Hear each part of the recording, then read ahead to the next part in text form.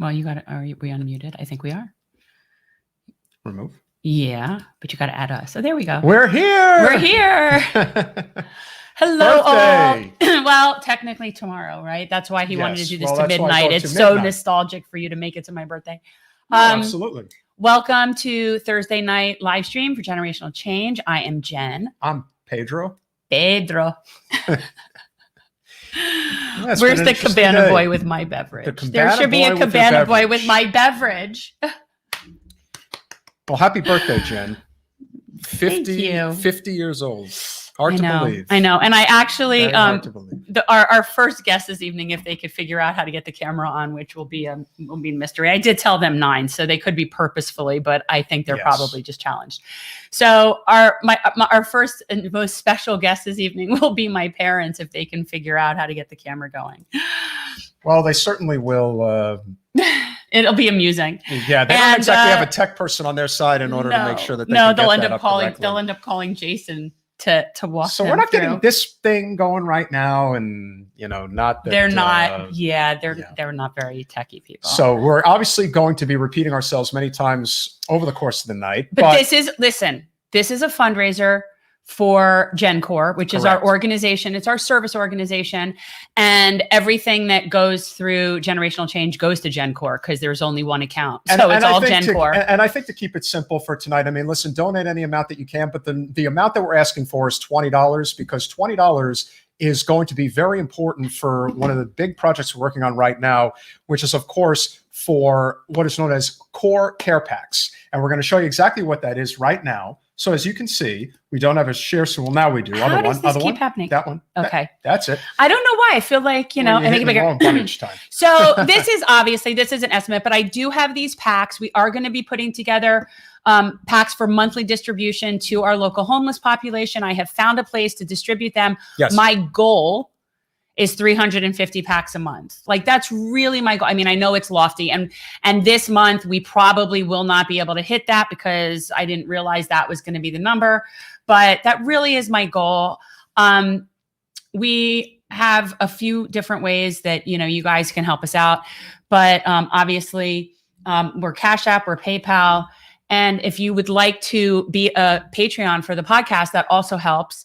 And all of the descriptions for all the different ways that you can donate are in the description below.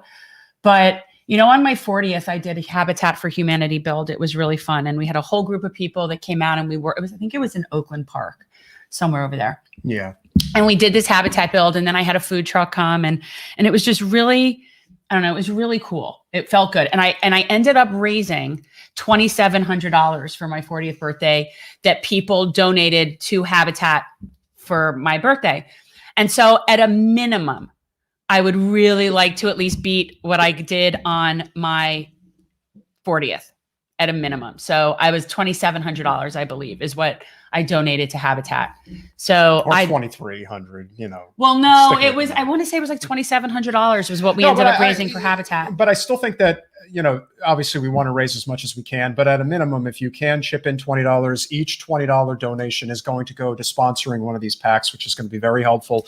If you don't know what type of a homeless crisis we have in South Florida, you kind of need to come down here and see it for yourselves. The shanty towns, especially in East Broward and especially in Miami, is it's insane. And they just bulldozed an encampment a few months ago. They just come with garbage trucks and the police, and they just bulldoze encampments and throw away everybody's like little belongings in there.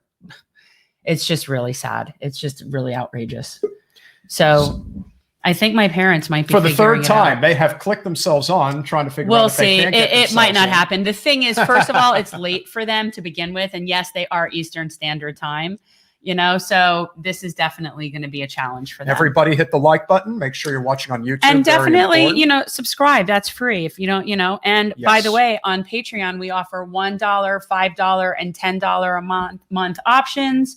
And yeah, we're also starting this month our very first Patreon members only Zoom call that we're going to be having a special presentation this month with the very amazing Mona Lisa Weber of Probation Station. And that is on, I want to say it's the 26th. It's the Wednesday. I don't know. Is that the 25th or 26th? Let me look. 26th. It's the 26th of this month will be our first members only.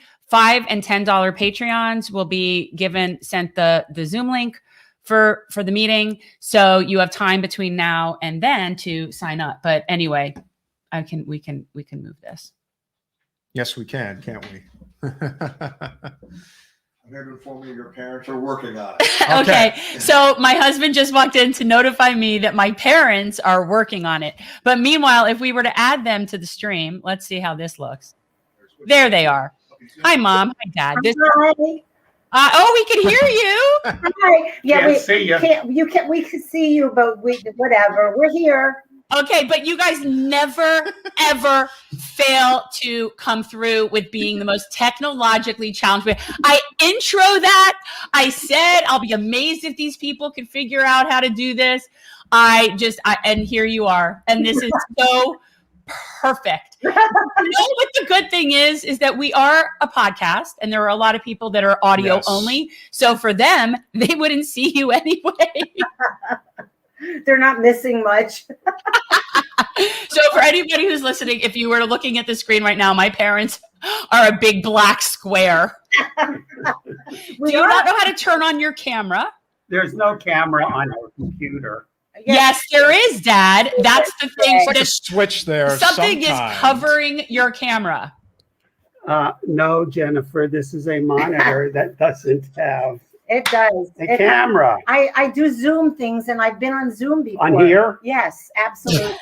I did a bris like just a week ago. Those are my parents. So yeah, that's fun. And I actually put on makeup too. I'm in my robe, but happy birthday. I had a feeling there was going to be I knew he was in his robe. Yeah, I'm on my robe. My God, he's That would be appropriate. Well, your mother's in pajamas. Yeah, but they look like an outfit. Yeah, this is great. So I see that we have somebody who's waiting to come in, but I don't know, like if you guys, we don't need to tell the birth story. It's not like the story of Jesus every year when I'm born, where you guys have to recount the story of the birth. Right. But if there was anything like, I don't know, how can you believe I'm 50? No, it's not possible because I'm still 40. That's funny. I'm That I somehow just turned 38, so yeah, life is definitely flashing before our eyes.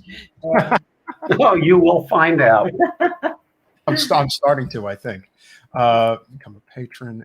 Yeah. So it occurred to me, Mom, that for the longest time, your name wasn't on our little banner, our little subscriber banner. And then I added your name. So it's been on there now. We sent a banner across the screen. It's exciting. Well, can you see it or do you not even see it? Yeah, we see everything you got there. Yeah, we see it. Yeah. Oh, it's just so what do you see is the box next to us? What does that look like? It's black. It's black. That's us. Fade to black. Fade to black. Thank you, Tommy John. Thank you guys so much. I appreciate it. If any of you guys know how to get the money from Google into the account, let me know. Yeah, that's hit me up. We're having some serious issues getting the money from Google. No, without question, that has definitely been the So trick of all tricks. the greatest trick that was ever pulled on Yeah, us. and I called and I got over. It was somebody overseas. He gave me 3 options, but it was a live person. He gave me 3 options, but none of those were the options. And I said, "Well, no, this is what I need." And he goes, "Well, we don't have a live person for that. You have to do it online." And I said, "Well, I did it online, and it's like a circular argument that just keeps going around and around. And it doesn't get anywhere." And so there's no way for me to get the money. Thank you, Rose. We will at some point, though. We will. Don't you worry, people. We will get the money. Yeah. Well, if only your Uncle Billy was still alive. Yeah, right, Dad. If Billy was alive, he'd get us our money. He'd get your money, Google. right. Yeah. He'd get you your money and then some. Yeah. Wait, sir. Anthony, pause. You're the bomb. Thank you, Anthony. I think it's also a little bit of guilt money because he's not here tonight. Well, whatever works. Hey, All that's right, helping whatever. JenPer. So whatever happened. So Mom Graham comes up to me today and tells me he wants to own a pawn shop. And I looked at him and I'm like, that's about right. Like he You is. said. You said he is the ghost. He is Billy reincarnated, I swear. Yep. He wants to own a pawn shop. That's what he wants to do.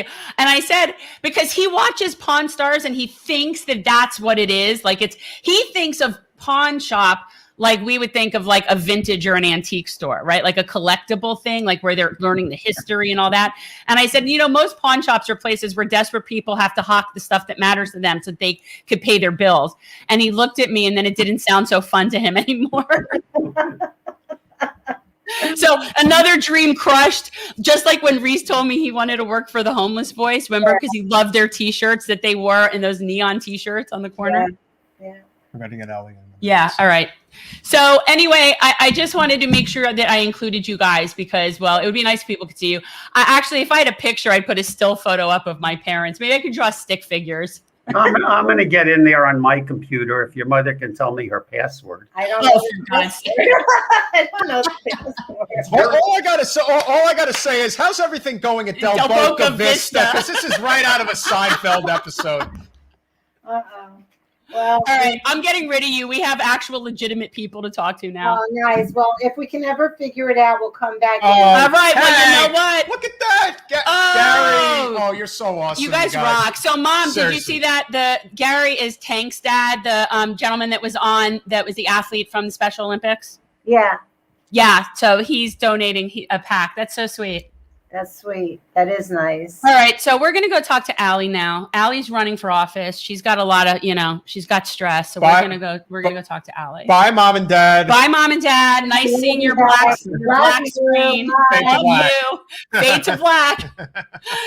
I told you they would never get it. Hi, Ally. Hey, happy birthday. Thank you. Never actually be able to figure out the technicality or the technical components of actual. Can I tell you that technology. my entire existence living in a home with my parents, the entire time I lived there, the time flashed on the VCR and was never set ever, ever, or the microwave or anything else that had things it just didn't happen. Yeah. That's how it's bad. How's it going? It's good. I got on that vein, I got my dad a cell phone for Christmas 2 years ago because he complained that the kids never called him.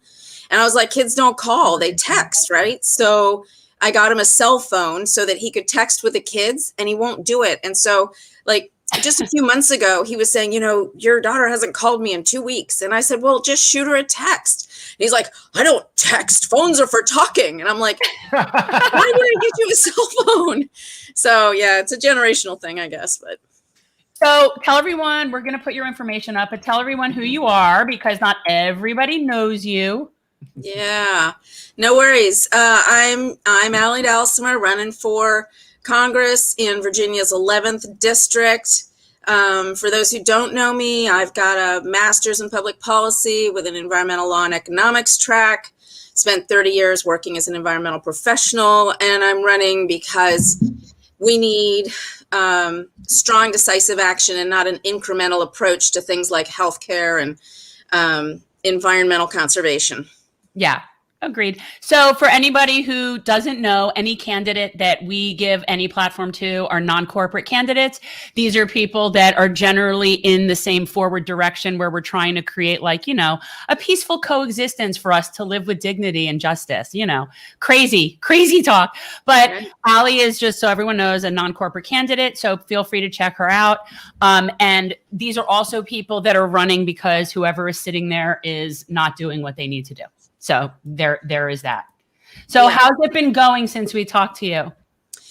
Really good. Super interesting. We've gotten so much positive response when we're talking to people, and we're feeling really good about it. We're having our field kickoff event now that people are getting shots, and the weather's better. We're going to get out and actually talk to people, have an event in June. It's exciting. But this is about you and your birthday. And I'm just wanting to raise money.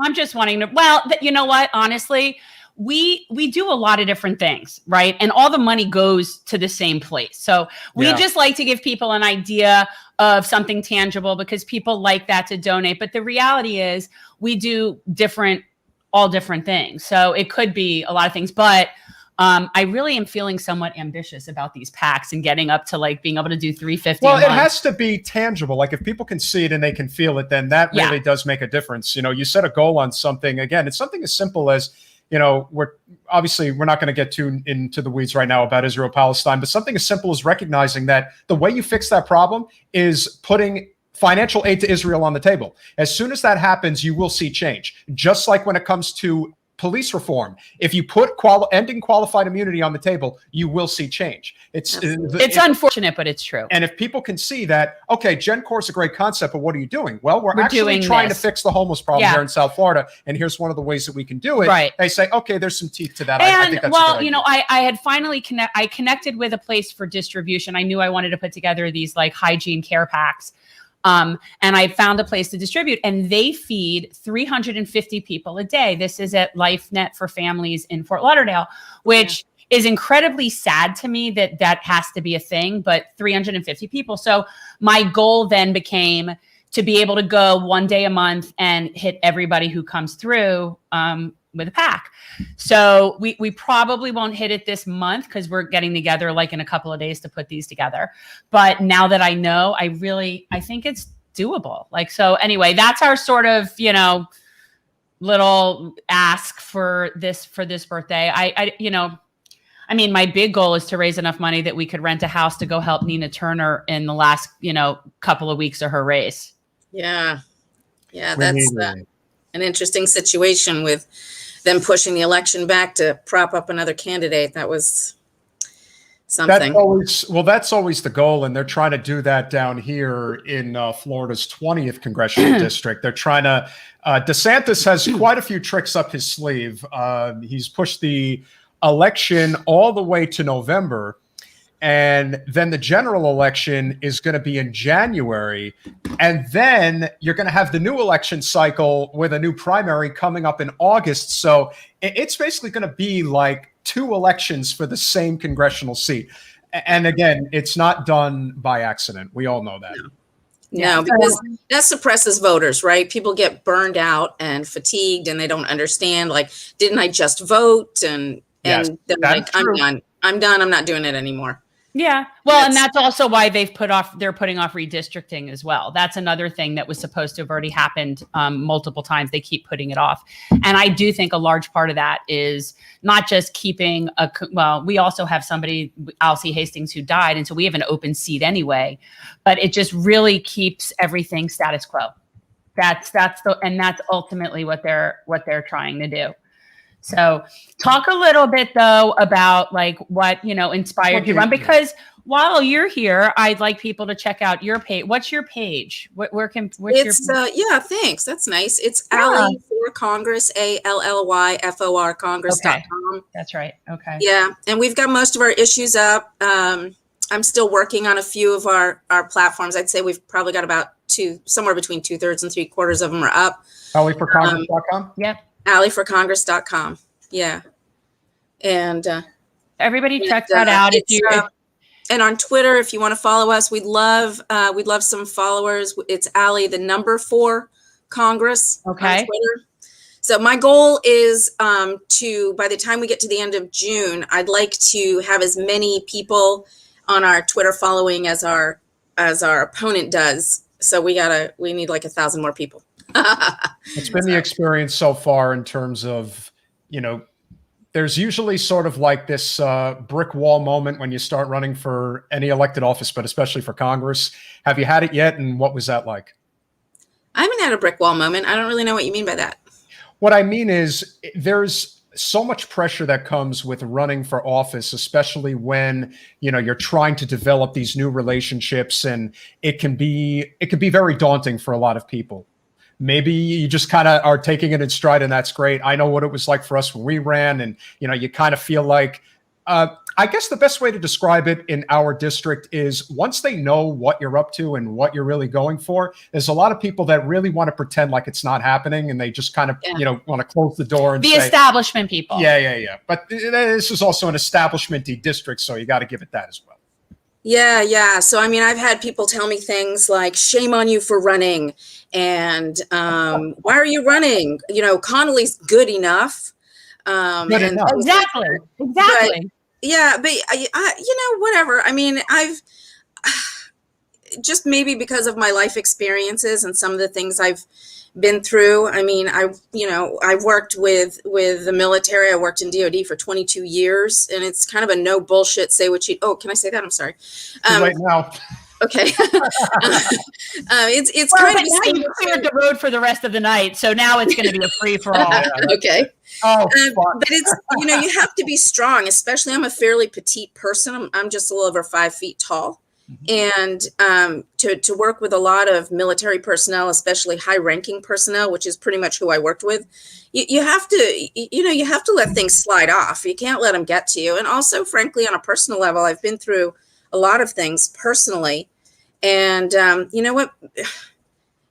It doesn't matter, right? Like the things people say, if they're mean and nasty, that, fine, I can walk away from them. My opinion is they have to live with themselves for the rest of their lives. So kind of the joke's on them because, whatever. So I haven't really had that moment. I really enjoy engaging with people. I even had someone kind of hang up on me the other day, but I just had to laugh at him because he was just so off the wall in what he was saying. But also people can be pretty cool. I had a pretty long conversation with someone about, the situation in the Middle East. And I expressed my opinion that I felt we should stop selling arms to Israel, and we needed to stop selling arms, period, to foreign nations. And we had a conversation about that. And he basically let me talk. And then he was like, well, you lost me on that because I support Israel. And I bet you've never been there. And I've been there 12 times. And, we need to make sure this goes, Ben. I was like, well, you know what?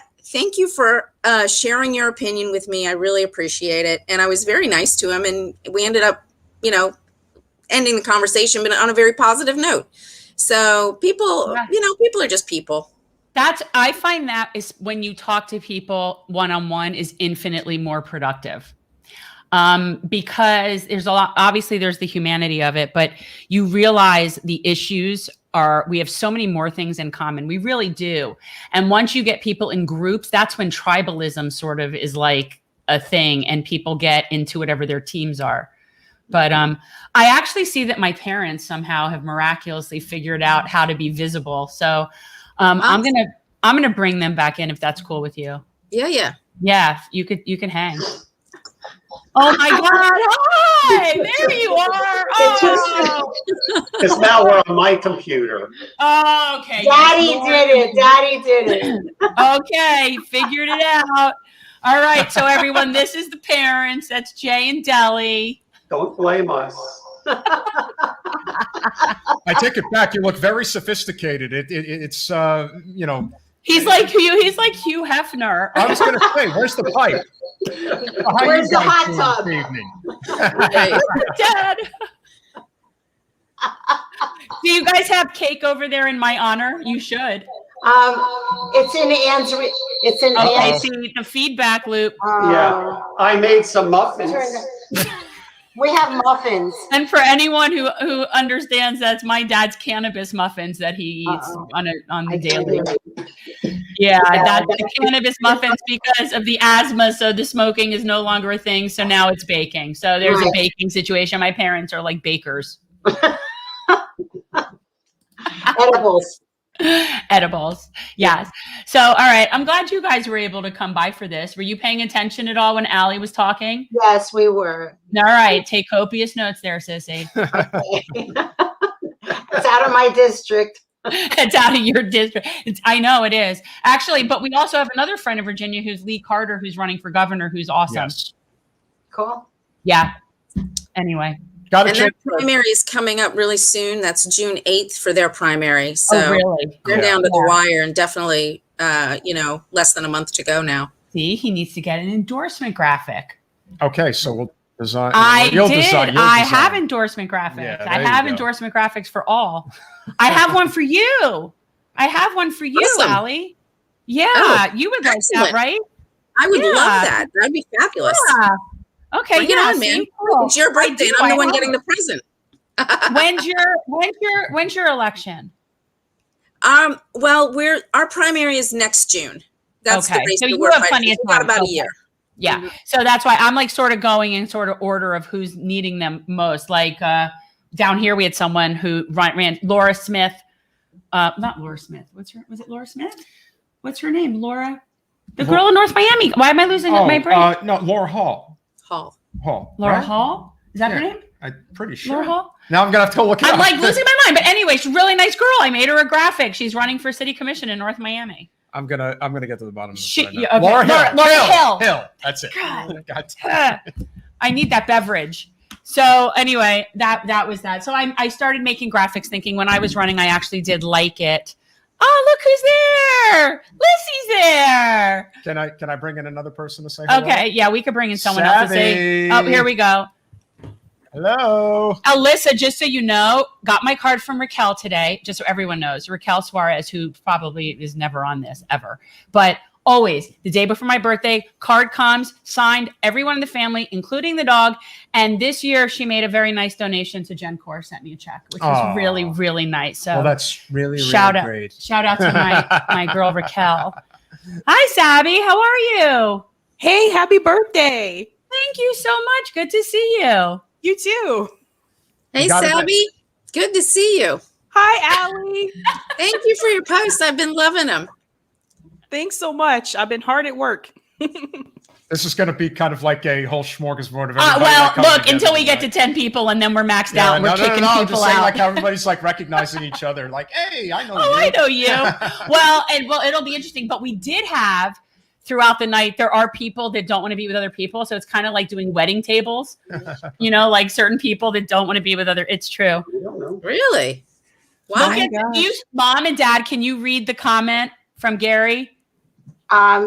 You're looks interesting man on that and a cross between Kenny Rogers. And I can see that. Yeah, Bob was here this afternoon, and what did she say you look like? I forget. She not Hugh Hefner, somebody else. So it's like, yeah, he's like world famous at this point for just sitting around in his robe. Right.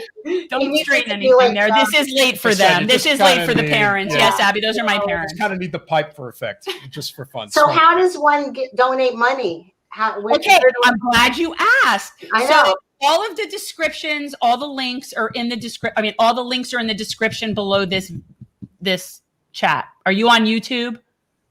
We were on something. No, you're not because you're in the stream. But when you there's links, and there's also any moment now going to be a functioning link on our website, hopefully. And I also will put up. We have this, and there you have. Oh, we can do paper. Okay, so those are options. Those are options for people right there. We have a few different ways. We are not tax deductible for you, unfortunately. I wish we were. We cannot be a 501c3 because we like to endorse candidates like Ally. Can you? Yeah, you got to remove the banner. I will remove the banner. Yeah, remove the banner. So we have CashApp, we have PayPal, and then we also, any moment now, we'll have a functioning donate button on our website, which is generationalchange.com. These are preferable to super chats. I love super chats. It's the sweetest thing. And I like seeing the little colors and everything. But for anybody wanting to sponsor a pack, don't do it via I was just going to say, because of how we've been suppressed by YouTube, if we start getting super chat donations, that means YouTube's making money. Then they'll probably not have our channel suppressed. Well, okay, that might be, but I don't care about that. But so, and also for people that aren't Patreons, please or patrons, go to Patreon, which is all of our links are in the description. Oh, hello, VA from NY. That's very interesting. Thank you so much. I love that. All the money here is for GenCore, which is our service organization. Mm-hmm. We put up a sponsor pack, but we do other things too. Tell them the truth, Jen. It's because I want to wear these fancy outfits. Yes, it's his fancy outfits with his hairy man legs and his shorts under the table here. You're not supposed to reveal. I'm like Kyle Kalinske. I have no legs. Wait a minute. Don't say that about Kyle. Don't talk smack about Kyle. I'm not talking smack. I'm just saying, Kyle definitely has legs. I mean, okay, granted, I've never seen him standing.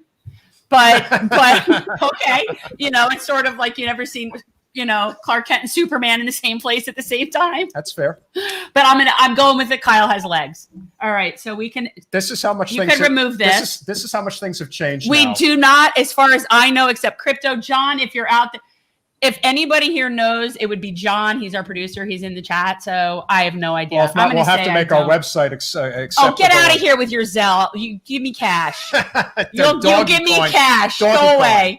Doggy coin. Here's the I'll take thing. doggy In coin. order for me to even have Cash App, I had to forfeit my personal Cash App. I'm not forfeiting my Venmo for this. I have other means. We have a PayPal. We have a donate. There's Patreon. You can write a check, like my friend Raquel to GenCore. There's a lot of ways, lots of ways to give. And if you live locally, feel free to show up to an event.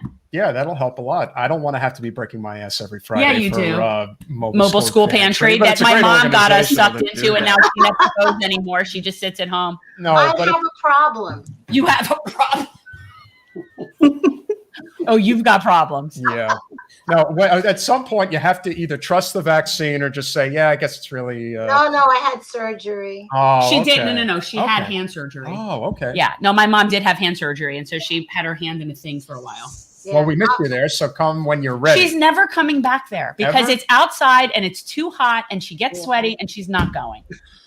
Well, And she can't lift the heavy stuff. So it's not one happening.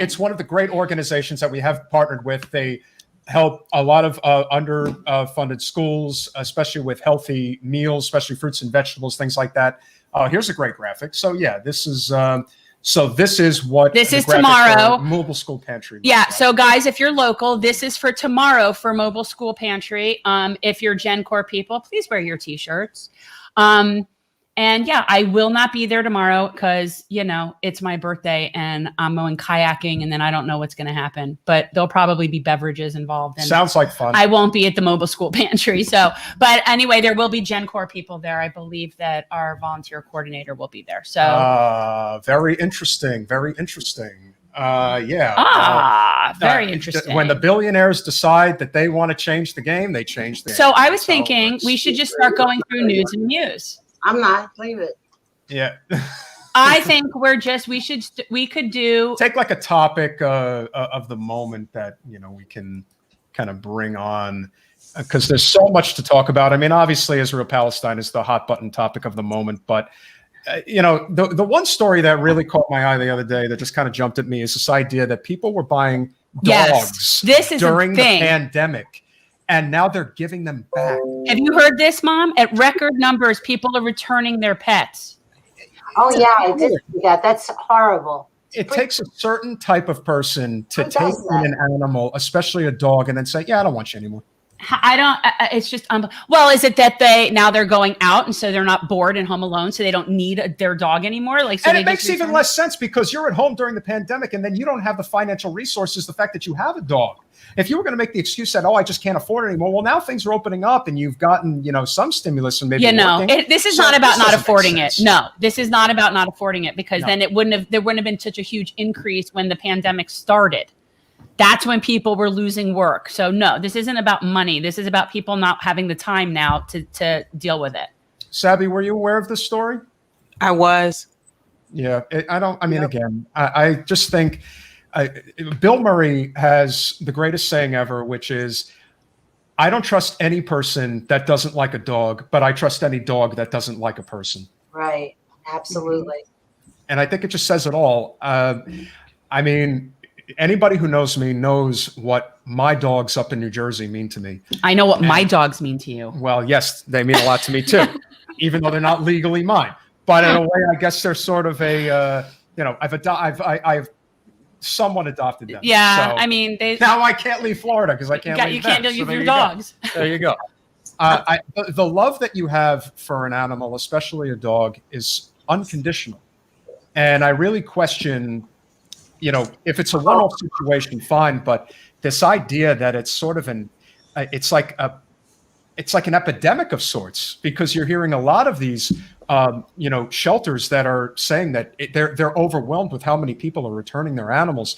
I cannot for the life of me understand how callous and cold some people Yeah. can be. Well, no, and this is of course an uplifting story to start my birthday Yeah, I know, celebration. seriously. So But I we could appreciate not that. not I'm happy mention on it. that. We Well, love I mean, dogs. of course, all of these stories look really great. You know, this is looking really good. No, I'm feeling good. yeah, we accept cats. We're cool with the fee. You have a healthy respect. I always say that I have a very healthy respect for the feline. I just don't necessarily want to share an abode with one. I think that they're not wanting to be inside. Most of them. I think that it is. I think that they need to be free. I am a supporter of felines in other people's homes, and just not mine.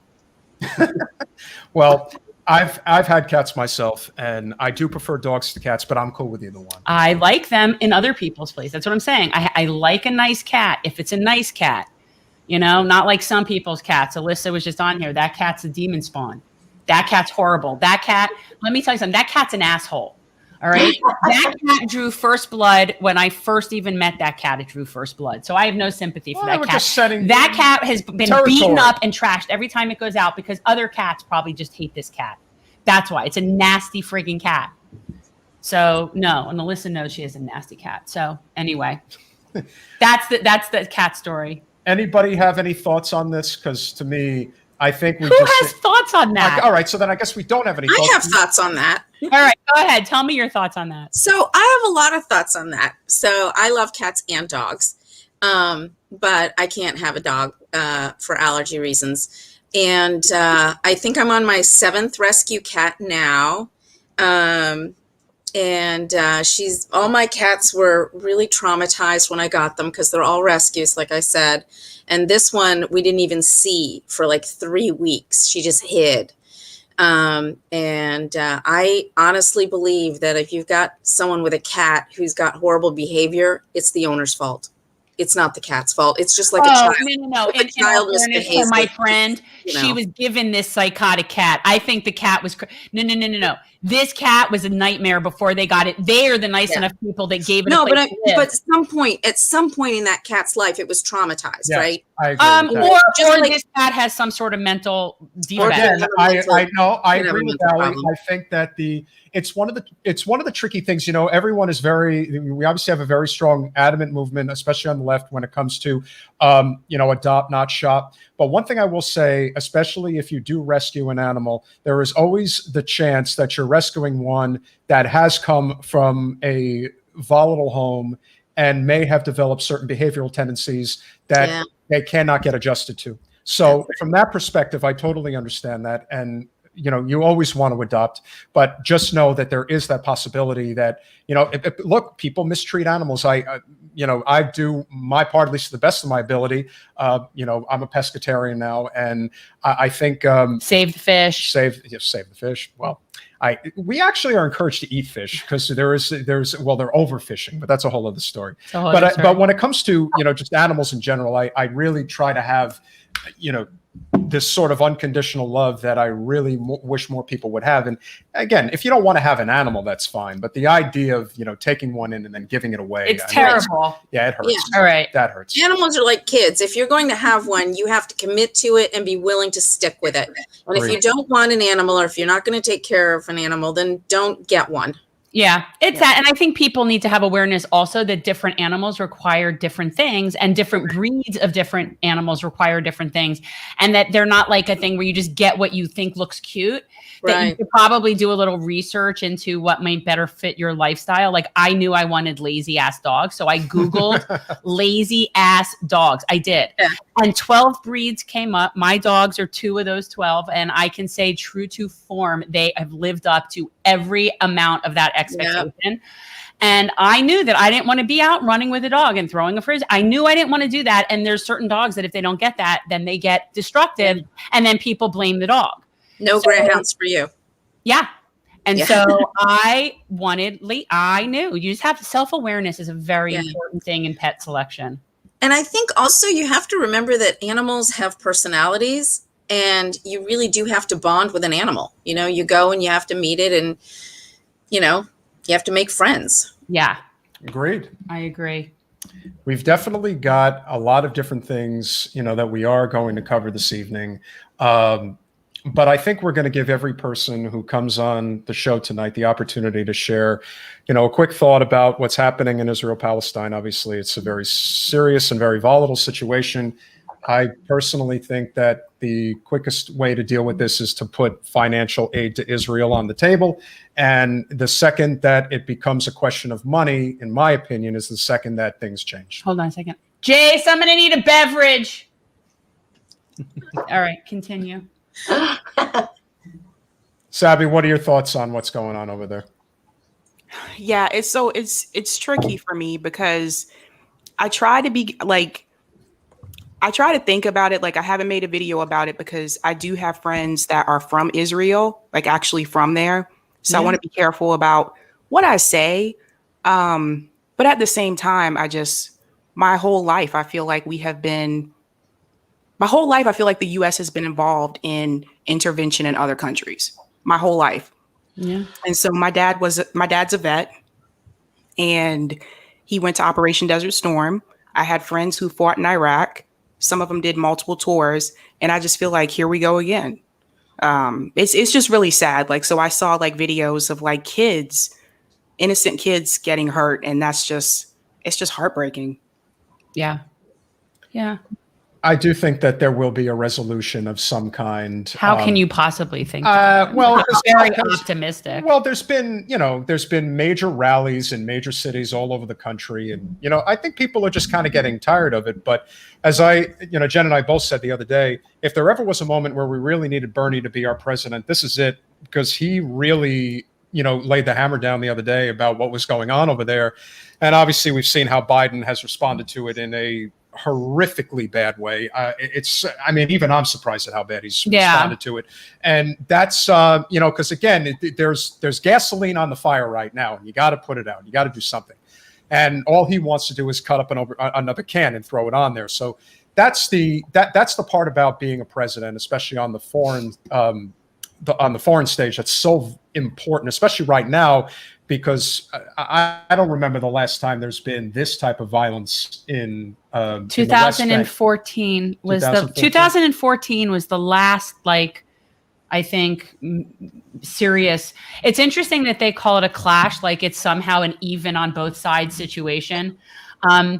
It's so interesting how it's the news is presented here when it's not. So here's something. You're a sports guy, Yes, right? I am. So we'll talk about it in this way. Like, there's a reason there's weight classes, right? Like somebody who weighs 100 pounds isn't going to wrestle someone who weighs 300 pounds because, well, that would be silly. It would probably be a waste of time. It wouldn't be, someone could get hurt that way. Or let's say someone who's, I don't know, an adult wouldn't probably want to get into like a dueling match with a 5-year-old.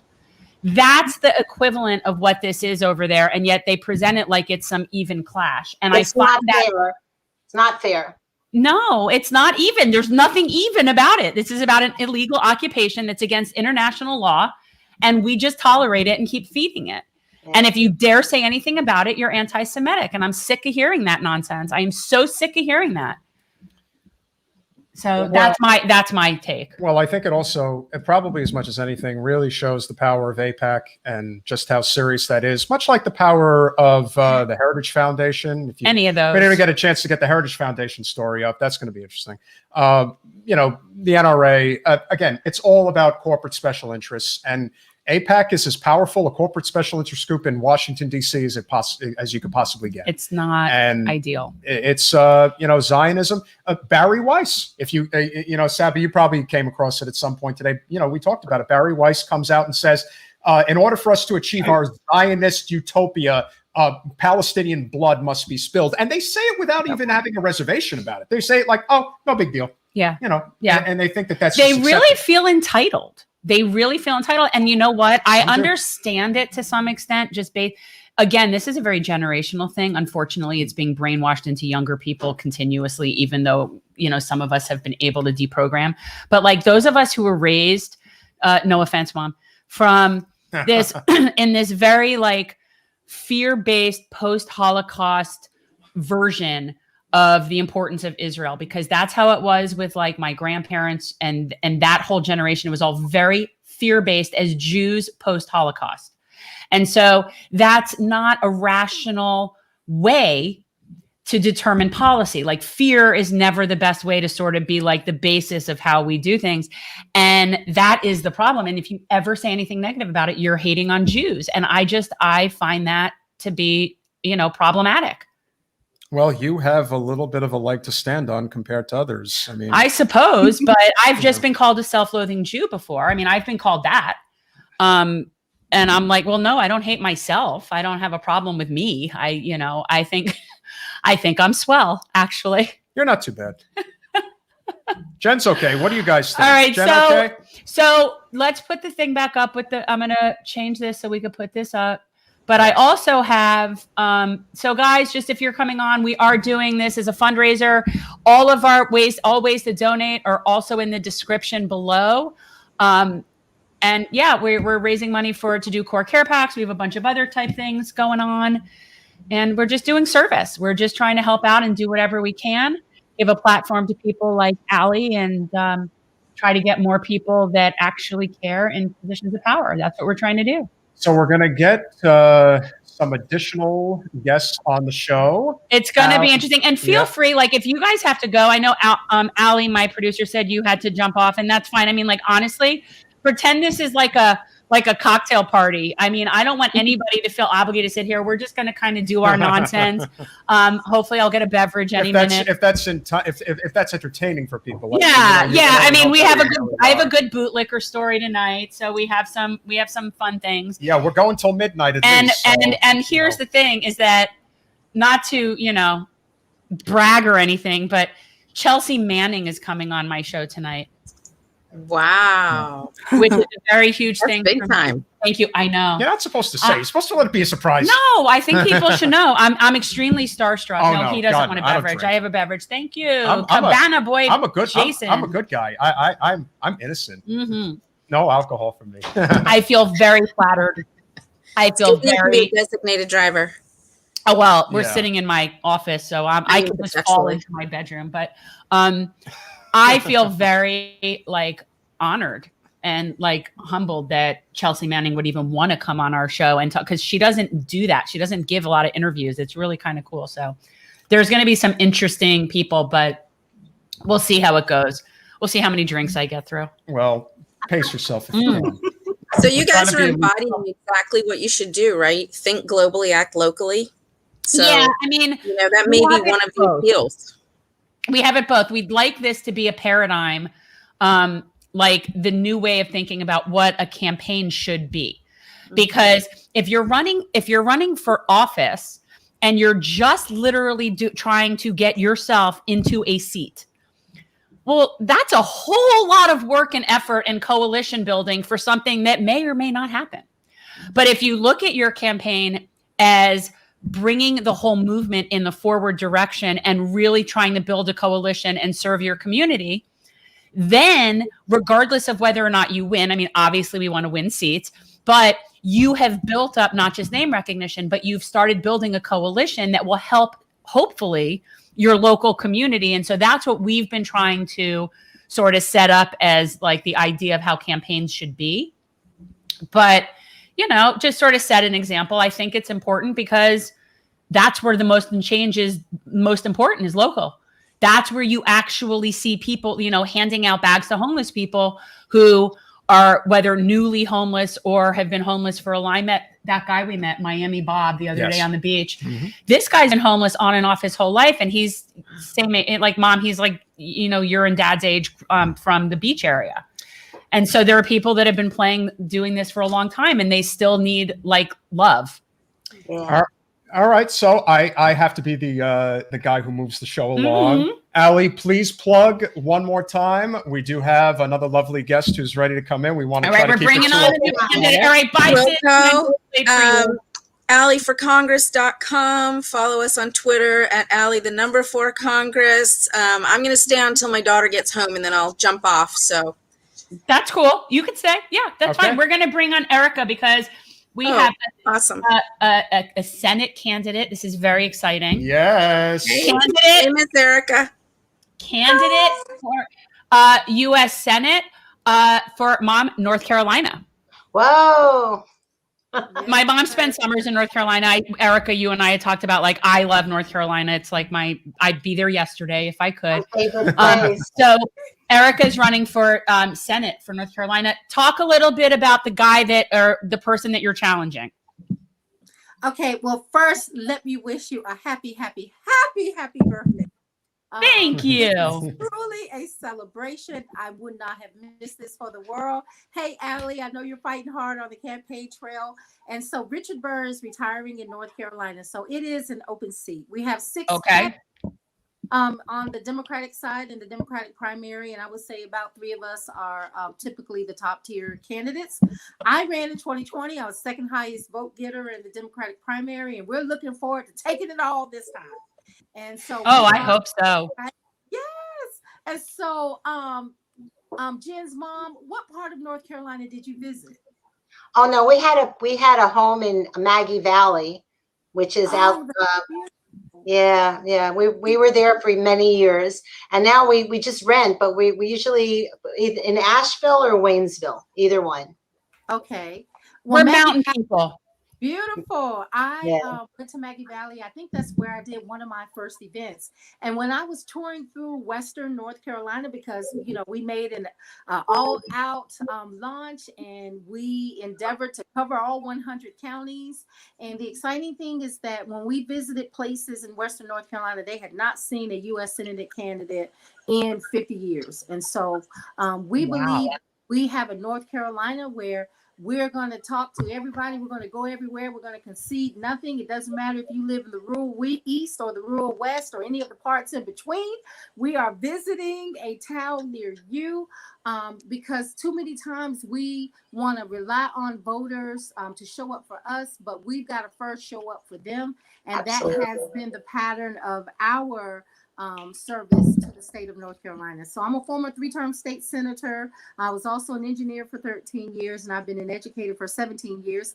And I am just so happy about this movement of generational change and what Jen, you have been doing to fire up progressives, our platform, our agenda. This is our time.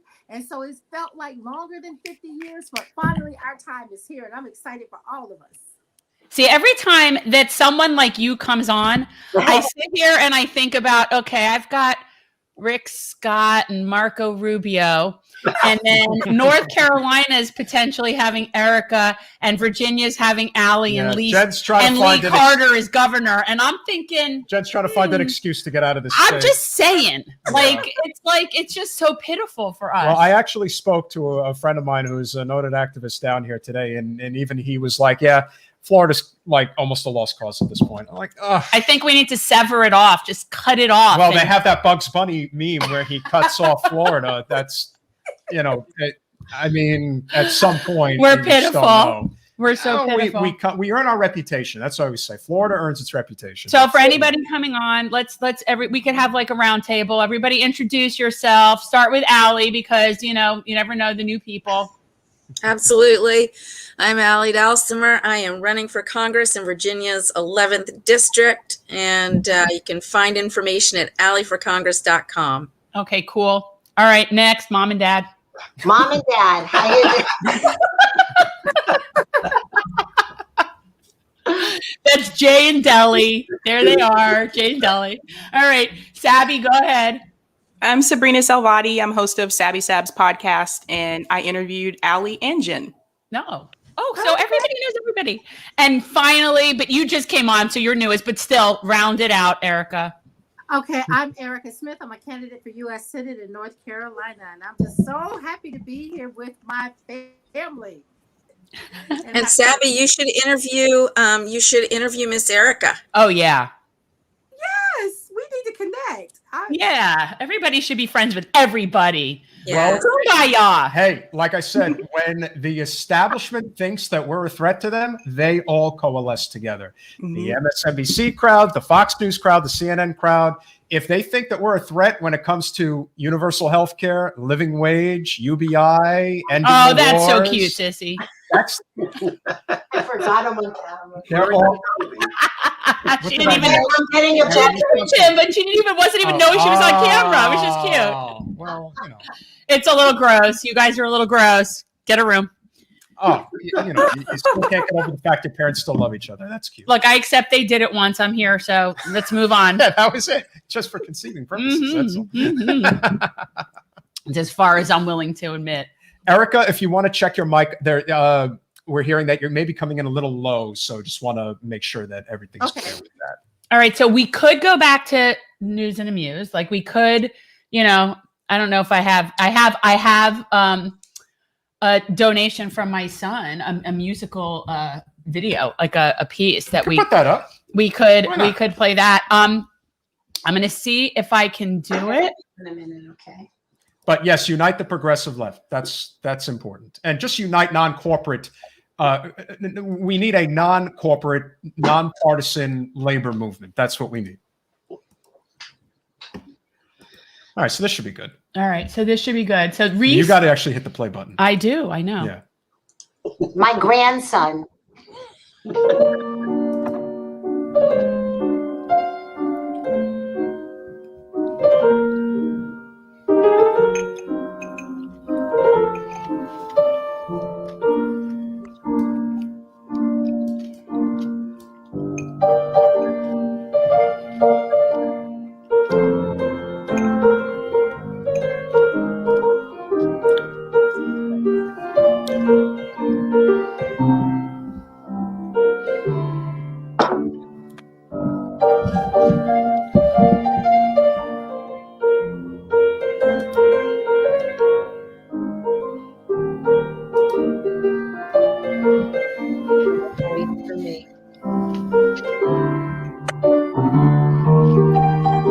I need a lighter.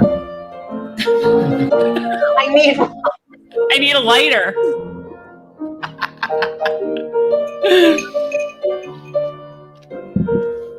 And I swear that is Reese, even though all you see is hands. Vienna waits for you. See, he won't sing, Mom, you know. I know.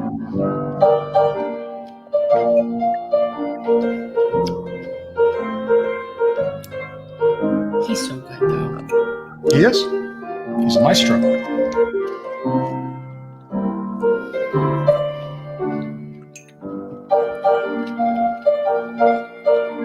Aren't you so proud, Sissy?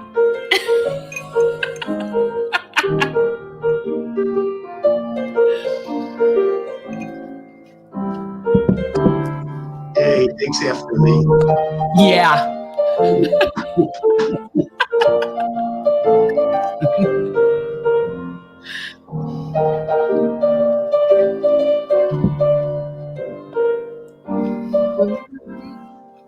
When you realize. What song is this? Vienna waits. It's Vienna. It's just he doesn't sing. So that's all right. And he can sing. The music sings. No, we don't need you to sing, Mom.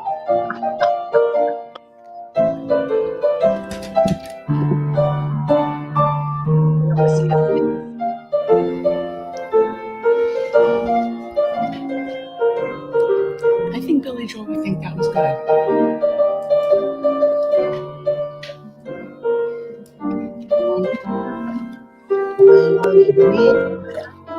Oh, he almost made an appearance. I saw his little glasses. Yeah, I was like,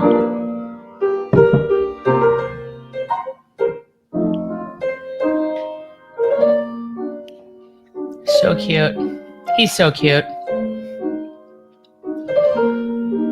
Look how his hands move, Mom.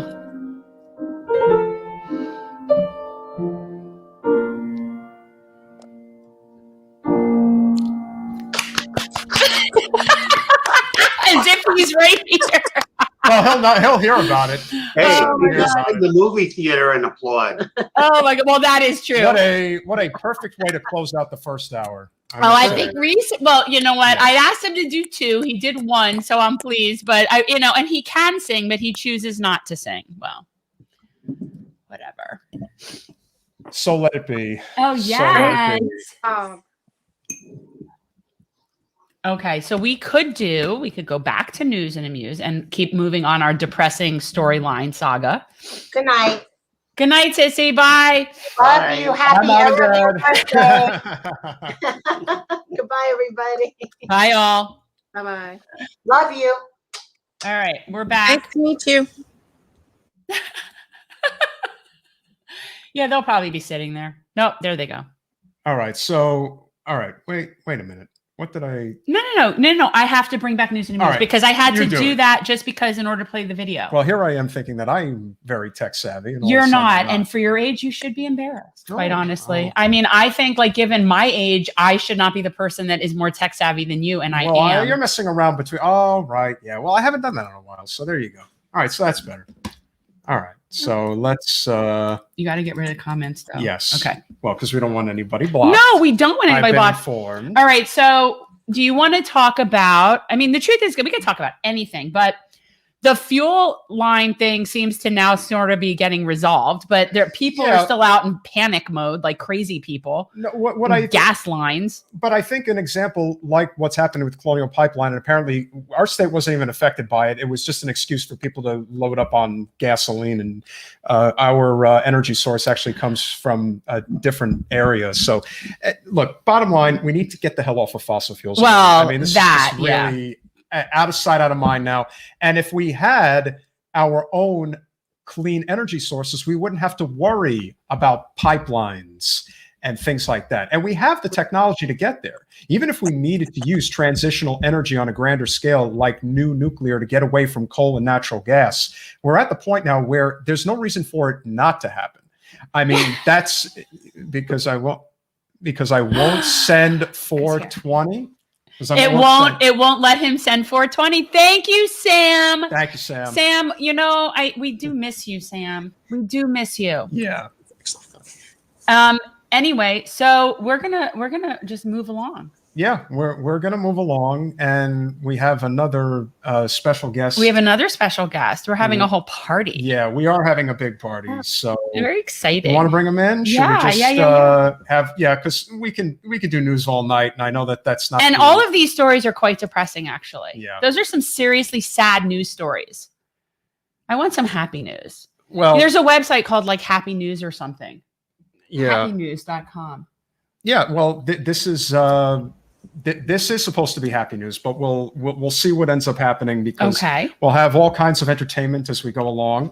For those of you who are familiar with unique streamers who have very, very large audiences and cover not just the United States, but all over the world, it's kind of surprising how far he reaches. But Jen, and I would say our channel in general really owes a lot to this gentleman. He really. But I don't even think he knows. Wait, bring him on. Bring him on. Well, we're gonna bring on none other than Vosh. He's here. Hi. Hello there. How are you all doing?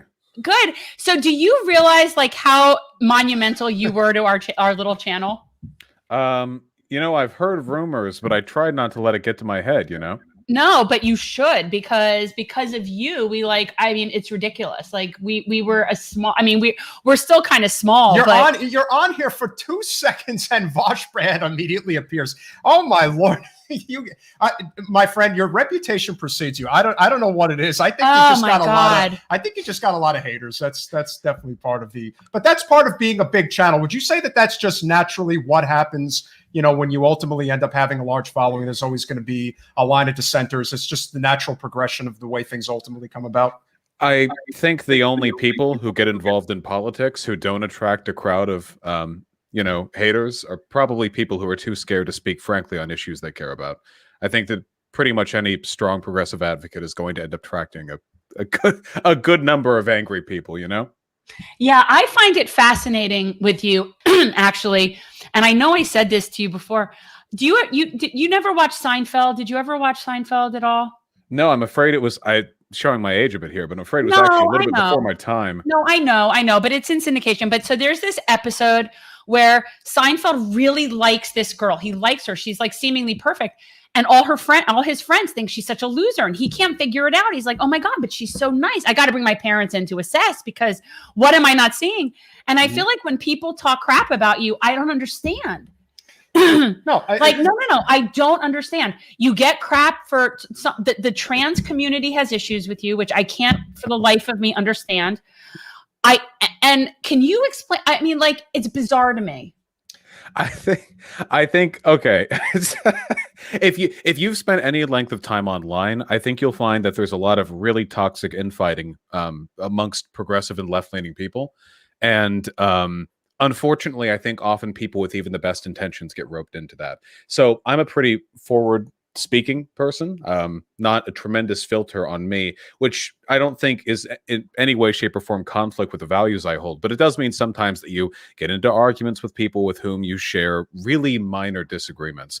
One of the best advocates for trans I guess ideas, trans rights online is a woman named ContraPoints, who is a well, that's the channel name. I mean, and she also is just bitterly hated by some portions of the online trans community. It's tragic, but I try not to think too much of it because I know this 5 years ago, there were also perfectly wonderful people who I disliked for petty, bickery, online infighting reasons. So I just try to think maybe in 5 years, they'll come over the same way that I did and we'll all get along and try to push for something together, you know? Yeah, because I've now been, I think, following you and listening for a long time. I mean, feels like a really long time. And I have yet to hear you say anything that I have found remotely objectionable or inappropriate or like, so when I think people have an issue, I'm like, what are they listening to? Like, I just, it's weird. I can't see what it is. My support for the Palestinian people has angered a couple of people on Twitter the past. Okay, well, I get that too. Okay, I get that too. But that's not, I mean, that's whatever. I've been called a self-loathing Jew and all sorts of things like that. And I keep moving further and further to the left on Israel, which is not necessarily ideal for electoral politics in Broward County. Maybe not. You know, I'm not Jewish myself, but I grew up in Beverly Hills, which has a lot of Persian Jews there.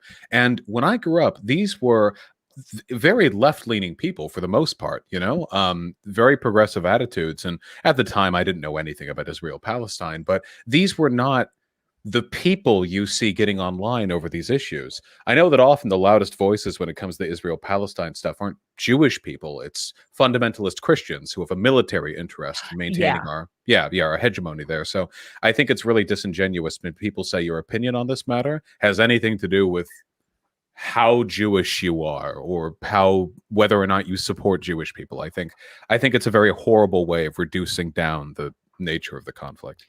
Yeah, I mean, we've always had that issue because it's almost like you have to, if you accuse somebody of being anti-Semitic, you're easily able to shut down the conversation because now all of a sudden they're just inherently wrong.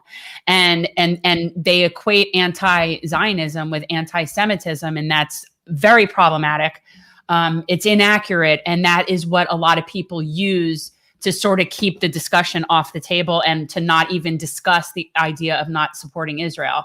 But I wanted to ask you something, Erica, regarding what he just said, because one of the things I've heard, and I don't know if this is North Carolina too, but in South Carolina, that some of the biggest pro-Israel people are the Christian fundamentalists.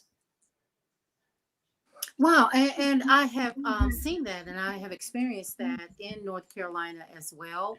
As for me and our campaign, we took a hit from a little bit from the opposing side when we were the only Democrat in the North Carolina Senate. There was a piece of legislation that came before the chamber floor, the North Carolina Senate floor, and it was a penalty for anyone, any company in North Carolina that was against that was participating in BDS. And so I was concerned at the number of colleagues and people who were afraid to vote the right way on that.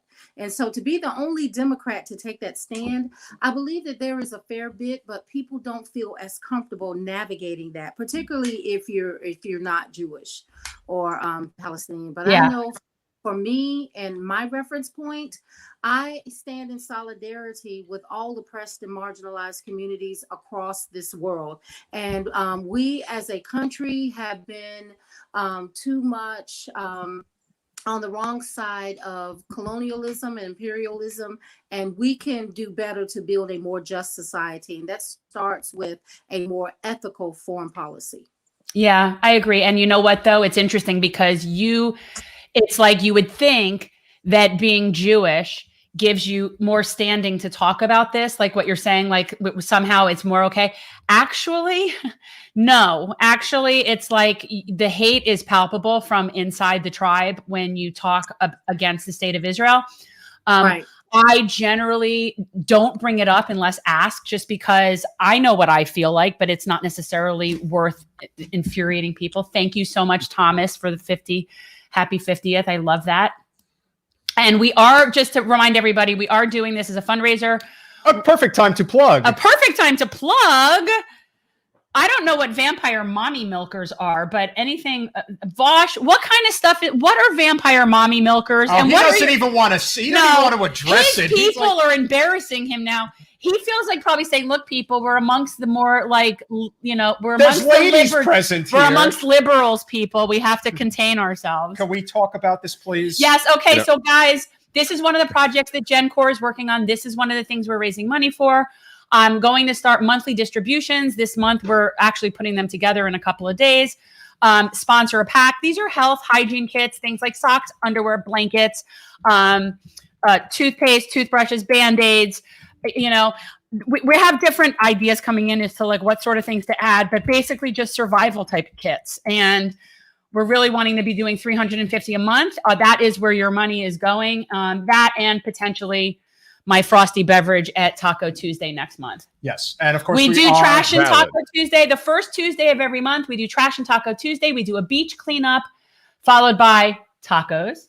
And so, yes, your contribution could be well paying for a taco and a frosty beverage, but also a beach cleanup. Become a monthly Patreon. It would be wonderful. Become a monthly Patreon. And all of the links to help us out are below, but $1 a month, $5 a month, $10 a month, all of that really helps us be able to serve. And the donation we're asking for this evening is $20. $20 is how you can sponsor a GenCore care pet.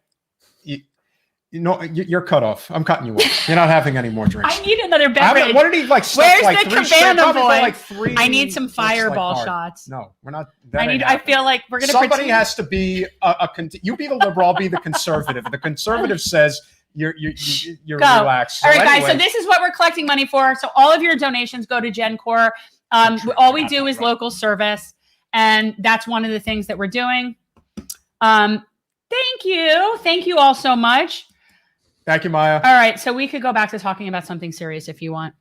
Yes. We had to put in the plug. I apologize for the juvenility of my audience. And by the way, that's okay. We've accepted the fact that there are people who are simply going to act like kids. I like it. I don't understand your little world and the Twitchies and all that. It's like I don't understand the games and this stuff, but I like it. And I look at your thumbnails and the words, and I'm like, okay, then you're playing like the death blow or whatever. I don't know. Actually, this is a good opportunity to ask Vosh. Look at him. He's laughing at me because I'm I'm laughing at me. I promise you, I am the butt of this joke. It is I. No, you're just young. You're young. No, I'm just old. No, but Vosh, I think you could definitely help us. We're trying to update our aesthetic to the show. We want to have a little intro music, maybe a little graphic. He loves your intro. Yeah, it's a good.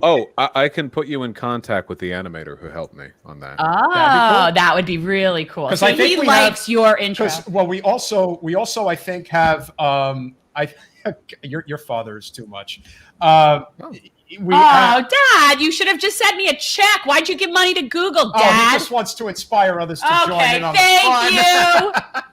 Thank you, Daddy. That's so sweet. And I think we have a theme song, Heat Wave. Well, we're working on our theme song. Well, it's okay. It's perfect. Free stock music, so you can call it whatever you want. Yes, but it's perfect because it's Florida. It's got kind of like an 80s Miami Vice kind of sound to it. And I think it just kind of works with, where we are. No, I love that vaporwave vibe. I'm sure they'd be able to accommodate you. That would be awesome. And then we would share the same people that did the Vosh intro. That would be really cool. Just another way we're connected.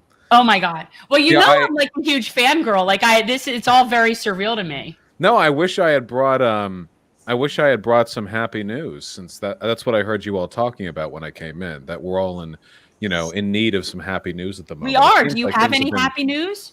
Oh, I mean, things have been a little bit grim lately. Well, we could talk smack about Ben Shapiro. That's always fun. Oh, that's always fun. But then we're reminded of his existence, and then it's an Yeah, and then we're ongoing. quoting him. By extension, I'm you're sorry. actually talking about him. We don't That wanna was do just that. a video of yours I was just watching with you talking about him and Jordan Peterson. We do have somebody who wants God. to come and say happy birthday to Jen. Oh no. I just want to let all of you know it's been a really great evening, and I've been watching from behind, but I have to tell you something. You're always No from one- behind. The party doesn't start until the Donald gets here. And now I'm here. And of Oh. course, I wanted to wish you a wonderful, incredible, happy birthday. The traffic getting here from Mar-a-Lago is terrible, but of course, I was able to get here because they knew it was me. They had the Make America Great Again sign on the side of the limousine. They understood I needed to get to the party, and I'm here now. So I hope you're all having. I don't know who invited you. Well, we're having a really, really great time right now.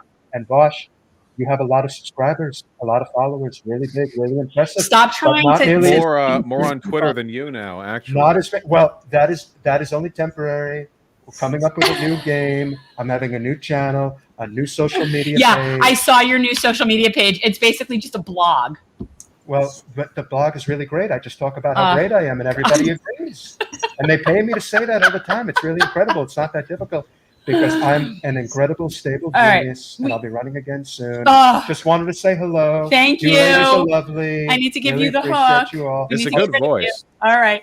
No, So you know what? No, I have it though. I have the good news. I don't know if Okay. this has already been brought up. I'm coming in 2 hours into this thing, but No. still, Chauvin, 3 charges guilty. I still can't believe it. Oh, yeah, we could. You know what? I called it wrong. I called that they wouldn't get him on second degree murder. That they I would didn't get think. him on I did not third. think they'd get him on second degree. And no. I'm glad they did. And the truth is that the evidence was there, but I was just I'm so used to feeling so defeatist. So I really thought, okay, maybe he'll get third degree and then he'll get the manslaughter charge. And I don't know if you saw that now the judge just, there was information just recently put out that because of aggravating factors, that's going to enhance his sentence. Ooh. Yes. Which is even more promising. Yeah, and I really do think that his, his guilt, as much as anything, the movements around the country mattered, but there was video evidence, and to me, it gives even more credence to the idea that police officers have to be wearing body cams, especially anytime they're interacting with civilians. If it weren't for that video, we never even would have had the conversation. That's The right. woman who took that video. Yeah. My parents were in LA for the Rodney King riots, which, I mean, we all know how those went. And Yeah. I was really worried it was going to be another one of those, a 20-year benchmark of racial injustice. And of course, the guilty verdicts, they don't fix anything, but Right. It's they make not justice, it's accountability. They make you feel a little good. I mean, that's something, isn't it? Just a little bit. Watching him get handcuffed right out of the courtroom when they revoked his And bail. you said that you were shocked. His face when he got the guilty, he was like, I gotta tell you, it gave me a warm and fuzzy feeling. I felt pleased by that. Savvy Erica would really like your take on this because we know that policing in communities of color is very difficult, but sometimes it takes that landmark circumstance that sets the precedents going forward. How did you guys react, and how do you feel at this point as far as that went? Thanks, John. I actually had to take the day off, that evening off of the campaign because it was so weighty. Finally, I felt that we were dealing with state-sanctioned violence against Black and Brown people. I finally felt that, I agreed with the AG. It's not justice. It'd only be justice if you could bring him back, but it was a big step toward ending state-sanctioned violence against Black and Brown. Within 24 hours of the verdict, though, we had an incident in Elizabeth City, North Carolina. I'm sure you're familiar with it. Andrew Brown, who was shot, I believe it was 3 times in the arm, and what killed him was a shot to the back of the head. And still, there has not been a release of that video. So it's so important that we make sure that we continue to push, because we have to push for accountability. And that's passing the George Floyd Justice and Policing Act. But in North Carolina, we also passed a bill several cycles ago that made it mandatory for police officers to turn and engage their dash cams and their body cameras when they are interacting with the public. And if it were not for the passage of that bill, now that bill did not go far enough because it created a convoluted process in terms of getting a judge to release that video. And so my colleagues, former colleagues, are now fighting to have the video released within 48 hours. But it's so important that we not only take the merits of this case and that verdict as showing a big step toward addressing the needless and senseless killing of Black and brown people by police officers who are supposed to be there to protect and serve. We need to look at reforms that starts analyzing, just how we can stop some of these police departments who have historic issues with over-policing minority communities and use of excessive force. I mean, in that area alone, you have Philando Castile, who was murdered in a routine stop. You had Dante Wright that same week, who was murdered in a routine traffic stop. Perhaps we need to get public safety officials that are traffic cops instead of the police engaging citizens until we can crack down on this needless killing. Yeah, agreed. Why does somebody need to have weapons to stop? You don't. And in fact, in Davie, where we live, when you see a Davie police car that says service aid, they're police officers, but they're unarmed, and they actually have all the same authority that a police officer does. So if you get pulled over, you're equally screwed. So, that just shows you that there is definitely a purpose for that. Yeah, I was going to say that I actually talked to George Floyd's uncle, and he actually said that he's not mad at the officer, he's mad at the system, because he said he just feels like, he said, okay, he was arrested, he's found guilty. He said, but that's not going to bring my nephew back. And right. He just said, it's just the cycle repeats itself. He said there were like 6 other police incidents right after that verdict was read. So it was really interesting to hear that from him, that he said he's not mad at the officer, he's mad at the system. Yeah. Well, I think that makes him be an infinitely better person than me. That's the right attitude, though, right? I mean, fixing on it like it's an individual problem never actually solves it. Some incident happens, you spend a year drumming up a trial, decide who's mad at who was in the wrong. Okay. Even if you get your verdict, great. That's one person down in a country of 1/3 of a billion.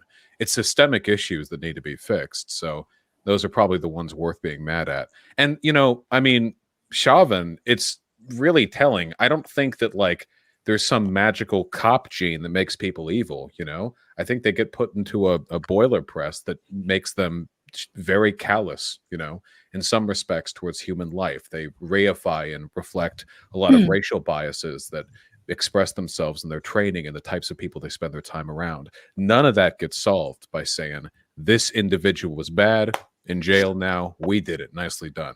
That's a very neoliberal approach to addressing systemic issues, personal responsibility, everyone for themselves. But you move past that and you start targeting institutions, and then the people who told you individuals were the problem start sweating. Yeah. Well, I also think there's a certain thing to be said. It's like it's a chicken and an egg situation, because I think that we've reached a point in policing where a certain type of person is going into that industry. You're going into that field because you want to be geared up in riot gear and going in to play commando. And this is now what that has become. So now we're attracting a certain mindset of people. If we had police departments, which is what I think they should be, which is the back end, which is investigating, clearing rape kits, doing the solving of things that actually are crimes, because we don't do that either. We've got so many untested rape kits and unsolved crimes that it's outrageous. So we should be spending time on that, but we don't need commandos. Oh, wow. P. Jones. Oh, wow. Thank you so much. All of this money, just so you guys know, is really going to help our GenCorps, our local organization. We're doing homeless bags in particular. It's going towards my directly to the tacos.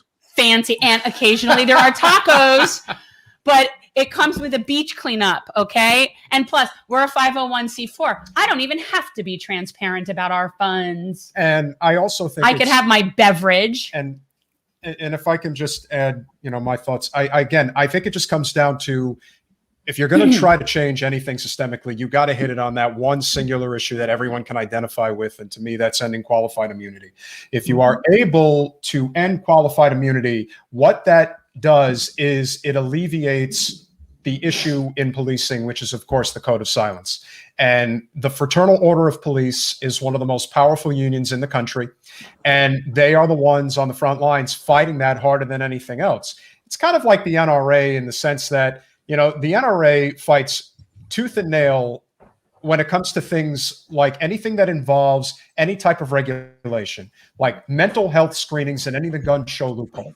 Because if you were to do that, that means weapons manufacturers are going to lose money. So the whole goal here is never lose money.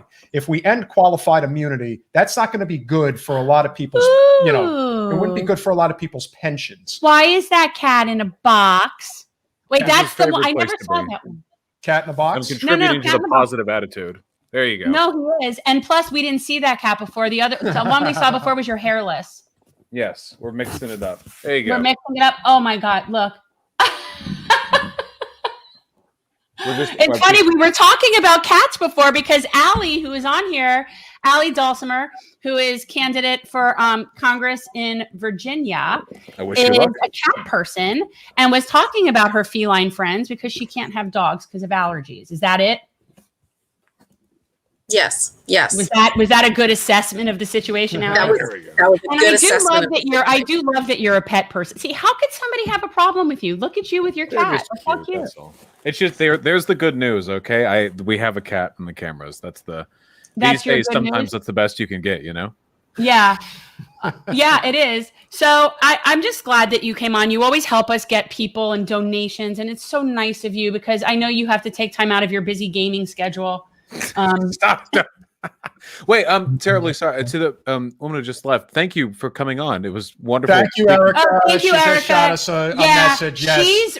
I don't know if you know this when you came on, but she's running for U.S. Senate for North Carolina. So she's actually running a statewide campaign, which is insane. I have no intention of doing that, like ever. Just no. On account of me doing decently on YouTube, I've got a good following and, you know, some money. I was hoping to, for the 2022 midterms, actually throw my weight behind a statewide candidate, maybe help out and get some of my fans canvassing in a congressional or senatorial election. So we've been gearing up to that. We're in contact with a good number of people. I haven't chosen a campaign yet, but when it actually runs through, I'm really looking forward to it. Yeah. So wait, you're where in Washington, right? I'm in Washington. Yeah. Yeah. What about Jason Call? He's a great Jason Call. On the list. It'd be easier close to home because otherwise I'd have to fly out every weekend, and that sounds like an inhibiting factor. So we'll have to see. Well, but probably, here's an idea for a local candidate. You have Jason Collin. For a statewide issue, you have Whole Washington, which is fighting for single-payer health care in the state of Washington. Thank you, Spider O'Doom. And they've been they really haven't been able to get the type of momentum that I have no doubt they truly deserve. Again, that's probably because the message they're conveying is the one that's the right one. And that's really what we need. Oh, wow. You got a lot of support. Praxis. Okay, well, Praxis has the good this good socialist symbol. So definitely thank you very much. Voch called people comrade. I don't feel like I can do that. I don't have standing to call people comrade because I don't know. I feel like I'd have to officially be like a Marxist or something. What are the rules? You're not doing that down here. I will call you out, whatever you do. No, but what's interesting is, so when I was in college, which was many years ago, I took a lot of philosophy classes. I was a philosophy minor, and one of the classes I took was a Marxist class with a gentleman, and for the life of me, I cannot remember his name. He was amazingly cool. And he wore the same thing every day. He actually was like, if you saw him, he was like the stereotypical Marxist. And he for sure had people like following him. He was considered like a subversive. He was definitely someone that was on watch lists and all sorts of stuff. And he was like the nicest guy. And I always thought that was just so interesting how he was so like feared. He have a beard? Yeah. There you go. That's how you know. It's the beard? Oh, for a Marxist? Oh, yeah. I'm pretty sure. You have to have a beard? They won't even. Okay, well, now we're bringing in another beard. This is very exciting because now we could have like a beard fest. Yeah. Hey, Jen and Yeah. John, I need to This head is off, but I Peter. really This wanted is to. Peter. This is Peter. You can Oh, call me sorry, what did I say? John, or you No. can call me Trump. Oh, I'm or sorry because you Bernie kept or- calling to John for earlier. Sorry, Oh, I know that's Peter. Yes, that's well, John is our you producer. kept So calling it about wasn't, John's in the it chat. wasn't totally far off. Anyway, I wanted to give you my birthday gift, which is my son singing because I can't sing. Oh. But he can sing. Hi. Hey, everybody. He's gonna sing Oh, happy. good. Entertainment. Entertainment is happening. Happy birthday to you. Oh. Happy birthday to you. Happy birthday, dear Jen. Happy birthday to you. That was so good. Are you a Hey. music major? What shirt are you wearing? Where are you? So this is just a Pentagon hoodie. okay. But Oh, I'm you work for the Pentagon. no. Okay, well, there you go. Get out. no, I was a musical theater major. But I'm taking the year off to work full time on my mom's campaign. Where do you go? So I studied at Penn State. I was a Penn State BFA musical theater major. That's really cool. My son did a little piano performance before, but he would never do anything live. I can't even believe he recorded himself for me, but he's at Ithaca doing classical piano. Wow. Love Ithaca. I'm a former Big 12er myself. Oh, stop it. We don't want to hear about Rutgers. Thank you so much. That was so sweet. I appreciate that. Thank you for sharing him with Good me. fight. Thank Alex. you. Happy birthday, Thank you. Sabrina. Wonderful to see you again. Good to see you too. guys. Thanks, Thank Molly. I'm going you. to send you a Thanks, graphic. Ally. All right. Very cool. Bye. Thank you, Melanie. Have a good one. It was Bye. nice meeting you. All right, Bosch, you got to stay because we're going to have a beard contest in a second. I don't know Oh, if shit. you Wait. know. You should All have right, seen well- me back in college. It was way more impressive back then. I didn't even know how to shave. Okay, well, you're going to have to deal because I don't know if you know our next person, our next guest that we're bringing on is another one of my favorite YouTube people. So it's kind of surreal having you both on at the same time. Like, this is kind of cool. We're making it happen. It's really cool. Like, I remember at my wedding looking around at all the different people from all different parts of your life in one place and feeling like this is really cool. This is kind of what this feels like. So this is Bo. Bo of the fifth column. Bring him on. Oh!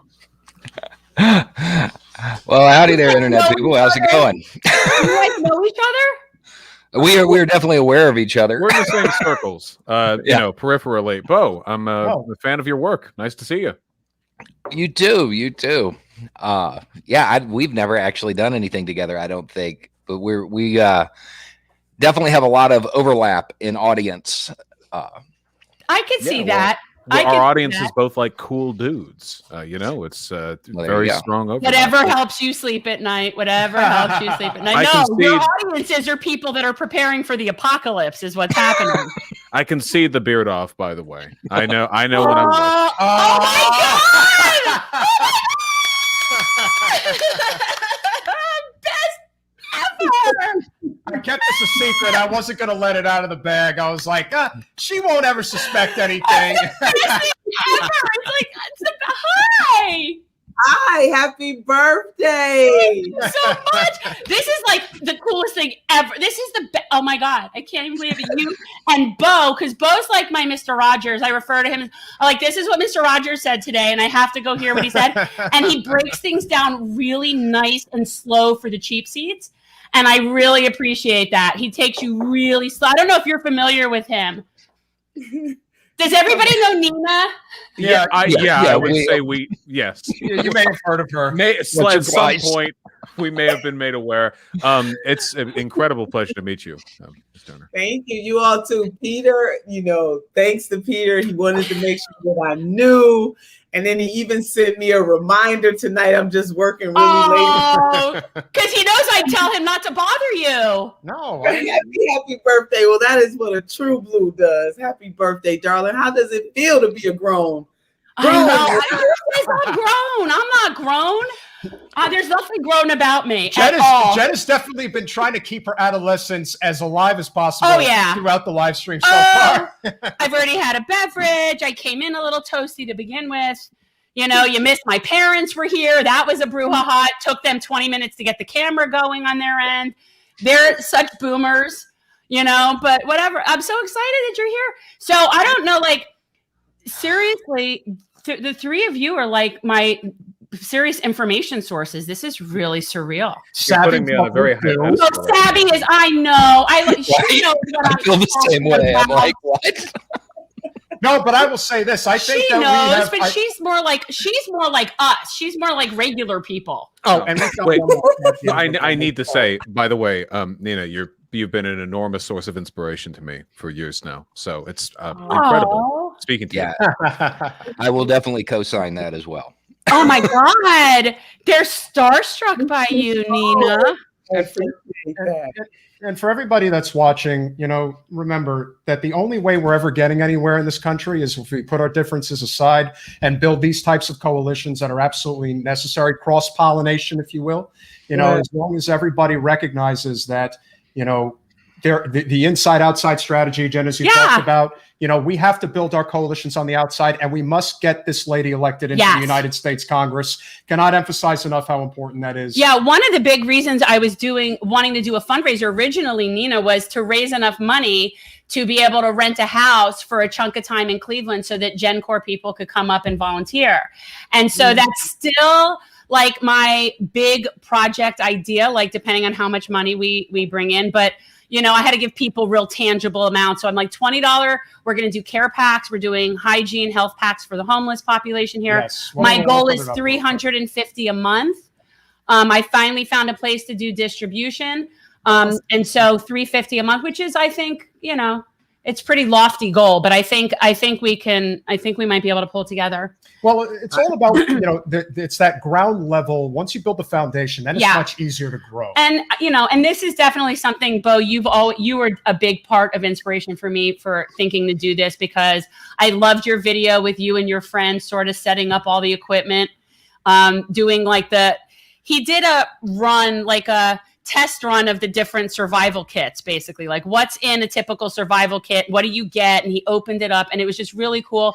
And Bo has a really good way of making me feel like I could be responsible and preparing without being a crazy conspiracy theorist, you know, waiting for the end times. So it's this really nice middle ground. And so we're doing packs for the homeless. And it's going to be, we're going to change it as we go, what people want and need. We were just talking to a gentleman the other day that said underwear is in high demand. So we're going to add underwear to our care packs. We had socks, we have blankets, toothbrushes, little toothpaste, little mini things.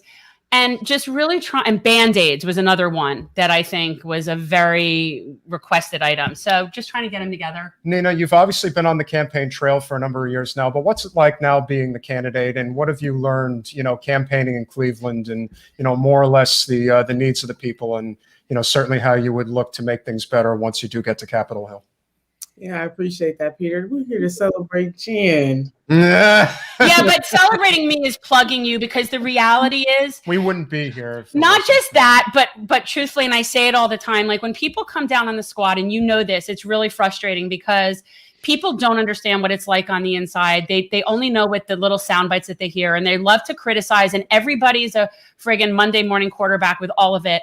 And I think what people think is somebody gets in office that's on our same side, things are just going to happen. And what we really need is somebody to coalesce those people together and really have those.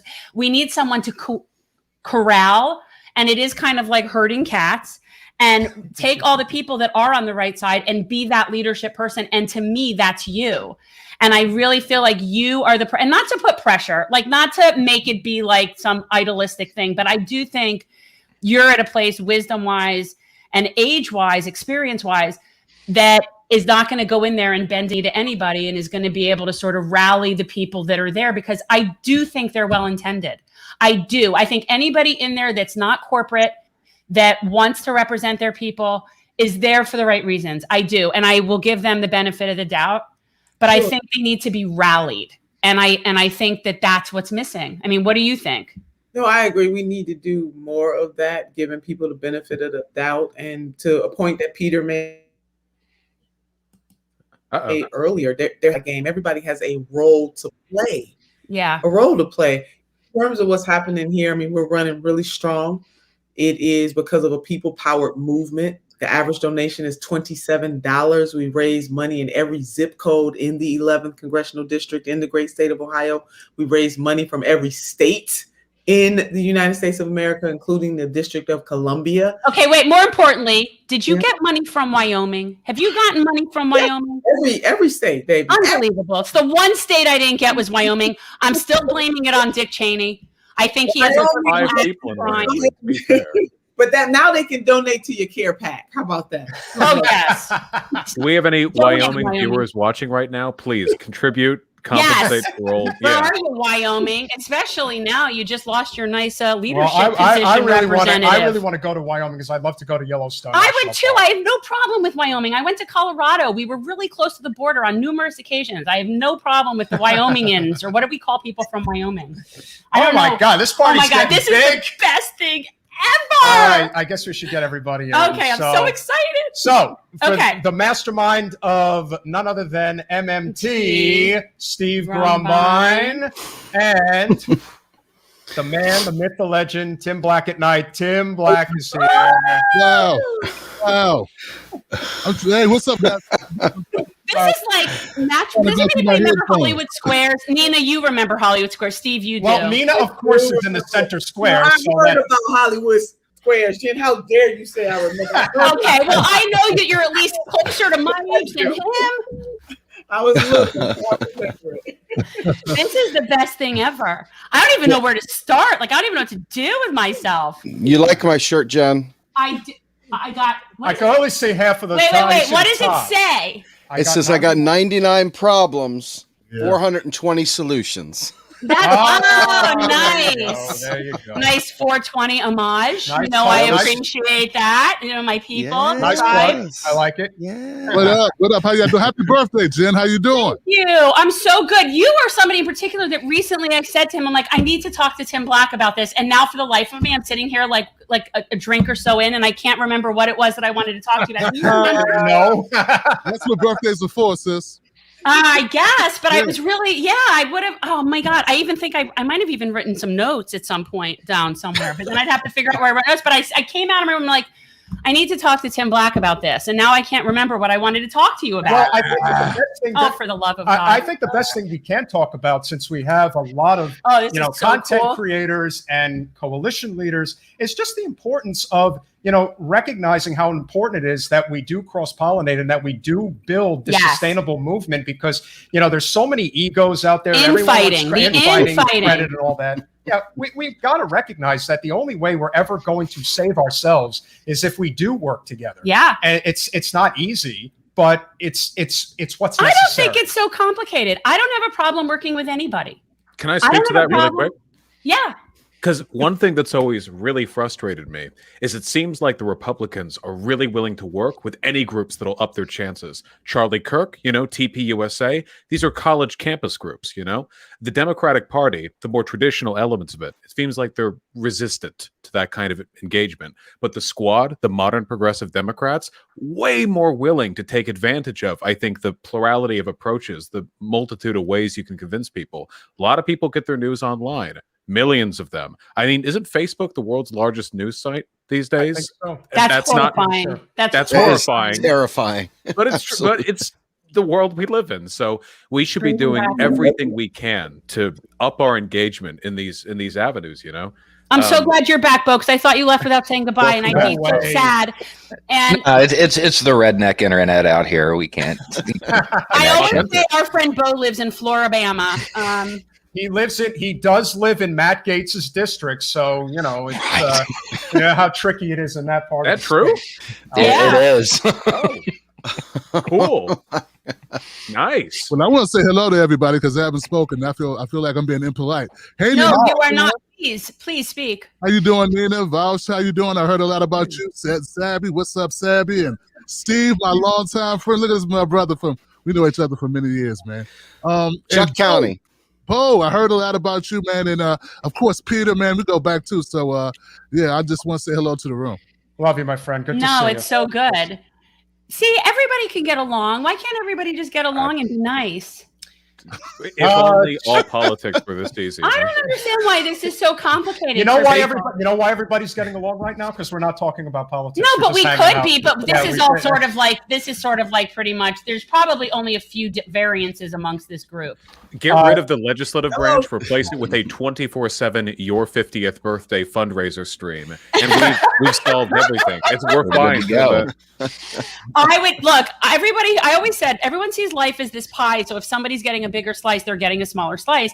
And I have forever seen it as an endless supply of pot cookies. So it's never been anything where if I have some, then someone else has less. When we could just make more cookies. It's infinite. There's an infinite amount of pot resets. cookies. Yeah. I like to say it's sand on the beach. You know, if all of us were on the beach and we had our buckets and it was sand as far as the eye can see, we wouldn't see each other as a threat because there's a whole bunch of sand on the beach. Yes, exactly. We got to blame it at someone else. No, that's going to be mine. They're like 3 miles away, with their own little bucket. Yeah. One day I'll get there, and that belongs to me. Uh-oh. Oh no! No, he's gonna have probably Floribama internet problems. I think actually when you first did a podcast with him, he mentioned that he has really bad connection out yes, there. He lives in the middle of nowhere. He's like 30 miles from the nearest town, I think. That is awesome. Wow. Bo's really like a prepper. Like he's more than capable of surviving off the grid for a month and all that stuff. Yeah. It's awesome. Yeah. But it's always interesting to learn more about, everyone's coming from like different sections of the country. Nina's in Ohio, Vosh is in Washington, Sabby's in Massachusetts. Steve, I know Tim's in Maryland. Steve, where are you? Somewhere in the East Coast. So ironically, Tim and I are literally, remember. We're literally from the same hood. I swear to God, we've drove the same Route 210 every day. We've been in the same stomping ground. So yeah, no joke. Okay, Tim, I just remembered. All right. Now it was what? It was something you said that was the funniest thing ever to me that I could not stop laughing and I was crying. And this is what you said. You were doing a piece about somebody having their panties in a bunch about something. I don't even remember what it was. And you turned and you said, "You will not survive this world." And I just started roaring. And I'm like, that is the best. And so that is now what I say. When somebody is just having some oversensitive snowflakey issue, I'm like, you will not survive this world. Well, the thing not for you. It's you got to have thick skin, man. One thing I've always struggled with, man. And to your earlier point, my wife about the sand, Nina made an analogy about the sand, and there's a bunch of sand.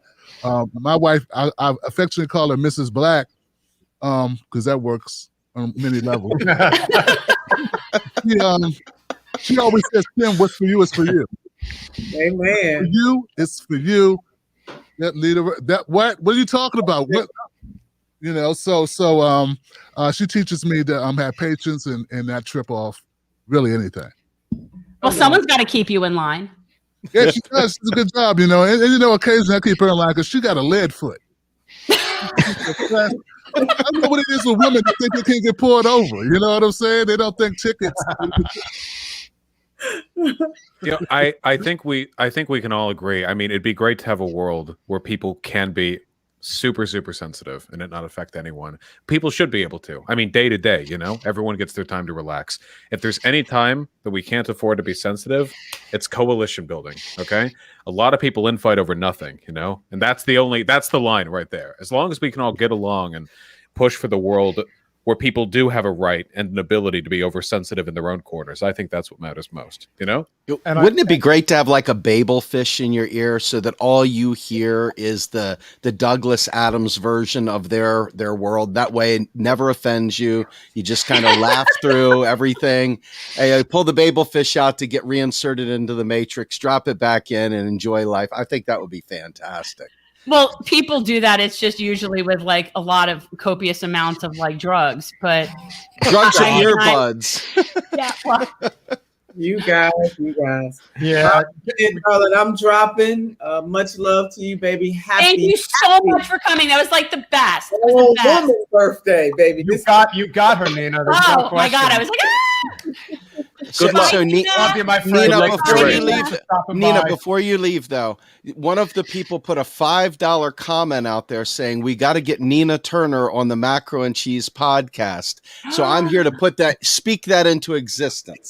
We need you. Oh, thank you. Well, they just listen.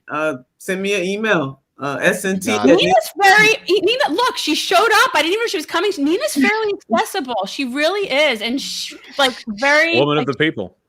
I best. try. There you go. You're Yes, the best. just I'm gonna email have to come me. to Cleveland. You know how to find me. Jen does. Just go ahead and do it. Black does. Yeah, I need to come up there. I at least want to be there when you win. I'm gonna have to come to Knock on Cleveland. wood. Yeah, no, it's Look, we got to make sure she wins. August the 3rd is election day, early voting, July the 7th, but the day is August the 3rd. So, hey, all of you are welcome to come on down to the 11th. Well, depending on how much money I raise tonight, we might be able to have like Casa, I was just gonna Casa say. Gencor, and have I've looked at some really nice big houses in the Cleveland area to be putting in some money on. Well, we got Get a nice big rental and go party up in Cleveland. No partying. We're here I'm to help. partying. We're here to help her get elected. That's what matters. She's gonna get elected and then we're gonna party. We're gonna have a party in the election process. We want to There you go. Greater Cleveland or Greater Akron. Come on down and be with us in the 11th Progressive District. So from Cleveland to Capitol Hill, may it be true. Thank And you, we love everybody. you, Nina Nate. Turner. Thank you, Nina. Good luck. Bye. Bye. See you soon. See you later. I was wondering if you had any surprises up your sleeve because I thought I Well, pretty I much hope that knew was- everybody. That was an awesome I surprise. hope that was good enough. I mean, not that everybody here isn't spectacularly amazing because like the fact that like my content creators are in one place. No, but is I very think fantastic. but I think you guys would all agree that she is the heir apparent to Bernie's movement. I've been saying that for a while. I really think that she's the person to carry the torch. She's the best that it's going to get in electoral politics. And I also think that she's willing to go places that Bernie was not willing to go. And I think that that's just, that comes with life experience, maybe not being on Capitol Hill as long as he's been, and, just all the things that come with it. And I just naturally think that she has that capability of carrying the movement forward. If age is an issue, we could always make a mecha Bernie. We put his brain in a machine, and he just roams the continental United States in a mecha about 9 feet tall. Do you In see case this age is a comment? Vosh, do you see this comment? Which one? Vosh is like if Seth Rogen, the DNC. Is that a compliment? I can't tell. I can't give that a compliment. That doesn't sound like a compliment. Yeah, doesn't sound like a compliment to me. I appreciate the contribution. You know what? The only thing I can say is I that disavow the DNC. all I can say is that by Vosh coming on the stream this evening, it has completely changed the dynamic within which we have been able to fundraise, and so are we running out of space? I think yeah, we are, and that's I think that's why Bo, you were also getting kicked was because of I think we're only able to hold so many at once. No, I don't know. He's having technical issues. No, I think that was the issue. So we do have a couple more guests who want to come on. So we do obviously have to say goodbye to Savvy and to Vosh. We have a couple more people that are going to be coming on. We want to keep our bandwidth strong, but we first want to say thank you, Savvy. We really appreciate it. You've been wonderful. you. And Vosh, no matter what anybody says, you have done an unbelievable job helping us grow our You really channel. have, and I'll forever be thankful and loyal. Yeah. And I still don't see what people have an issue with, but I'll That's keep all right. looking. Look, I'll keep looking. It's what it is. The compliments are nice. The connection to the DNC is bad. I'd say it all Yes. leveled out 50-50, Hey, Jen, congratulations on the 50th. It looks like you got a wonderful thing going on here. I'm happy to talk with you more in the future. Absolutely. Thank you, Vosh. Thank you. Bye, Savvy. Thanks, Savvy. Happy Carol, birthday. take care. Bye, guys. Bye, guys. See you later. Easy.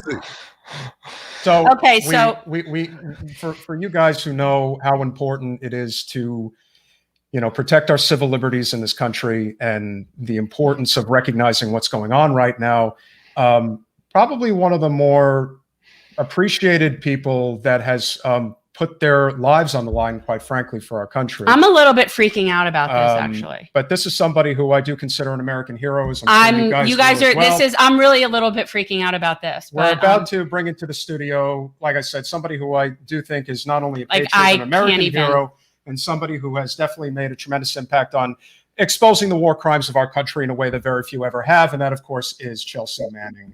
So, wow. Oh, hi. Sorry. Oh. No. Hi. I was just looking at about to my say, phone. like, he just surprised me with Nina Turner coming on, which is always like always exciting. But I've got to say that Chelsea, you coming on is hands down the most humbling, and I feel so honored that you would come on my show. And you are you're a hero to me. And this is extremely cool to me and special that you would come on my birthday, even especially since we've never met. Like a lot of the people here I've met before, you know. Well, I mean, I've been occupied with things and been away, and there's been a pandemic and stuff. So I think that it's understandable. I wouldn't worry about that. Yeah, I'm very it has absolutely nothing to do with me not avoiding you or anything like that. No. It's very special to me. I mean, you're somebody that is a hero, and it's not just, no offense to company, but not just another talking head on TV. Amen. You know? Well, I mean, I have been a talking head on TV, but I'm offended, damn it. To be fair, I'm sorry that you're not just a talking head, Tim. I have literally been brought on CNN as like a person. So, no, you're infinitely qualified to be a talking head. I'm not saying that you're not qualified to be a talking head. They didn't invite me back, to be fair. You spoke too much truth to power. That's usually a reason why, once they recognize that the person in question is not doing the talking points that are conducive to what the military industrial complex wants. Yeah. And it's very interesting now, it's just, I mean, you want to talk about I just stream video games. That's all I do.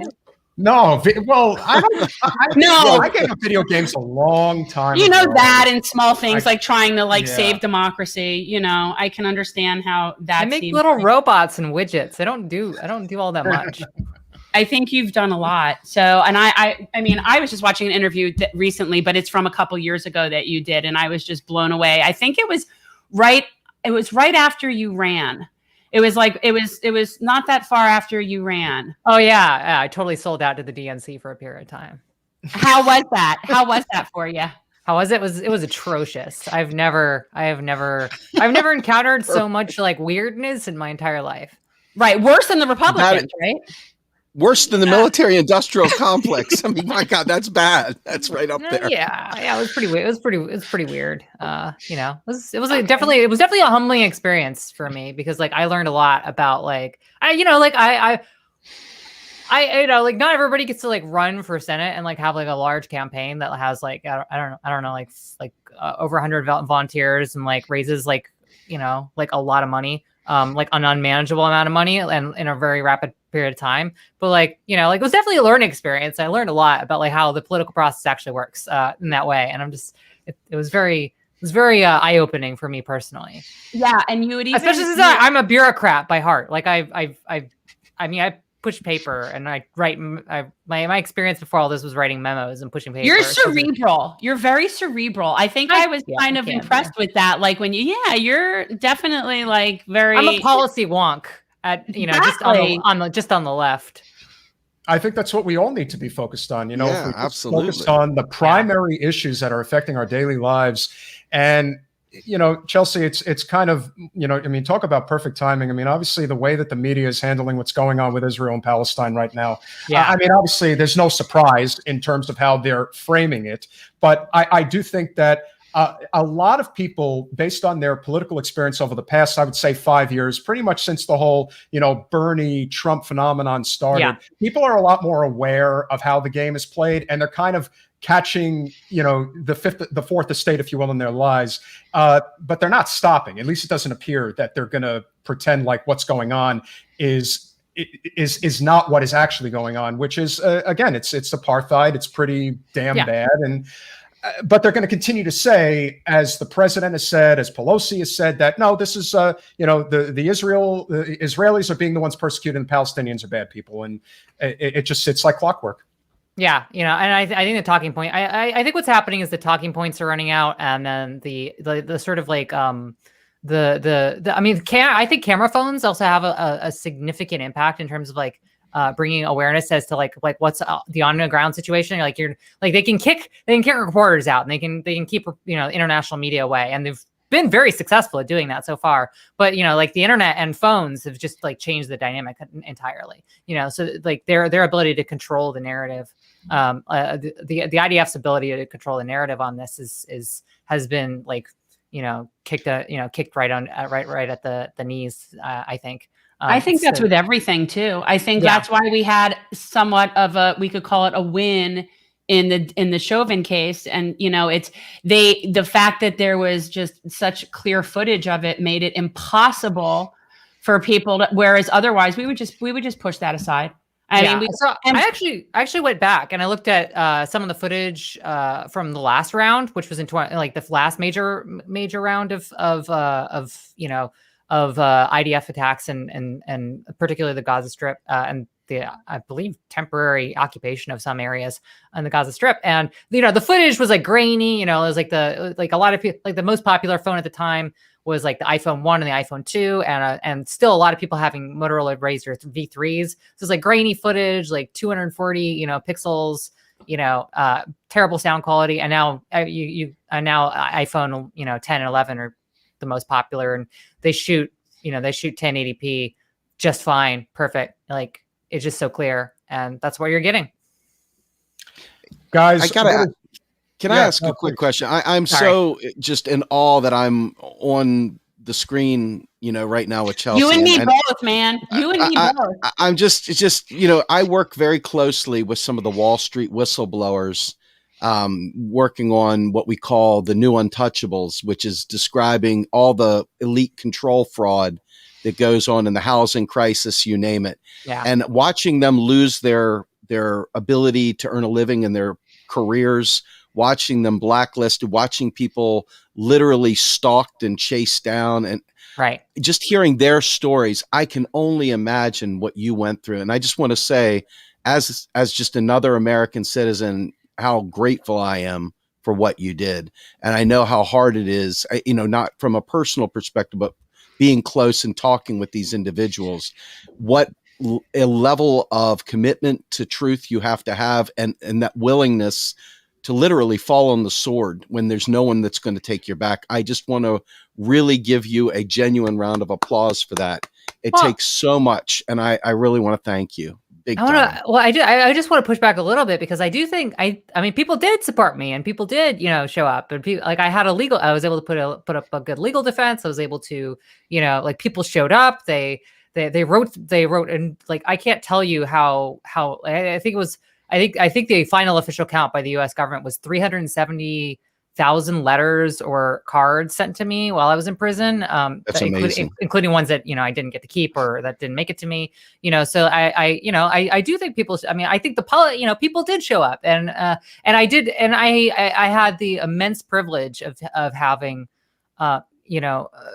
having gone through the ringer of like the military industrial complex and the prison industrial complex and the prison system in particular, with an enormous amount of support. And whenever I was, for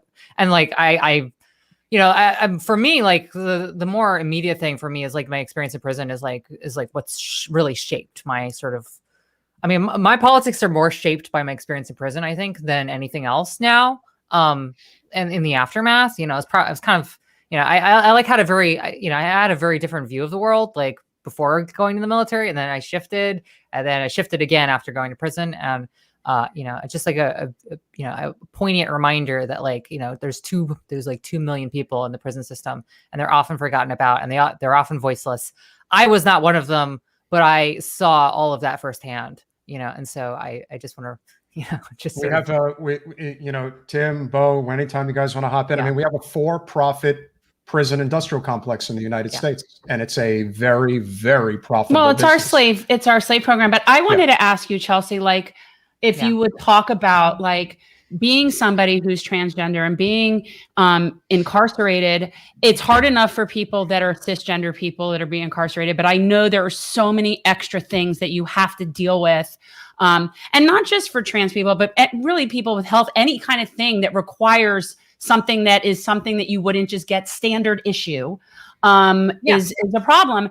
And so if it's okay, like, would you talk a little bit about what that experience was like for you? Oh yeah, sure. So I came out as trans publicly in 2013. I had figured out by like late 2009, like personally, I was like, okay, like this is a thing I got to deal with, and then, by the time I went to prison, I was like unable to access resources. I mean, even my own lawyers at the time and the like psychotherapists and psychiatrists and stuff really didn't know like what to say to me, because they're like you're in prison, like you don't have you just don't have access to medical, you don't have access to the things that you need to do to transition. Like it's not unavailable to you.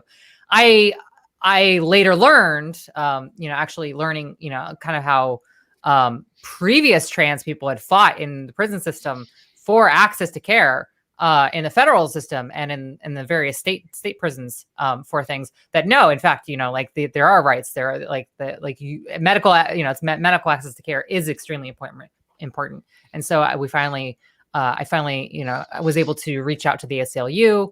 And they represented me, and it was a long, just arduous process of trying to gain access, to basic healthcare, like things like hormones, things like, I mean, the name change alone was like a contentious thing because I had to like do it, and I couldn't show up in person to because Kansas requires you to show up in person, so I had to like get a waiver from a judge to like just get a name change order done and things like that. So like just going through the basics of every process of like transition. On top of that, having to go through the military and the prison system. The military was a lot more accommodating than the federal prison system, in the sense of like, oh, there are actual procedures and stuff for like name changes and things like that. But the initial response was like, no, we won't do this. But then, it was just this like regulatory fight and whatever.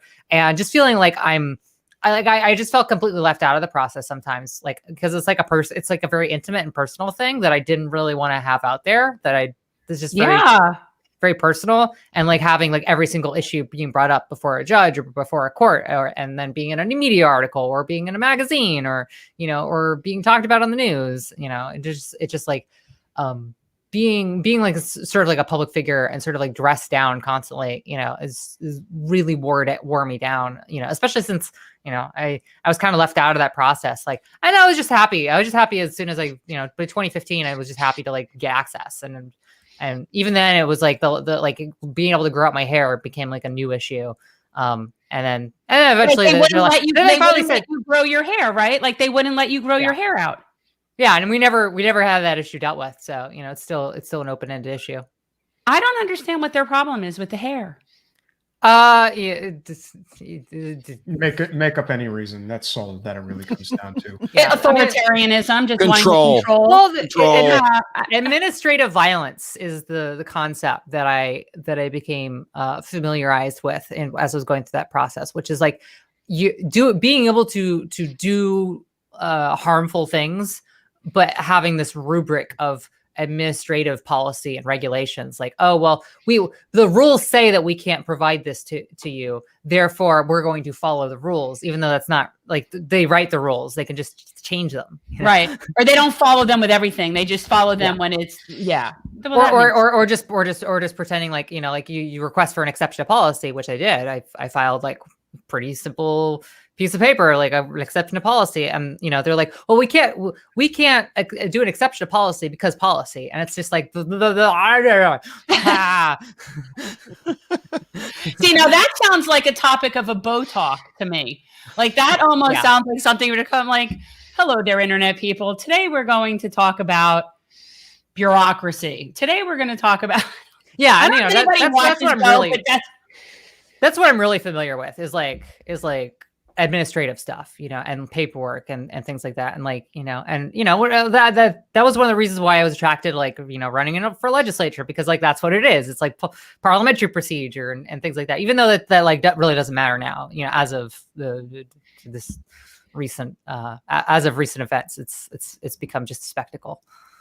Gentlemen, I would welcome you into the conversation, and if you have any questions for Chelsea, and I think that this the biggest fight that I see that we have in general is just anything that crosses the MIC is something where we are putting ourselves in a very tight window. You know, our channel has been suppressed for topics that we've covered that, you know, go directly against their interests. They didn't particularly care for my live stream for Julian Assange. No. That didn't go over very well. Apparently, people weren't very happy with that. What's your experience been like, Bo, Tim, as far as, you know, dealing suppression with suppression, especially when addressing any topic that's related to, you know, the military industrial complex?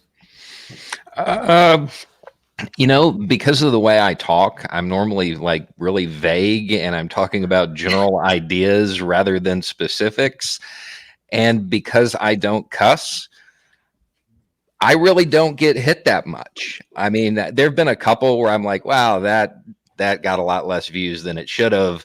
But overall, I don't have the same problems. But I also, because of the way I look, the way I talk, the way I mean, I get away with a whole lot of stuff other people would never get away with. Do you call that like beard privilege? Yes, would one? It's the ginger. It's ginger factor, man. It works. The best band in the world named after the ginger. There you go. No, it's true. But yeah, I think that a lot of people are feeling certain amounts of big tech censorship. It's definitely a huge problem right now. And I just want to mention while, you know, Chelsea's here. So Gabriel Shipton reached out to me. I don't know if you're familiar with that's Julian's brother. And he reached out to me, and they're going to be in Miami. And so we're going to be doing an event with Julian's brother and his father, and some sort of like roundtable, something. We just started putting it together. And so I was just so touched that he even reached out to me. Like it meant like he found he liked my Julian Assange telethon. He thought it was very inspirational. And so I was very glad to hear that. And really, that's the whole reason for all the stuff that we're doing, is to build coalitions and connect people that would otherwise not be connected. I see it like a spider web. And every time I make another connection, it's just stronger. And it's, you know, although it's probably not as pretty as a spider web, but like just this idea that it could be connected in every possible way to make it stronger. And so that's really what we're trying to do, is just connect as many people and get as many people. Like, I want everybody here to do well with their shows. Like, the more, like, I don't see it as a competition. I see it like, I want everybody here to do well. Like, that's the whole point of it to me. And every time somebody does well and builds another connection, that's progress. Yeah. And we see that all the time. You know, we're not naming any names, but we see the people always like with the infighting and always saying, well, my show's doing better than your show. Who cares? If anything, you want everyone's show to do well, because at the end of the day, we need as many people paying attention to the primary issues as possible. And if we're able to have more of that attention brought to those primary issues, more and more people talk about it. You know, we can have issues with, you know, a number of elected representatives, but the more people say Medicare for all, the more people say a living wage, the more people say get the hell out of the Middle East, the more people are going to say, yeah, that seems like a reasonable idea. Yeah. No, I think that that's true. Tim, hop in. My particular channel focuses more primarily on Black related issues from a left point of view, but also it addresses, you know, the typical left leaning type of ideologies such as Medicare for all, and then mass incarceration, and then the wars, bringing the troops home, ending the surveillance state. So my issues, the ones that, you know, as far as YouTube and its suppression, it's a little bit different. You know, I covered every day of the Derek Chauvin lawsuit, for instance. I know you did. You did a great job on that, by the way. I mean, I watched it, every painful watching paint dry moment of it. And so you did a great job synopsing everything every day. I did that, Jen. So, you know, it gets, you know, they favor when when I cover certain topics, but topics that challenge the establishment, like everyone else. That's what I go up against. But I like Bo's suggestion. I don't know if I can adhere to that. No cursing. Wow, that'd be tough for me to do. I actually got to get off soon because I got a show tonight where I open Yes, you do. But I want to say, Chelsea, it's been definitely an honor to be here tonight with you and to share a screen with you. And we value your work. We value what you've done, and we respect the hell out of you. So, and you also. I'm switching over to content production now, so you'll be seeing me around. There it is. You got great arms, Chelsea. I just want to point that out. Oh yeah. I'm an arm person. Like, that's something that I focus on. Like, for me, especially getting older, like the this, the that, like I'm never going to have the that. And Well, so I've been doing film shooting, so like that's gear. That's heavy. That's okay. Because you got great arms. I saw it before. I'm carrying tripods, a gimbal, like 4K cameras, Very cool. a little sound equipment. Like we're carrying that around the city because I don't have enough money to get a van. So, well, it's working for you. Yeah. Well, everybody, thanks for having me, guys. I appreciate it. Thank you, Tim, so much. Thanks for coming. Thanks on. for checking in, my friend. We'll see you soon. You got it. Good to see you, Tim. Peace. Bo, have you covered MMT on your channel? Has this been a topic that you have brought up? Because I think, from an economic standpoint, it's a little bit of a complicated issue, but I think the bare bones of it is something that I think most people can understand, especially from the standpoint of separating the federal from the state and local. Well, if anybody can seriously make it palatable and understandable for regular people, it would be Bo. No offense, Steve. I know that you're great at explaining the MMT, but let me influence the influencers. If Bo can do it, knock him out, man. Well, I'm just saying he's got a very and Bo, you have a very specific audience that is not the typical Democrat, even progressive audience, like you were saying before, and it's a new crowd. It's an opportunity to reach people that would otherwise not be reached by someone by us. Right. Here's the thing. Realistically, most people now, when you start talking about spending programs, nobody even cares about how to justify it anymore. So I haven't actually had that many questions about it. And I've never really felt like getting that far into the economic side of it. It would be beneficial to the introductory audience, because we do have, you're right, we have different levels. We have those people that are just looking for common sense, do not even consider themselves liberal, much less further to the left. And then we have people who are actually kind of enjoy picking out the Easter eggs and the little subtle clues and everything in it. And so it's either, with the current audience, it's like they're not going to care or they already know. Right. So I can see that being a little too policy wonky-ish for what you normally cover. But I want to just say quickly, what was that? Turk, I do know that you're a Marine, my friend, based on what you put there. And I feel pleased that I can distinguish that based on that. Hoorah. I know. My freshman year in Colorado, I had the very nice acquaintance of a Marine ROTC up the hallway for a little while. So I've learned a few things. That was about it. That was my experience with the Marine. Well, Bo, I just wanted to say real fast that I really appreciate your content because it speaks to me personally, because that's who I was 10 years ago. I was kind of I was I'm not a liberal, but I don't like, I have questions about all these different things. I don't trust the government. And, I was just kind of this, I kind of viewed myself as a libertarian, even though I already was very progressive. I just didn't know, I didn't have the language or the comfort to understand or explore that. So I feel your content, I really relate to, because it's I'm oh yeah, that was me 12 years ago. Right. Well, that's kind of, a lot of it is me making the content I wish I had available to me. Would have made my life easier, Yeah. But every once in a while, I feel sorry for you, when you have to do things like talk about Ted Cruz or whatever other nonsense that you're stuck talking about. And it's sort of you'll come on and be I was all planning to talk about this, but God damn it, well, you don't curse. I know you don't curse, but if it wasn't for this, I wouldn't have to talk about this and whatever the nonsense is. But yeah, Ted Cruz is a buzzkill. Yeah. Well, I mean, the thing is, stuff like that helps get people in, even people who don't care about politics enjoy watching Ted Cruz get dunked on. So well, that's fair. Okay. That's fair. Well, I'll give you that. He just puts his head on a swivel. I so can't easily. with him. He's just He's so a walking meme. He is. He is. He really is. And you have to wonder, Chelsea and guys, if that's just intentional. Yeah. No, he is so oblivious. Yeah, maybe he is. He is very Maybe that is he a is very self-unaware self-unaware. individual. Oh yeah. Well, like you said, he's like the most disliked person. He on is. Capitol Hill. My understanding is that of everybody in the Senate, he is actually the least liked senator in the Senate amongst them. Well, he has no honor. He doesn't actually stand for anything. He stands for Ted Cruz. Like, he has no real convictions. No, And- he's gelatinous. Yeah, he'll go rub elbows with anybody that thinks is going to help him advance his career. And he probably still has this idea in his head that he's going to run for president again in 2024. Oh, please do, Ted. I'm just saying, Oh, that was fun. That election was fun.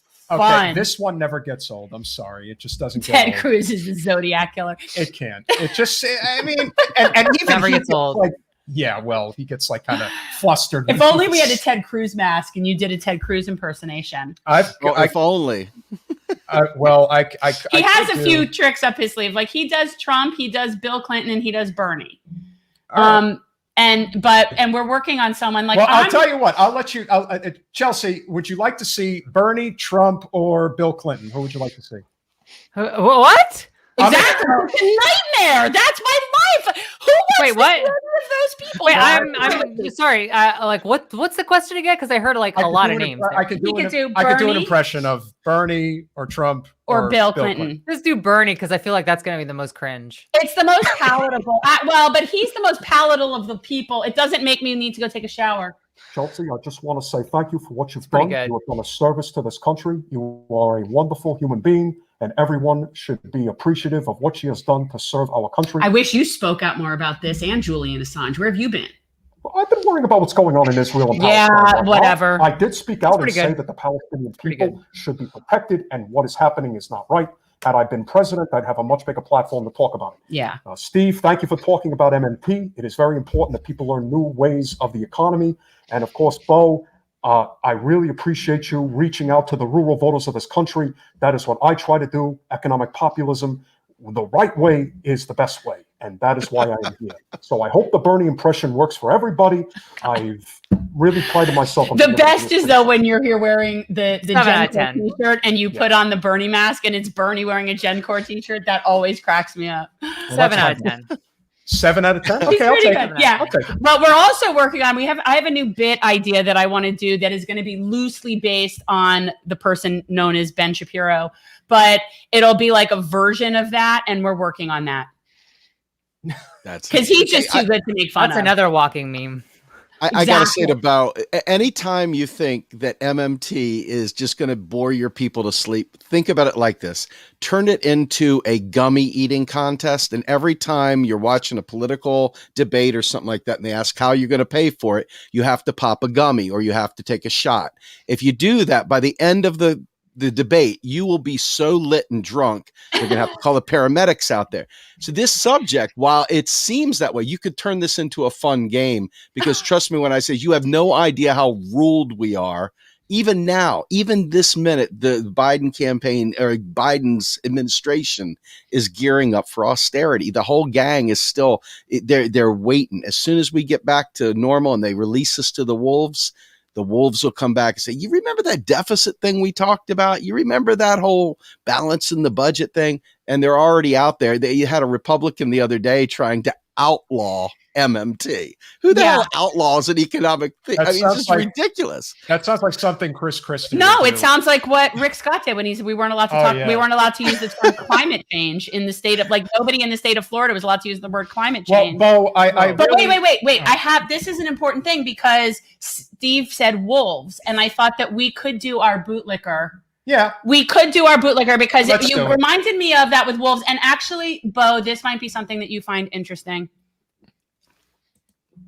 Okay, so our bootlicker of the week is the governor of Idaho. yes, who one would not necessarily need to know about the governor of Idaho, except for he, as you can see, is licking ass of the Idaho Beef Council to the point where they are allowing a culling of wolves that could be up to 90% of their wolf population.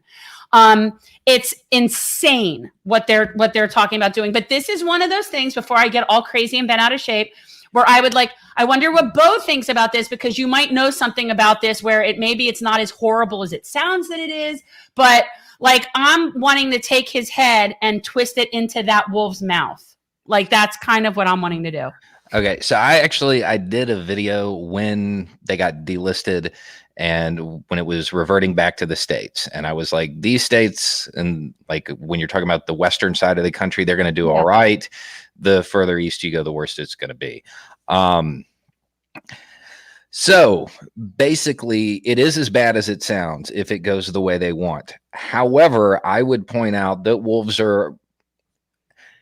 they have proven to be a lot smarter than the people trying to cull them. So they're not necessarily successful, is what? Right. It's highly unlikely that they're gonna knock out 90%. I doubt they get 20. But okay, see, that makes me feel better right there, and I still think it's horrible.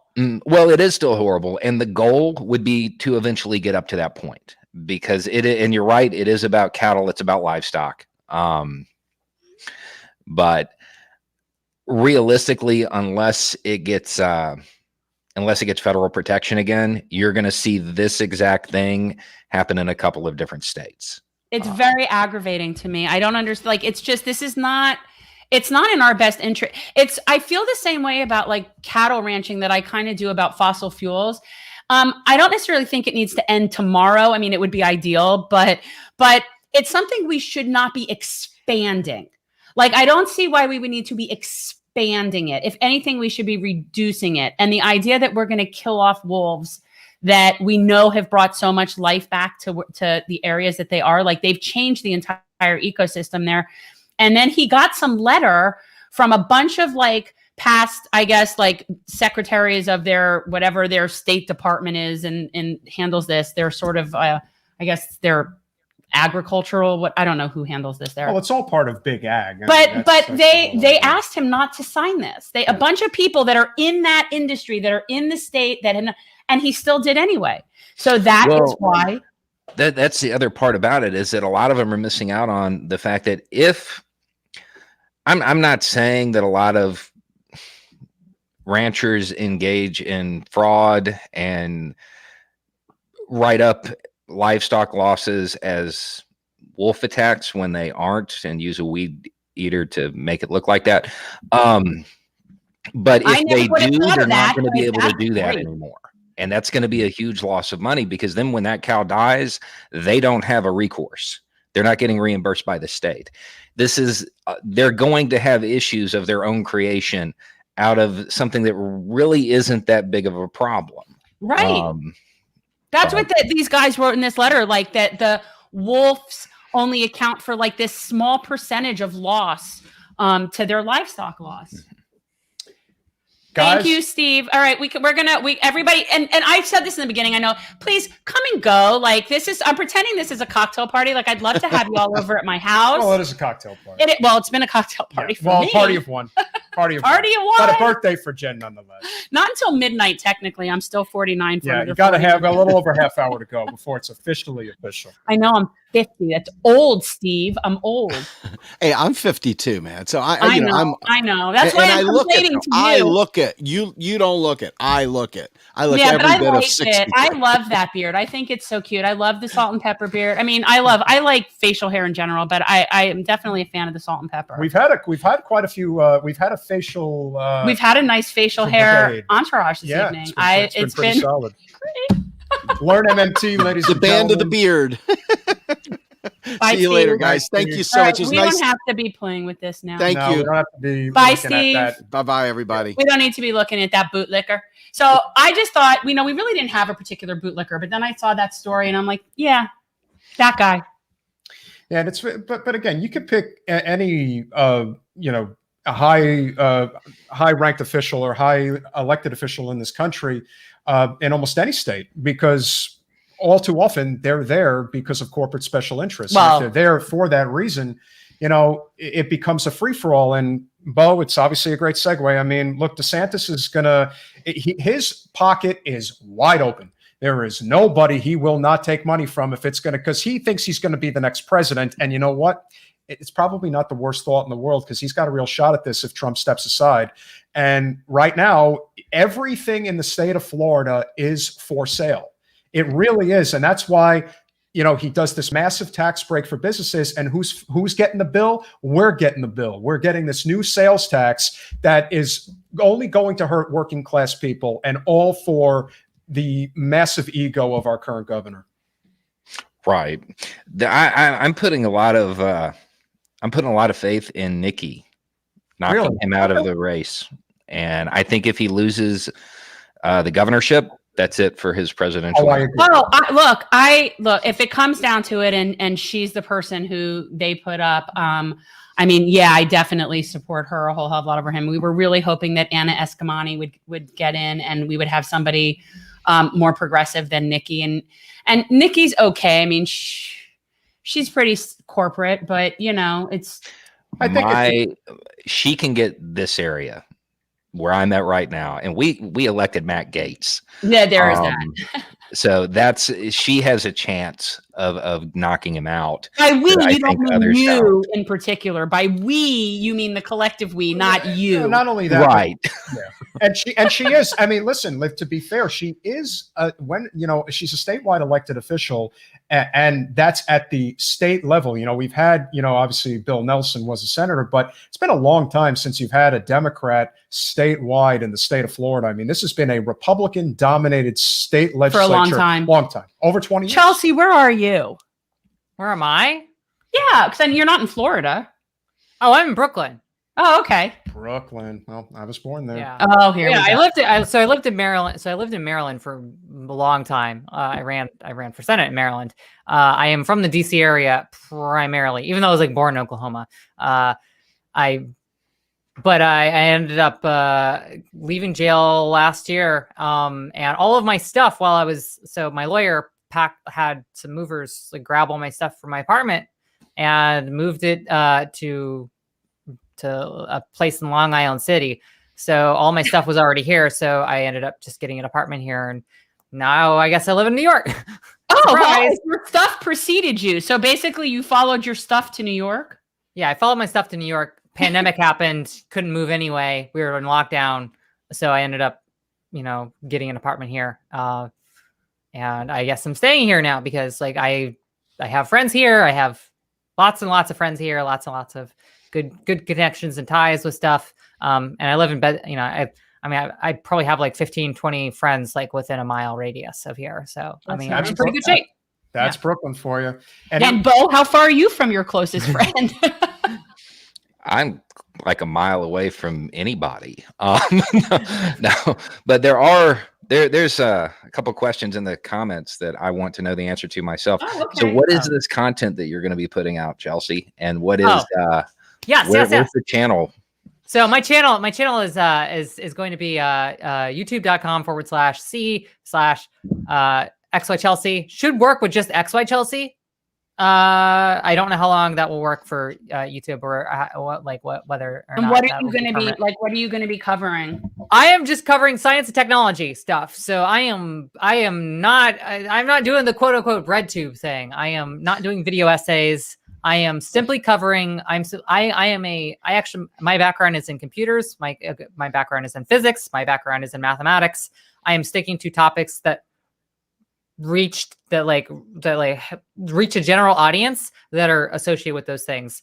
I am slightly critical. There's a tinge of political critique in there. But it is not the purpose or the point. It is mostly to be educational. And I'm actually trying to educate people who are kind of like leaning towards the left on a lot of things that whenever I see like people make comments about it or like, there's like, because like there's a misinformation and misunderstandings on the left too, and my first video is on cryptocurrency. So I like get into the weeds of like, what is cryptocurrency and why is it actually bad for the environment? But like also like the nuance of like, all the little complications involved with that. And I'm like, get really down into the weeds of like what it is and how it works and how it's, you're not just like making numbers out of thin air. Like there's an actual process and it's cerebral. That's So very yeah. cerebral. That's what I was saying. Like, that's complicated. And you'll have a huge audience for that. I mean, crypto is a major talking point today, but like you said, I don't think a lot of people really understand the minutia of what it's all about. Yeah, and I break it down. I quote unquote break it down Barney style, a bit like Bo's videos. Like I'm just like I'm not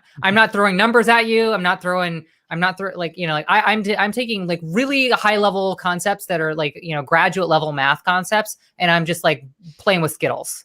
Like it's really broken. Like I'm heavily inspired by Bill Nye the Science Guy and Mythbusters. Love that guy. We love Bill. Who doesn't Nye, love the Bill Nye? Science Who Guy. doesn't love Bill Nye the Science Guy? So it's much more action science, and but with a little. I am putting. The purpose is not to be critical, but I am certainly not just throwing out I'm not glossing over the more critical aspects of things. And so the next video that I'm planning on doing, because I'm basically 85% with this video as it stands. I'm in editing hell right now, which is why I'm even in here right now. So I'm in the process of doing another one on another topic that's like kind of out there, which is like artificial intelligence and stuff. So yeah, it's going to be a series of videos. I am fighting with my editor on length right now. How much do I put in these things? I started off with 35 minutes, and now it's looking more like it's going to be in the low 20 range. So, You mean just for one episode, like just to cut one episode at a yeah, and this is again, these are not video essays, so it's not me sitting in front of a green screen yapping with my opinions. Also, it's also not explainers that are just After Effects stuff. I'm going on location. We're doing experiments. We're building stuff. There's all kind I have a whole crew of people that are working on this. So it's pretty high production value. So we'll see how long we can sustain this. That's really cool. Budget. Yeah. That almost sounds like a Nova series or something. I'm just not seeing that on I'm heavily influenced by public service television, by public broadcast television type things that you just don't see anymore. Yeah. Basic educational stuff. I'm not just trying to entertain people. I'm actually trying to do education. Well, and we need that. There is one and that's the other thing is it has to be super friendly for my audience is 8th grade level. I know that it's adults are gonna watch it, but if an 8th grader can't watch this in high school, then I don't want to put it up. And I know that me personally, I have an enormous amount of controversy. So I'm just trying to gloss that over and not get into all that. It's just me talking.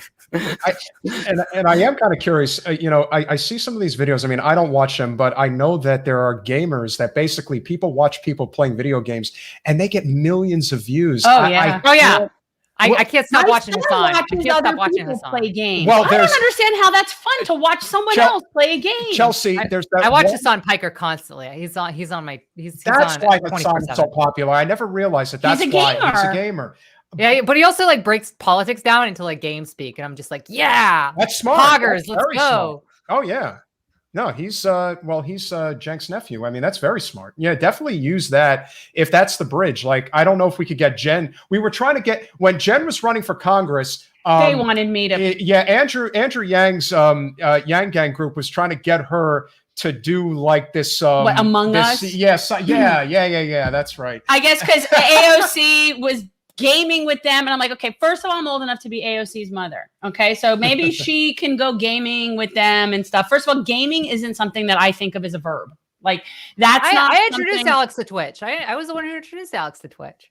Wow, that's awesome. I was hey, you gotta check this out. You should do Twitch streams sometime. I was just I mean, we probably would benefit from doing that, but it's so where the audience is. You gotta go where the people are. Yeah, that's why we keep I know I keep talking about it, but it's time for us to start a TikTok. It just is. It's just Bo, do you TikTok? I have one, and we started it up. We started running with it, and we've taken a break, but we will be going back to it and putting out probably weekly content on it. What kind of stuff do you do on that compared to what your video would be? Try to condense the main idea and the deeper point into 60 seconds. Oh. There's a lot to it. It's hard. It sounds like it, and it just sounds kind of what's the point? Yeah. Well, so there's this whole audience that is untapped, and they are typically more progressive.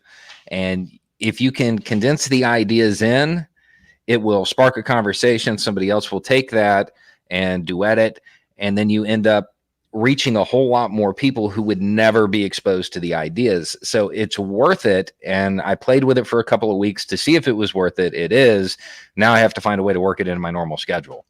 Okay. So we need to figure it out. I think this is one of those things where wouldn't I be better off like finding a really motivated high school teenager to sort of handle the TikTok for us? Yeah, probably. Yeah, I got a lot of advice from somebody who's like 12. I mean, okay, that's 22. I don't know how old she is, but she's young. That's what I'm saying. Well, look, do you notice that the older you get, the less you can tell the age differences amongst people that are younger than you? So, like, for example, the older I get, the difference between 20 and 30, maybe I could tell. It would depend. Probably not if he had facial hair. I don't know. And, whatever. So, and the older I get, the more all those people look the same to me. All those girls look the same to me. They all look exactly the same. And then I look back and I'm like, we all look the same too. Like me and my friends, we all walked around, we look the same. They all look the same. I can't tell any of my friends, daughters, kids, all the friends. I can't tell any of those kids apart.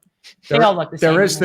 There is this one gamer that screams. I don't. He's a young guy, and he's like like I'm like, oh god, this is so annoying. How do you even know that? What are you? Well, XQC. It's XQC, right? Yes. Okay. Yes.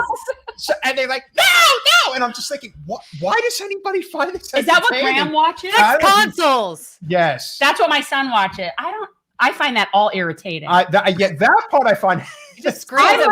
He's literally playing Minecraft. He's like screaming off the yes. No, I'm gonna get killed, and it's like constantly. I don't understand. It's no. You're not getting killed. It's the computer. I prefer like both. I prefer some problem. Chelsea, he's getting millions and millions of views, and I'm thinking, oh yeah, what is he I watch doing? it too.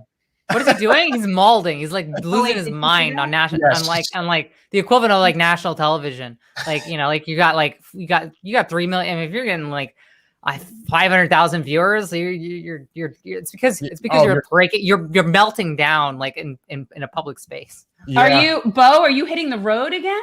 When is Bo going? Yeah.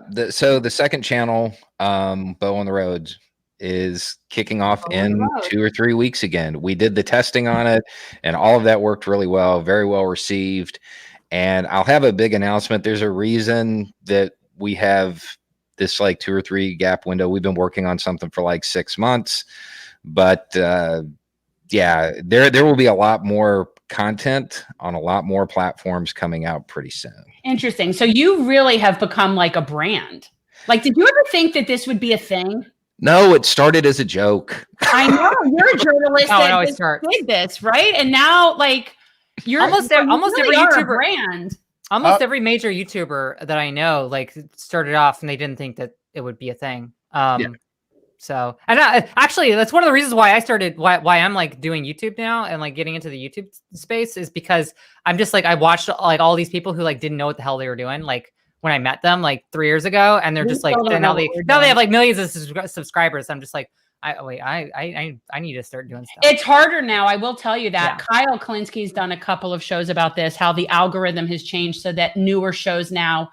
I'm ahead of that. Oh, I'm sure you are. I'm sure you're all on that. We'll probably be picking your brain about this, but absolutely, like this is one of those things that has gotten exponentially harder for new people to have success and grow their audience like they used to.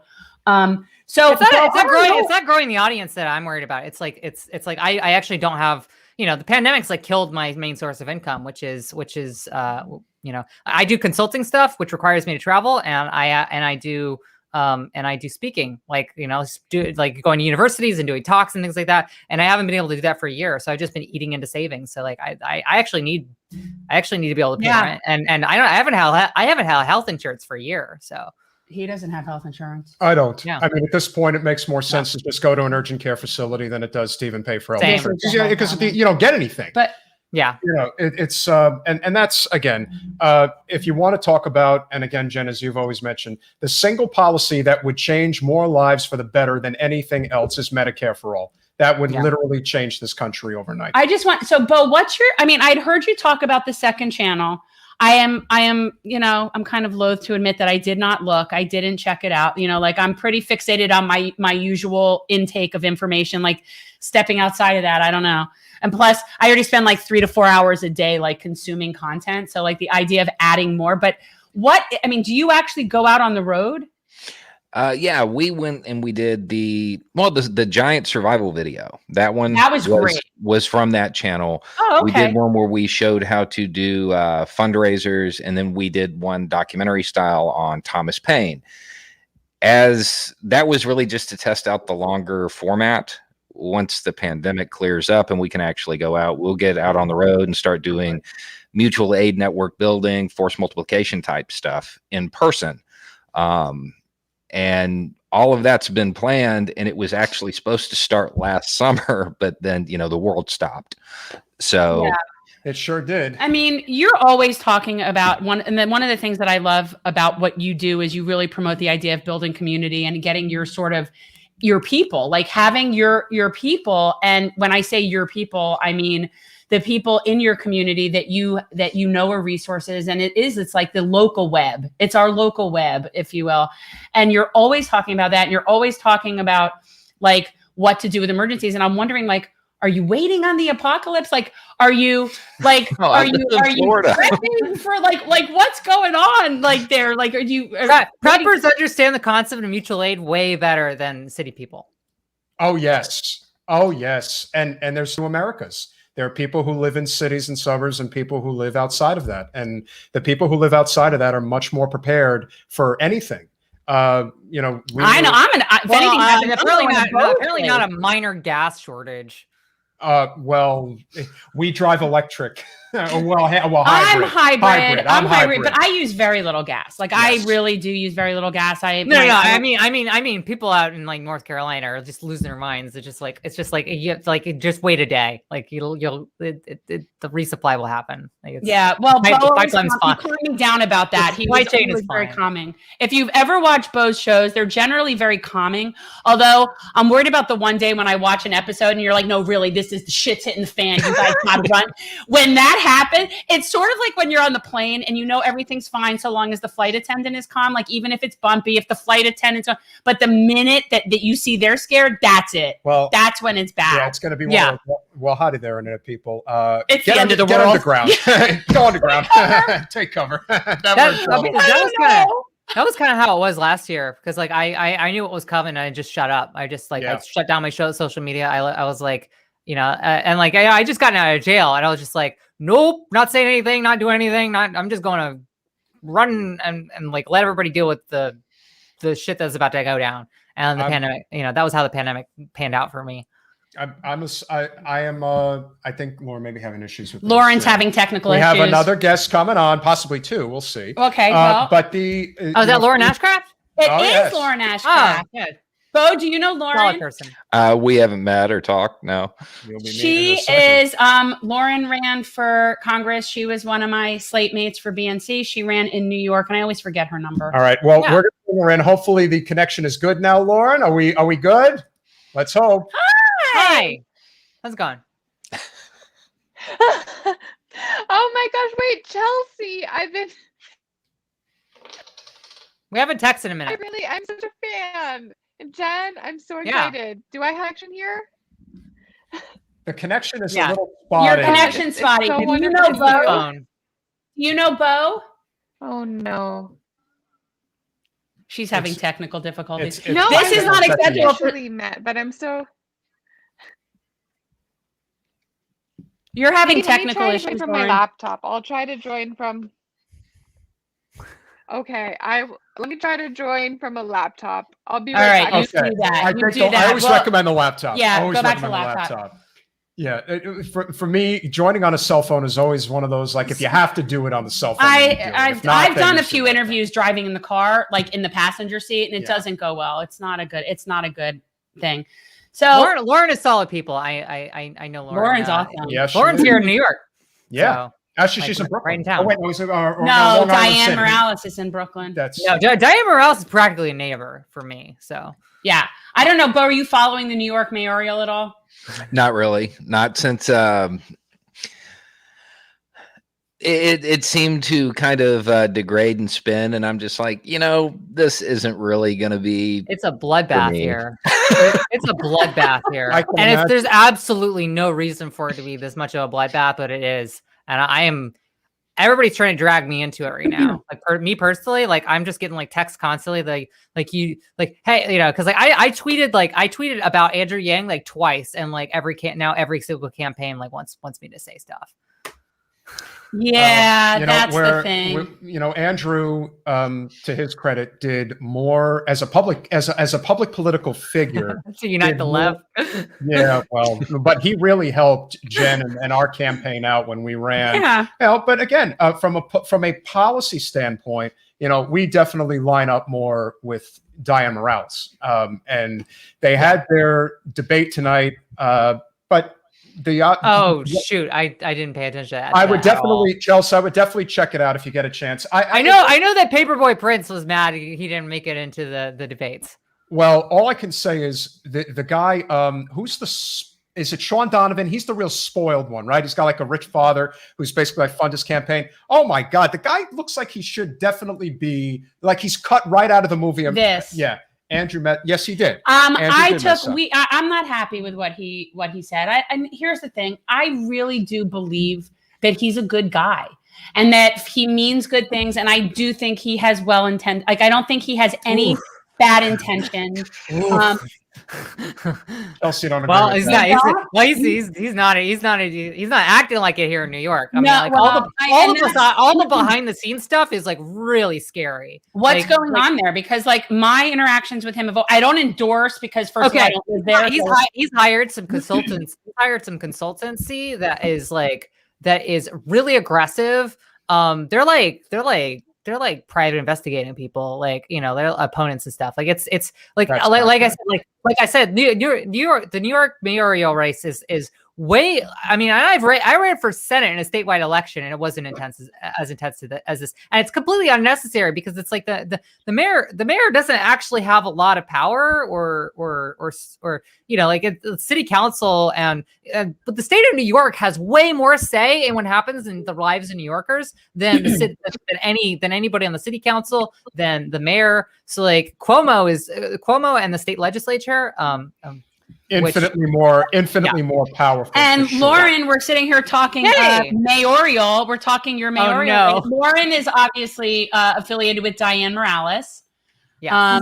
Who we would be supporting. Lauren, I think she did great tonight. I have to be honest. She was very even keel. Maya obviously was trying to get some big sound bites in there. Adams came off the worst by far out of any candidate, like really bad. The fact that he sat there and watched the New York City mayoral debates is just so geeky to me. I can't even wrap my head around it. I think, it's an important race. I think it is. For people in New York. Maybe. Well, I'm from New Jersey, so, I care enough about a little what's going on. Can we talk just a little bit? What's going on with Matt Gaetz? I just have to say, first of all, happy birthday, Jen. Thank you. There we go. Second of all, Chelsea, I'm such a fan of yours. I'm so happy to be on the same stream as you. And Bo, it's so nice to meet you. And You too. I think the laptop's working way better. So much love to all of you, and I feel like my stream is working now, so I'm very happy. Okay, so Lauren has a podcast called Biting Commentary. I haven't heard of this. It's new. Yeah. Chelsea and Jen, you had to come on. I'd love to come on. You two need to seriously link up. You're both you're in Queens, right? And you're in Brooklyn. So you guys are pretty close. Oh, same difference. Yeah, might as well. It's just a train ride away. That's it. Although, there's people that think you and I ride the scooter. I have an e-scooter, so I just scoot around town. Yeah. City bike. I feel like we have to meet in a park sometime. Yeah. Do you ever get down here, Bo? You ever get down to SoFlo?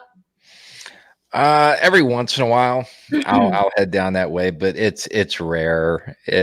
I normally don't go past Gainesville. Right, and why would you? A very good friend of mine just bought some property up in Baconton, Georgia, and she's like, oh, it's like, directly straight above Tallahassee. And so I'm thinking that's probably not too far from you. Yeah. Do you That's a know whole where lot closer than you. Do you know where Yes. Baconton is? Have you heard of that? Not off the top of my head, but It's there's somewhere a near lot of those Albany. small towns in there. Yeah, no, it's south of Albany. I think Albany is the closest that you would say would be a city to that. But she's trying to create she's about 5.2 acres, and it's going to be a retreat really, and learning about sustainability, and for people from down here to go up there, and particularly people that are formerly incarcerated individuals. We do a lot of work with youth and diversions and stuff like that. So this was sort of like this retreat idea to create. But I think what's going to happen is she's going to go there and never come home. That's what I think is going to happen.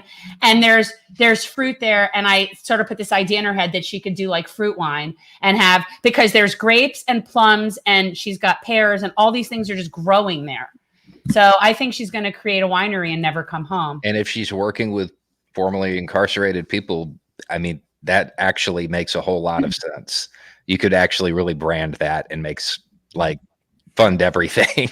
I know. And so this is part of it. And some of it is going to be helped by some grants and some stuff that she's working on coming through. But this sort of happened. We started a community garden down here, and it was going really well. And apparently it was going too well. And the powers that be did not like that because it interfered with their gentrification plans in Liberia, which is a segment of Hollywood. And the next thing you know, the property is gone. The next thing you know, the property gets bought. Just like that. And I know it wasn't just for money, because the guy who bought it for 52 and he ended up selling it for 56. So he didn't trash the entire community over $4,000. I don't think that was a money thing. So it was basically the equivalent of some wealthy person who lives in Destin, basically just coming right into your area and just deciding, yep, I'm going to plant my flag right here, and I'm going to do what I'm going to do. So that's what happened to our that's garden. exactly what happened here. And this is a simple. It was devastating, and we spent months. I mean, this was we were doing like really 4 months at least, but we had our banana trees were starting to come, everything was starting to look good. But at least we have the blueprint, as much as anything. But what's sad is the amount of people that would come around in that neighborhood. This is our most vulnerable neighborhood in our district. And the people that would just sort of wander over to see what's going on and end up staying and planting something, and the amount of community that it created. And I think that was threatening. And I don't think that they liked it. And it interfered with their big Brickell Avenue developer plans for this little neighborhood. And the people obviously aren't going to be able to even afford to live there. They already don't have decent grocery stores. And it's a real problem. And I think that after that happened, my friend was just so devastated and is like, you know what? Screw it. I'm buying some acres, and we're going to just do it how we want to do it. And we'll just bust people up when we can. And I mean, just not having to deal with people in the city and what their opinion is about what you're doing on your property. We haven't, answering the comment that popped up, we haven't done anything together, but we've actually talked about it. Because he's not far from here. I was going to say, Farron lives in Florida? Yeah, he's in the Panhandle. I didn't know. So is Mike Papantonio. I didn't know that. They're up there in that area. Oh my goodness. Yeah, I like Farron Cousins. He's really cool. He was good to interview with. Well, Florida's 5 states. So we've got the Panhandle, you got Jacksonville, you got Central Florida, you got Southwest and Southeast, and it's basically 5 different states. It really is very different. I mean, I've never been really anywhere in the Panhandle. Not really. I've driven through, I've driven I-10, I've driven through, but I've never been anywhere really. We went up to Gainesville. That's not the Panhandle. I know. But spoken like somebody from Jersey who has no idea what the Panhandle is. Actually the little part of the state that's like a panhandle, which is Tallahassee west right into Georgia. I know Alabama. how it goes. I've driven there before. But I feel it's like Florida is like an extension of New Jersey in a way. It's only down here, not where Bo lives. Where Bo, it's more like Alabama. I call where he lives Floribama. Yeah. He's closer. Yeah, no, he's closer to Alabama than to me. Interesting. We have a real South. Well, we have. It is the real South. We have a saying in Florida: the further south you go, the more north you get. Yeah, South Florida is really you might as well be New York, New Jersey. But where Bo lives, it's as rural gets. All right, we have another special guest coming on. Okay, show. This is Lulu. She generally. Lulu. Yeah, that's it. I've seen Bo's dogs once. I saw a shepherd. You have a shepherd. I know you have a German shepherd. And there was another dog. And you were telling me, because we were hearing their nails clacking on the floor when they walked by. Lou, you got a friend. Oh, look at that. That is a beautiful kitty. So, Bo, when's your new channel coming on again? When's the project, and what can we put up? Like what? Bo on the road. Bo on the road. Let's put up everybody. Let's do a pass on everybody's shows and what everybody's doing. So Lulu doesn't have her own show, but I did create a little generational change sticker that looks kind of like a stamp, and it's Lulu, but she's sort of like the mascot. Bo on the road. So everybody check out Bo's channel. So it's a different kind of content. It sounds like it's more in-depth content on specific things more so than your usual. Right. I actually think it's On the Roads with Bo, now that I've said that out loud. On the road. But either way, we'll find you. And for anybody who hasn't watched Bo's show, it's really like, I don't know, it's daily at this point for me. Like I watch Bo, I watch Kyle. Like there's certain people that I just sort of have to check in with, but you're like this breath of fresh air sanity amongst the crazy. And I so appreciate that. And Lauren, talk a little bit about what your show's doing. Well, I have to have all of you on. I eat things. I taste test things that people tell me to taste test, and it's weird. And then I talk about things that I wish people were talking about. So I really do have to have all of you on. On this upcoming Sunday show, we're going to be talking about how to get involved in local politics in New York. So we're going to be interviewing the founders of New Reformers, which are the people that run district leaders and judicial delegates against the establishment candidates in Queens. So cool. Like even more local than city council. And there's so many ways to get involved in your local politics, so many ways to get involved in the movement that you haven't even heard of. So that's really what I'm highlighting. So that's really cool. And you're combining it with food, which is important. So basically you're doing food reviews. Like I love watching these guys. My thing is watching people do music reviews of like, it's usually these younger people that are listening to my kind of music and reviewing it. And I find it hilarious. And so you're essentially doing food reviews. Yes, I'm doing food reviews. What I really love to do is to highlight local businesses. Yes. So if you're a small business, if you're a local business, New York or elsewhere, I would love to highlight you and try your shit. So let me know about. Let me try your shit. Just let me have your shit. We'll just try that, whatever it is. I could do, actually, that's anytime I ever go to New York, that's what it is for me. It's walking around and eating and trying different food. And I justify it because I walk so much. So I actually leave there lower weight, even though I eat so much when I'm there, because I walk. Around. Well, it's all about snacking. 100%. It's all about, I don't do meals. I snack. I'm like, okay, if this is where I got to try a donut and this is where I got to get the pizza, and how do I coordinate my day around figuring out the food? Like that's how that's New York. Whenever you come next time, we're going to hang out, and I'm going to take you around to all my favorite food places. Chelsea, you can come too. Well, you guys are there. I mean, Peter, get on a plane. I think you're maybe from here. I don't think Bo leaves Northern Florida very often. Well, I'm where I stay in New Jersey is about an hour outside the city. But yes, I absolutely would be more than happy to come in. And that's a good point. Thank you, Don. That's a very good point. Buses. The Keys, we kind of tie it into South Florida, but it's really more like the coast around the Naples, Sanibel, like Marco Island, that 10,000 Islands area in a lot of ways of a vibe versus how it feels like in the Miami Broward area. First of all, I don't know.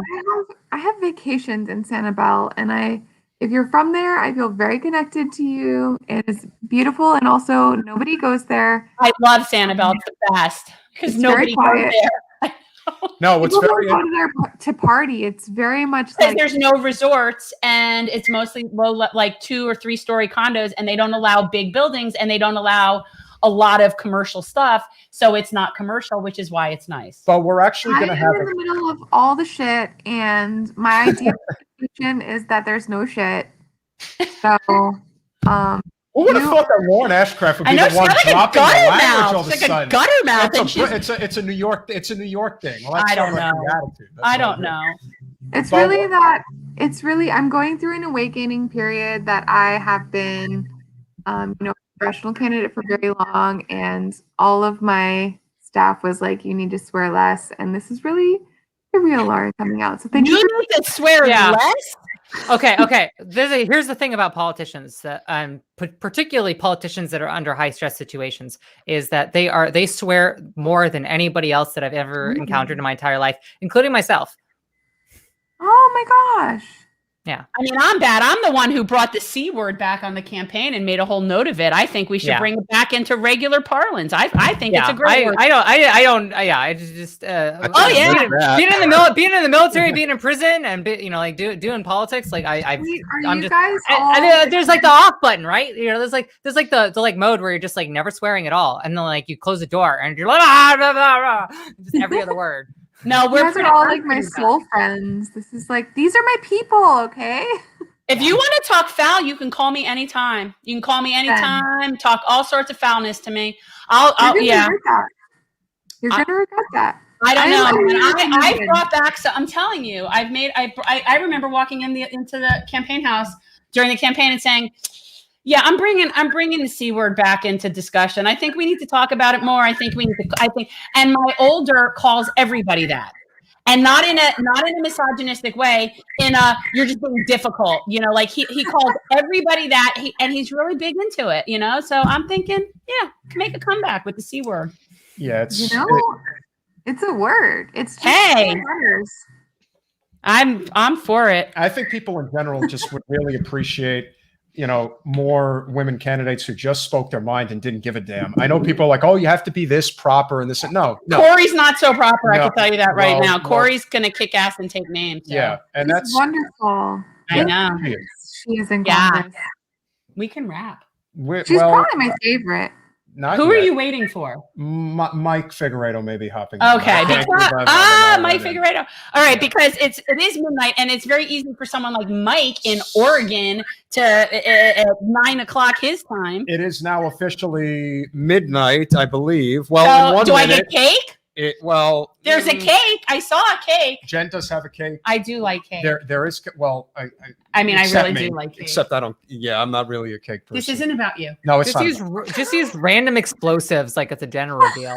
Yeah, for real. Oh, burn down half the state. Jen, is 11:59 your birthday or midnight? No, I'm the 14th. I'm the 14th. My birthday's on the 14th. But we always live stream. We do live streams on Thursdays. And so I'm like, instead of creating a special event, we'll just do our Thursday night live stream for that. And we did it as a fundraiser. And I'm going to bring drag me into this. And it's not even your birthday? Wait, it is now. It is. Now it is. Thank you. Happy birthday. Thank you. And we are doing this as a fundraiser for GenCorp. All of the stuff that we do, all our money that comes in through generational change goes to GenCorp. And really, all I do with this is just use it to do things locally, like do homeless core care packs. We do beach cleanups. We do food distributions. Really just anything we can do to help. And so the money that you send goes to buying things like buckets so that when I do a beach cleanup, I can bring buckets and gloves for people to do it. And yes, it does pay for tacos and occasional frosty beverage, but whatever. And it's a hell of a workout. I tell you. Yeah. But we're just always. When you have to, any type of beach cleanup requires a lot. And I'm actually working on putting together a group kayak cleanup, doing paddle with a purpose. Because I like to kayak. Actually, I'm going tomorrow. That's what I'm doing tomorrow morning or today morning. I'm going kayaking. Oh, I thought you said you were going to a specific location. Well, I am. I'm going to go to Westlake because it's easy and it's convenient and it's nice and it's a good workout there. But so that's my point. But if I could be cleaning and kayaking, that would be awesome. So there is a group that does paddle with a purpose, and apparently you do groups and you do clean up the water. So that would be a fun thing for me. We just always come up with new things. But so any money that comes to generational change goes to GenCorp. I wish I could say we get any sort of salary or any sort of money, but we don't. And basically, right now, if you guys join as a Patreon, we are having this month, we're going to be having our first ever members only Zoom meeting on May 26th. We're going to start doing a monthly Zoom call. We'll be doing special presentations on different subjects this month. Mona Lisa, my friend, will be giving a presentation on food deserts and the connection between food insecurity and the school to prison pipeline and what's going on with that in our cities. So that'll be a really good presentation. And if you're a member, $5 or $10 Patreon members, then you will have access to the Zoom call. So this is the time to join. We're keeping it as well. So Josh came on, Miles just came on. Hi guys, hey Miles. These were some of our campaign volunteers, Lauren. These are the kids. These are the college kids. Josh is amazing. Josh is great. Yeah. You know Josh? He's our Josh. Josh now you're coaching our people from up there. I think Josh was on both of our teams when we ran. Yeah, and in text bank. Oh, he probably was. Yeah, Josh is very masterful at multitasking campaigns. Josh, we are huge fans of you, Josh. Josh is a super volunteer for sure. But you would appreciate this, Bo. It's all these kids. Jen, happy birthday. I've got to get going. Thank you so I much for enjoyed coming. it. I Nice can't meeting get y'all. without my bow thing. Bo, thank you for everything, brother. It really means a lot. Thank and you so we hope much. to see you again soon. Oh, anytime. Bye, All right. Bo. Nice to meet you. Bye. I gotta start shooting soon. Are you going to start now? Really? You're starting a thing now? No, I gotta. I gotta do voiceover and I gotta do. All right, go do. You know what? You coming on here was like the coolest thing ever. Wait. Hold on a second. This is important. I'm talking to Chelsea Manning. I have time. I have time. Well, all right, here. He wants to come say hi. Come here. You could come say hi. You could come say hi. He's trying to bring a kid. This is important. Chelsea Manning's a national hero. Come here. Come here. Say hi. This is Graham. Hi. This is child number 2. That's Chelsea Manning. Chelsea Manning is a hero, like a major whistleblower hero. That is the reason we know a lot of the bad things that are going on in the world because she had the guts. I'm also a Twitch streamer. I stream on Twitch. He's a gamer. Twitch.com. Twitch.com/XY Chelsea. XY Chelsea. XY Chelsea. Check her out, man. XY Chelsea. That's what he was. I play. I saw him. Oh, you were checking out. All right. This is my husband. Apparently has a cake and he wants to bring me a cake. There we go. This is sweet. Okay. Thank you. Yeah, you realize when you have a husband. Yeah, You're going to see his hands. I'm on the other side of it. I'm a pro gamer. Yes. Here. All right. I'm moving this. All right. Thank you. All right. Let go. Let go. You got it? Yeah, he's got it. All right. I think There we go. All right. We have a cake. Thank you, Jason. See, Lauren's only met my work partner. That's my act. That's why when you say, and Lauren introduces her significant other as partner. And so when I introduce partner, I'm thinking, okay, come here, say hi. I will come in. for the This first is my time, I think. husband. Hello. That's Lauren Ashcraft. She was one of my BNC slate mates, and that's the Chelsea Manning. I've been watching you guys for, Oh, okay. You've been watching for a little while. He He's added doesn't to the follow stream. politics. Like I basically get 2 votes, right? I vote my vote. I vote his vote. We've been together 30 years. Wow. That long? No? 30 years. All right. God. All right. Is that long? 1, 2, 3. Happy birthday to you. Happy birthday to you. Happy birthday, dear Jen. Happy birthday to you. Very exciting. No. They won't realize. All right. Thank you. All right. Chelsea Manning just saying happy birthday to me. It's like the coolest thing ever. Like honestly, and you know he had Nina Turner was on before too. You missed Nina. I had Nina come on and that was a surprise her. surprise. I had we've crossed paths before. Oh, Nina. Yeah. Yeah. She's And Nina. So cool. But Chelsea, seriously, I'm this good. has Who been the does? most humbling thing to me. You are truly an inspiration and a hero. And I've been saying it for the longest time. Like the fact that you're even controversial is ludicrous to me. I don't understand it. I like it. It's fine. Okay, as long as you're cool with it. But to me, here's the thing. Like it just gives me a launch pad to do other things. It's given me an opportunity to do other things. So like it runs out of the legal stuff eventually runs out of steam. And I don't know. I've just always taken the approach of I'm trying to move on with my life and do positive things. So you have the best attitude. Like I am really blown away by your attitude. Not that I would think you wouldn't have a good attitude, but just you're very light and inspirational and really you're really a pleasure. You really are. You're a pleasure. And I not that I don't know. I didn't think you wouldn't be. I don't know why, but oh no. I mean, there's a lot of loudmouths out there. There's a lot of people who have very high opinions of themselves. Yeah, you are very special. And I've been saying it for the longest time. Like the people that a lot of people want to prosecute and go after are people I think we should be building monuments to. And as somebody who is a journalism person and cares very much about free speech and just these issues, it's like what you did is extraordinary. And most people would not have done that. And most people would not have stood so strong for so long. And I think the harder part for me though has been like trying to adjust to like the rest of my life. Because it's like, because like one of the problems is that I I'm gonna get real talk here, like as I'm leaving, I guess. But like is that there's so much stuff that I have an interest in. There's so many things that I want to do, and like I had like a whole decade like that where I couldn't do it, and and then and now we're in the middle of a pandemic, and like it's just like I'm just really eager to like have like fill in the gap of like a chunk of my life and like start trying to enrich that, because like now I know how precious my own life is. Like I want to spend the next 30 years of like of what's left of my youth, until I turn like 70, right? All right. It's not 50.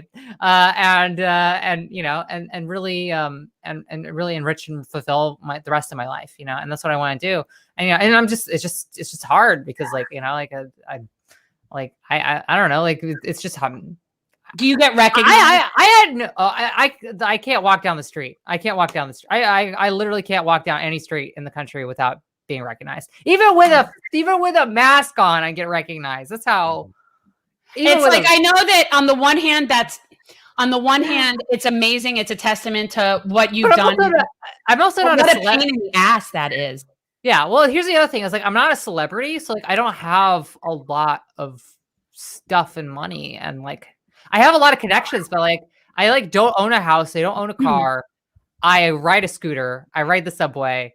So like I am not shielded from everything. I don't even have health. You don't have an entourage and security, and you're a famous person that has to be out and about. Yeah, I gotta walk and go to the bodega. I also have to like figure out how, and that's one of the reasons why I'm doing content production. Is like I want to do like content production, but like it's gonna have to be a staple of like how I live potentially. As if we don't have. Speaking of, if universities don't start doing speaking events again soon, Well, I'd love to have you on. Like to me, I think you might be the only. I have a Patreon, and I just want to plug that in. Please. And I'd love to have you on for like a Patreon interview. It's patreon.com /patreon.com/XY Chelsea is my Patreon. It is increasingly my actual source of income at this as I'm transitioning. Okay, everyone check out Chelsea's Patreon.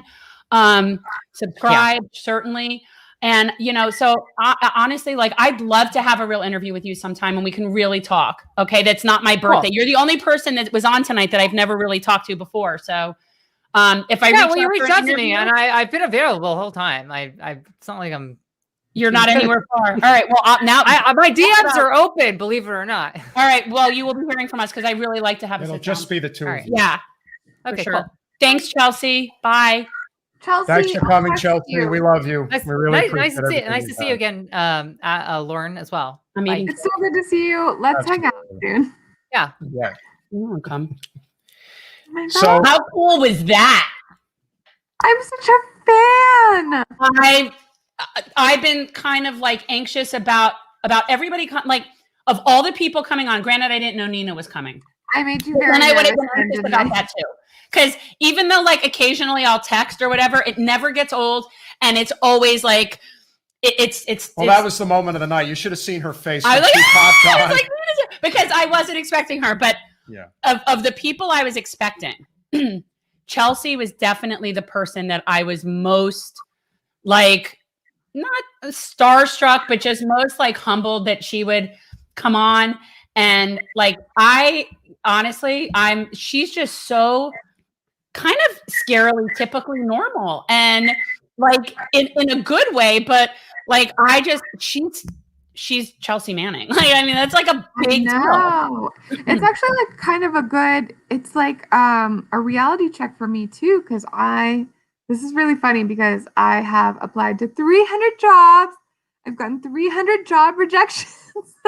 Wow. This is my campaign, which is almost a year ago now that I ran. And it's kind of a reality check for me to know that like Chelsea Manning on Patreon. Yeah. So everybody needs to create an income and needs to have like a new sort of situation going that isn't based on what she's known for. We've been saying this for a long time. I still think there are way too many people in this country who do not grasp just Look, it's the rose. It's cute. It's a purple rose. Purple rose of Cairo. Yeah. Okay, I'm very jealous right now because I love icing. It's really I'm a big fan. I'm a big fan. This is a good Publix cake too, and it's really pretty and it's got pretty colors. Oh my gosh, it's a grocery store cake. I The best. because all these people were trying to pick a wedding cake. You're gonna laugh so hard because our wedding is in August and we've been trying all these cakes and it's like all these fancy New York bakeries. It's like, it's the best bakery that you've ever tried. You're gonna love this buttercream. And we try it and I'm like, oh my God, I miss my grocery store cake. You know what? It just depends. Honestly, it just depends. But there are often grocery store cake is the way to go. Which So one do you? good. Publix. Yeah. Grandmother used to call it Publix. She was Japanese. That's I funny. love her for it. Wait. So can you say it with a little accent? How does your mom let's hear what Lauren's, Japanese mom, how she says Publix. so yeah, my grandma, she used to call me Rorong. That was my name growing up. And yeah, she used to say Publix. Do you laugh though when she says certain things? So yeah, she's dead now, but yeah, when she used to say like bump to bump traffic, and I was like, Grandma, that's so cute. Now I'm just gonna say bump to bump. She changed a lot of my vocabulary just because I was like, that's too cute, Grandma. I love you. That's better than English. I love it. Have you been to Japan, Lauren? Yes. I want to go there. I definitely want to go there. Yeah, that was like really the start of my spiritual journey, really, because I didn't know my family in Japan. She was very much like, you're American. Like, I know I have an accent. I know that I'm a Japanese woman, but like, forget about this. You are American. And so I was like, okay, I'm American. And then in 2017, I was like, okay, I'm Japanese. So I like went over and I made connection with my family on Facebook and I met them for the first time. How cool is that? Buddhist temples.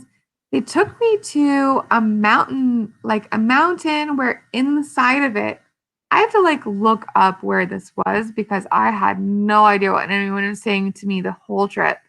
But they took me to like a mountainside where there was like a hole carved into it where like it was just like this very Buddhist thing. It was like a Buddhist something. And there was a temple at the end of it. And I was like, oh, this is like the first like spiritual thing that I felt ever. And then I came back home and I started like getting really into Reiki and shit. So yeah, it was very. Did you see the snow monkeys? That's what I want to do. I want to go to Japan and see the snow monkeys. There's snow monkeys there.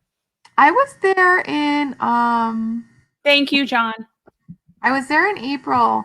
It was not snowy. It was like there during You realize the monkeys are there whether it's snowing or not. I was we were coming off of a mountain and I saw signs. It was hilarious. I actually have pictures of this, but it was like, you know how we have signs for like cow crossings or deer crossings? Yeah.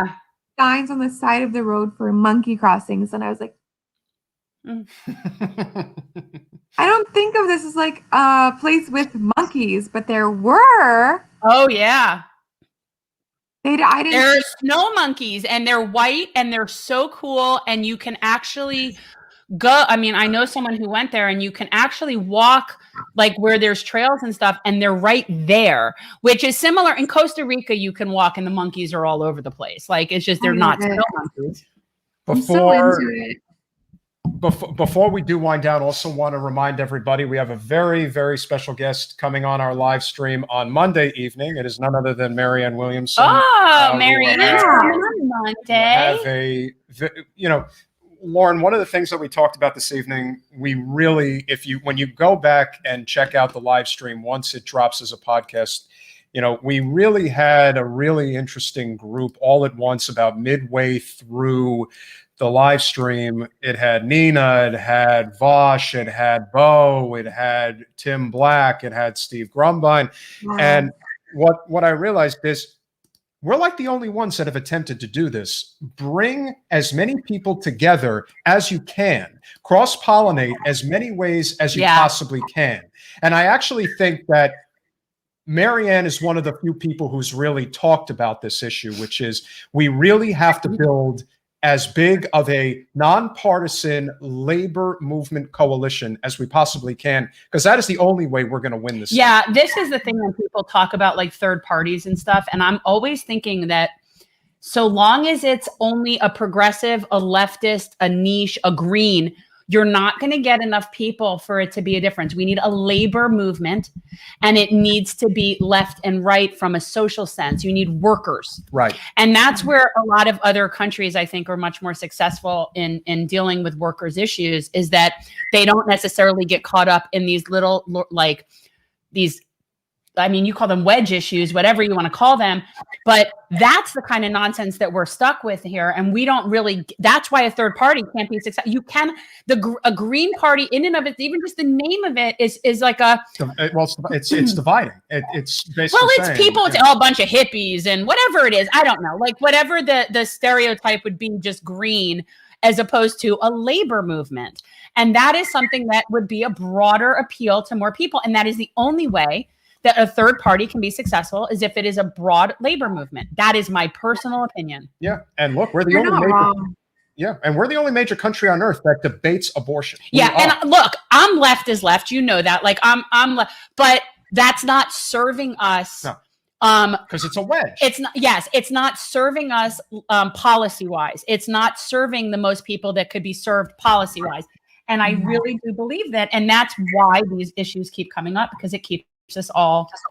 It looks like, according to John, this has been a very successful fundraiser, which is obviously a great sign. Definitely having frosty beverage at next month's Taco Tuesday. Well, there you go. I think. Have you heard of Taco Tuesday? Have you heard of Taco Tuesday? Not our Taco Tuesday. We do the first Tuesday of the month. We do Trash and Taco Tuesday, and we do a cleanup at the beach, and then I get everybody tacos. And it's the first Tuesday of the month, right? Yeah. And so, yeah, Marianne does know MMT. Yeah. Yes, Christina. Yeah, and she's just she is a great coalition builder. And I know a lot of people, when they first heard her on the debate stage, were like, "Oh, this kooky lady with the crystals, and she's saying love and this and that." I'm like, yeah, maybe, they don't understand, but you don't really understand that. Nobody becomes Oprah's guru unless they know a thing or two about how to reach people in a way that most people are not reaching people. And Marianne's not wrong. Yeah. Marianne was the only person that I found, and not that I thought, oh, she was somebody that really had the chance of really getting through to the end or anything, but the fact that she actually understands the importance of the health of the collective. She understands the importance of the collective. And that is a concept that when most people hear it, I get all sorts of comments like, oh, that's communist or that's socialist. I'm like, no, I'm not talking about like the Borg. I'm not talking about like a mind collective. I'm just talking about in terms of what's the best interest of all of us as a whole. And Marianne really understands that. And that is one of the things about reparations where she and I completely agree. I do not think that we can progress as people until we deal with what has happened in this country and what we have done to people. And I think we have to deal with that. And the only way to do that is through reparations. Now, what that looks like is different I know it's not like a one thing, but we're not moving forward. I'm sorry, until we address this issue. We're just not. It's a justice issue and it's not going away. And the more we try to gloss over it, I just think oh, thank you. Oh, good God. Hilltop Ironworks. Solidarity. Thank you. We need it. You guys make it happen. A socialist streamer just got introduced to news. Oh, socialist streamer got introduced to Nina Turner. Well, Nina's a social democrat, so that makes sense. I mean, Nina believes in social policies and helping, but I really think the collective is key. And until people understand, we cannot move forward as people until we address the things that we've done wrong. And dealing with reparations is a huge part of that. Thank you, Scott Proctor. And so that's really what this is about in terms of, I feel, us with generating information. That's one of the big things that we do, is educate and information. And people don't really understand. They're like, well, I didn't own any slaves. My family didn't, until people recognize we are all the recipients and beneficiaries of a slave society and a white supremacist society, we're not going to move. Like, I just feel like we're stuck. Yeah. I think people, she was the one person in the presidential debate. Whenever Flint came up, she is like, no wonder nobody votes for any of us. Yeah. Because nobody does anything.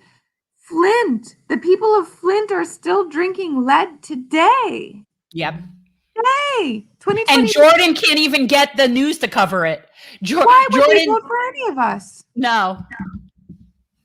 No, and that again is and that's the biggest problem. Oh, is see, again, how do you say that? Macaque, the snow monkey. That's what I was talking about. Thank you, Ricardo, the Lionhearted, about that. Looking up my snow monkey. One of our found on 3 of the 4 main Japanese islands. My grandma's from Kyushu. Oh, that's really? cool. Kyushu, that's how you say it? Kyushu. Yeah. No, I would just go there and eat. Probably. If I'm going there, I'm making 2 trips. I'm doing Japan and I'm doing Australia. So once you get to that part, that's the other side of the world. Oh, it is kind of true. Once you're going that far, Australians travel like that. They go south in the Pacific, north and south on the Pacific. But once you cross the Pacific, you might as well make use of the whole. 100%. Yeah. Well, like that's when you need to take a trip for like 10 days to 2 weeks. Like you can't not go and explore because you never know if you may. We're the only country that doesn't take longer holidays. When I traveled and I met people from Australia, we're the only country that doesn't guarantee. Well, right, vacation. But like there's that. But like Australians, when they travel, when they go on holiday, they'll go for months. And it's amazing. I mean, we need to do that. It's crazy. It's amazing what happens when you have paid time off. Yeah. And think about what that does in terms of people learning about other places and other things and having other experiences and realizing that, you don't live in an echo chamber. John, do me a favor. I think Mike Figueredo wants to hop on for a minute. Make sure that if you want us to shoot him a quick message, just get him on so that he could get on. Because I got to go eat something besides cake. Oh, we're going to be up late tonight. I definitely got to eat. And I'm getting up. Oh, sushi. We have sushi, I think. Yeah. Sushi? I think my husband ordered sushi. That's what you got to do. You got to have like a sushi tasting contest, like a pizza tasting contest. But then you kind of have to pick winners, and that's kind of challenging. Oh, to do. The weirdest thing is I live in New York.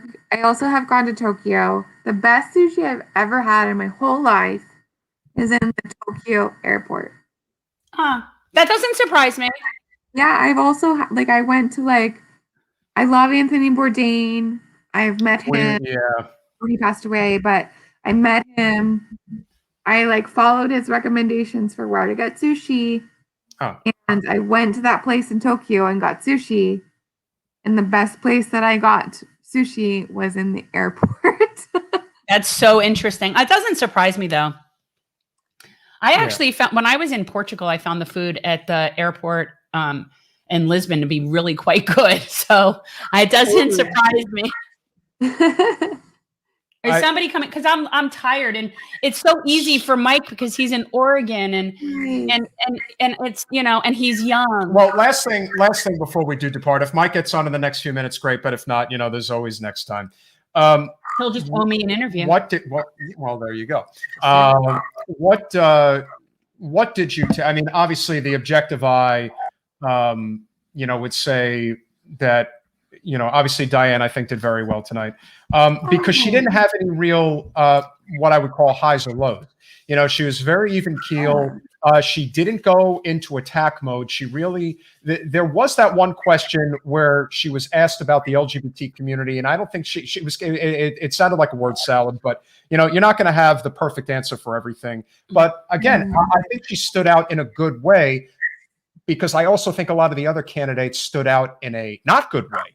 We talked about the fact that Adams anyone who's watching and is trying to figure out who they want to support, I don't know if they're going to support Andrew. I don't know if they're going to support Diane. I don't know if they're going to support Maya, but I know they're not going to support Adams. I mean, he is and he came off as a very, there's nothing warm about him. That is another thing that I observed. He's got, and again, he's a cold fish. Well, he's a former cop, and he's got he's got that real, like, yeah, that's right, I'm an armed man of the law. Not like our Willie Jones.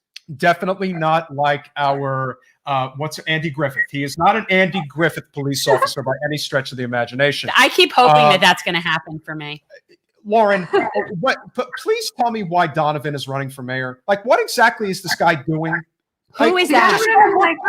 Dude, just go work it out. Serious. I haven't said this publicly at all. Do you want to know like the real juice? Yeah. Oh yeah. So I actually, when I was in grad school, I was an intern at the United States of Housing and Urban Development, and he was the secretary of HUD. And I got sexually harassed by my boss there, who was a direct report of Sean Donovan. And I actually have the letter in my drawer over there. But this is the first time that I'm talking about it. So I love you guys. This is why I'm doing it. Happy birthday, Jen. And again, none of this surprises me. No, but if you take one look at if you take one look at wait, this is the guy that's running right now. It wasn't Sean Donovan. Yeah, it was not Sean Donovan. It was his direct report. And I didn't report it, but it was observed by all the strong, amazing women around me that I'm still friends with to this day. And I actually, they reported it, and I got interviewed by another direct report of Sean Donovan. He flew to Pittsburgh from DC because he got a report of sexual harassment, and he took my account, and my temporary job ended. And then I got a letter of apology that I felt that my harasser was hitting on me. So in other words, they were sorry that you felt harassed by someone who was harassing you. So they were sorry that you felt harassed. If anybody thinks that Lindsay Boylan made up her story, you really are living in an alternate universe. Well, I'm telling you, and I say it over and over again, I don't know a single adult woman that has not been violated. And so if I don't know a single adult woman that has not been violated, why would I not believe somebody's story about being violated? Because it's most likely true. And the only thing that I will say, especially between Donovan and McGuire, and we are going to bring in the wonderful Mike Figueredo from the Humanist Report. Better late than never, Mike. Can you hear me? Now I can. Oh shoot! I'm not ready. I was prepping something really epic and cool, and it wasn't ready. Yeah. Well, we'll kick you out. You'll no. I was already talking about. Yeah. It's easy for Mike. He's on Oregon time. We're Eastern Standard Time over here, man. Oh, the night's still young. The night's still young. Yes, but I am not young. How's it going, everyone? It's good to see you too. It's nice to see everyone. Oh, okay. Give me 1 second. It's gonna happen now. I'm about to do the really cool thing. My computer's so slow. Okay, here we go. All right, what's happening? Ta-da! I can't see it. There we go. Thank you. That's so sweet. I was trying to prep it, but my computer was like, I opened the Paint editor, and it's like, just slowly going. It's like, oh my god. But you missed some really cool people though. So you just missed Chelsea Manning was on here. wow. I know. No kidding. I'm very serious. Chelsea Manning came and Chelsea Manning sang happy birthday to me. That's incredible. That's got to feel what I great. think. And then he surprised me and Nina Turner. I got her good, Mike. I got Nina to come on, and you had to see the look on her because face. she was the No only person kidding. I was not expecting, Yeah. and it never gets old. That's never amazing. Gets older. Yeah, we had some really good. It's been really cool. Tim Black was on. We Nice. had Bo of the Fifth Column was on. Okay. Vosh was on, and people have Wow. issues with him, and I know, but I don't care because I like him. He's Vosh my is friend. awesome. I love Vosh. But a lot of people have issues, and actually, we had certain people that didn't want to be on with him. Oh, interesting. Oh, wow. He's It was really kind of polarizing. like I didn't know wedding that. tables. He's very controversial. Do you get why? I mean, not really. That's how I feel. I don't get it. I just think people are, he's just very direct, and there's some people that don't Whatever. like that. I don't and know. It's what it is. Well, I mean, look, I will say that with every single political commentator, there's going to be controversies, and I don't agree with everything that Vosh says, but I didn't know he was like that much of a Well, there's lightning people rod. that think of him as like a total transphobe, which is Vosh? Yes, which is weird because he is part of the LGBT community. Like, not that means you can't have issues.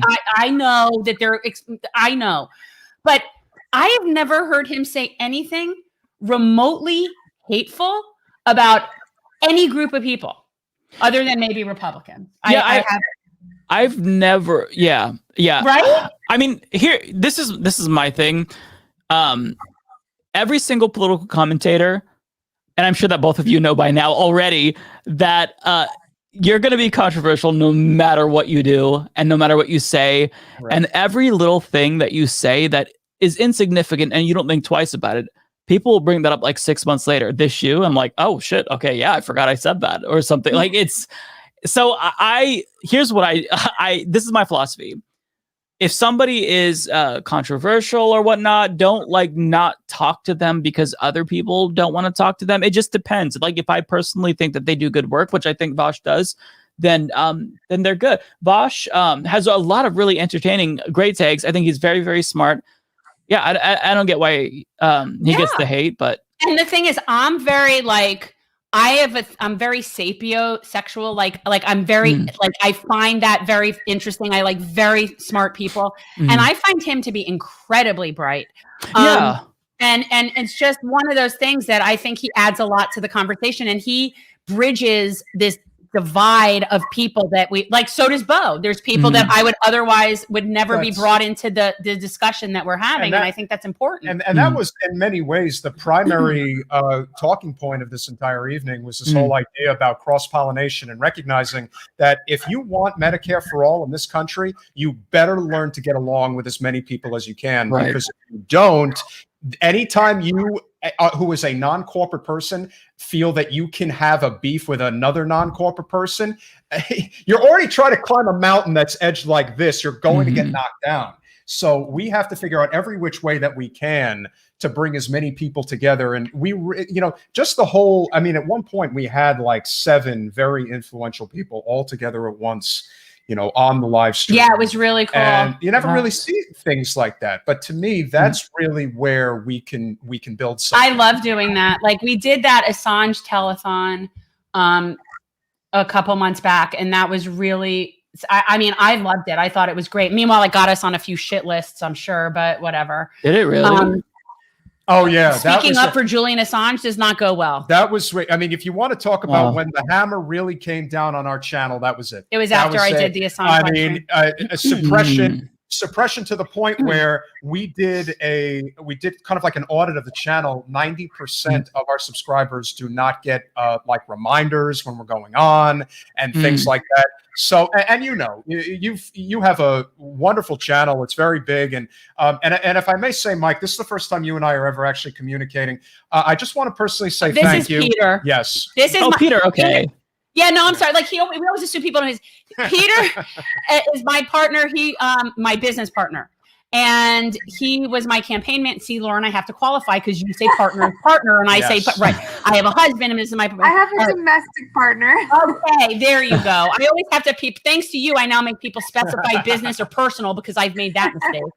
But so Peter was my campaign manager. We kind of have always been like a team together, doing like all of our stuff, and so he and I do our podcast together. Yeah, very cool. Yes, you in particular, and Savage Joy also comes to mind. You know, you gave Jen a platform when no one was giving her a platform. Yeah. And that really meant a lot. And paying it forward is, to me, the most endearing quality, especially in this, part of our society that really matters when it comes to building coalitions and going far. Paying it forward is the only way we're going to get there. And, you did that. And I just want to say thank you. That really meant a lot. It really gave Jen, it really spiked. Like, I guess it got like 20,000 views. And from that point, we were off and running, and it really helped. And it really does. So anytime you platform anybody who just, needs a little name recognition, it can really go a long way.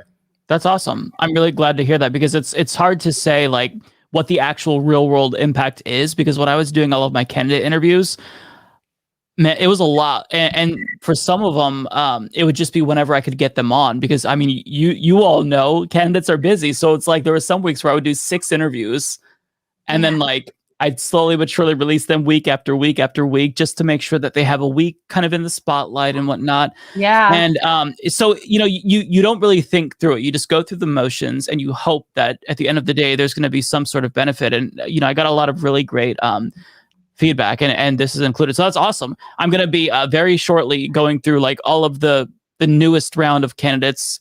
I have to wait until I get a new computer, because the one that I'm on now, like, we're definitely dying. We're going we're going slowly out. So I just ordered the fancy new it's that like pretty blue old like 95 style Mac.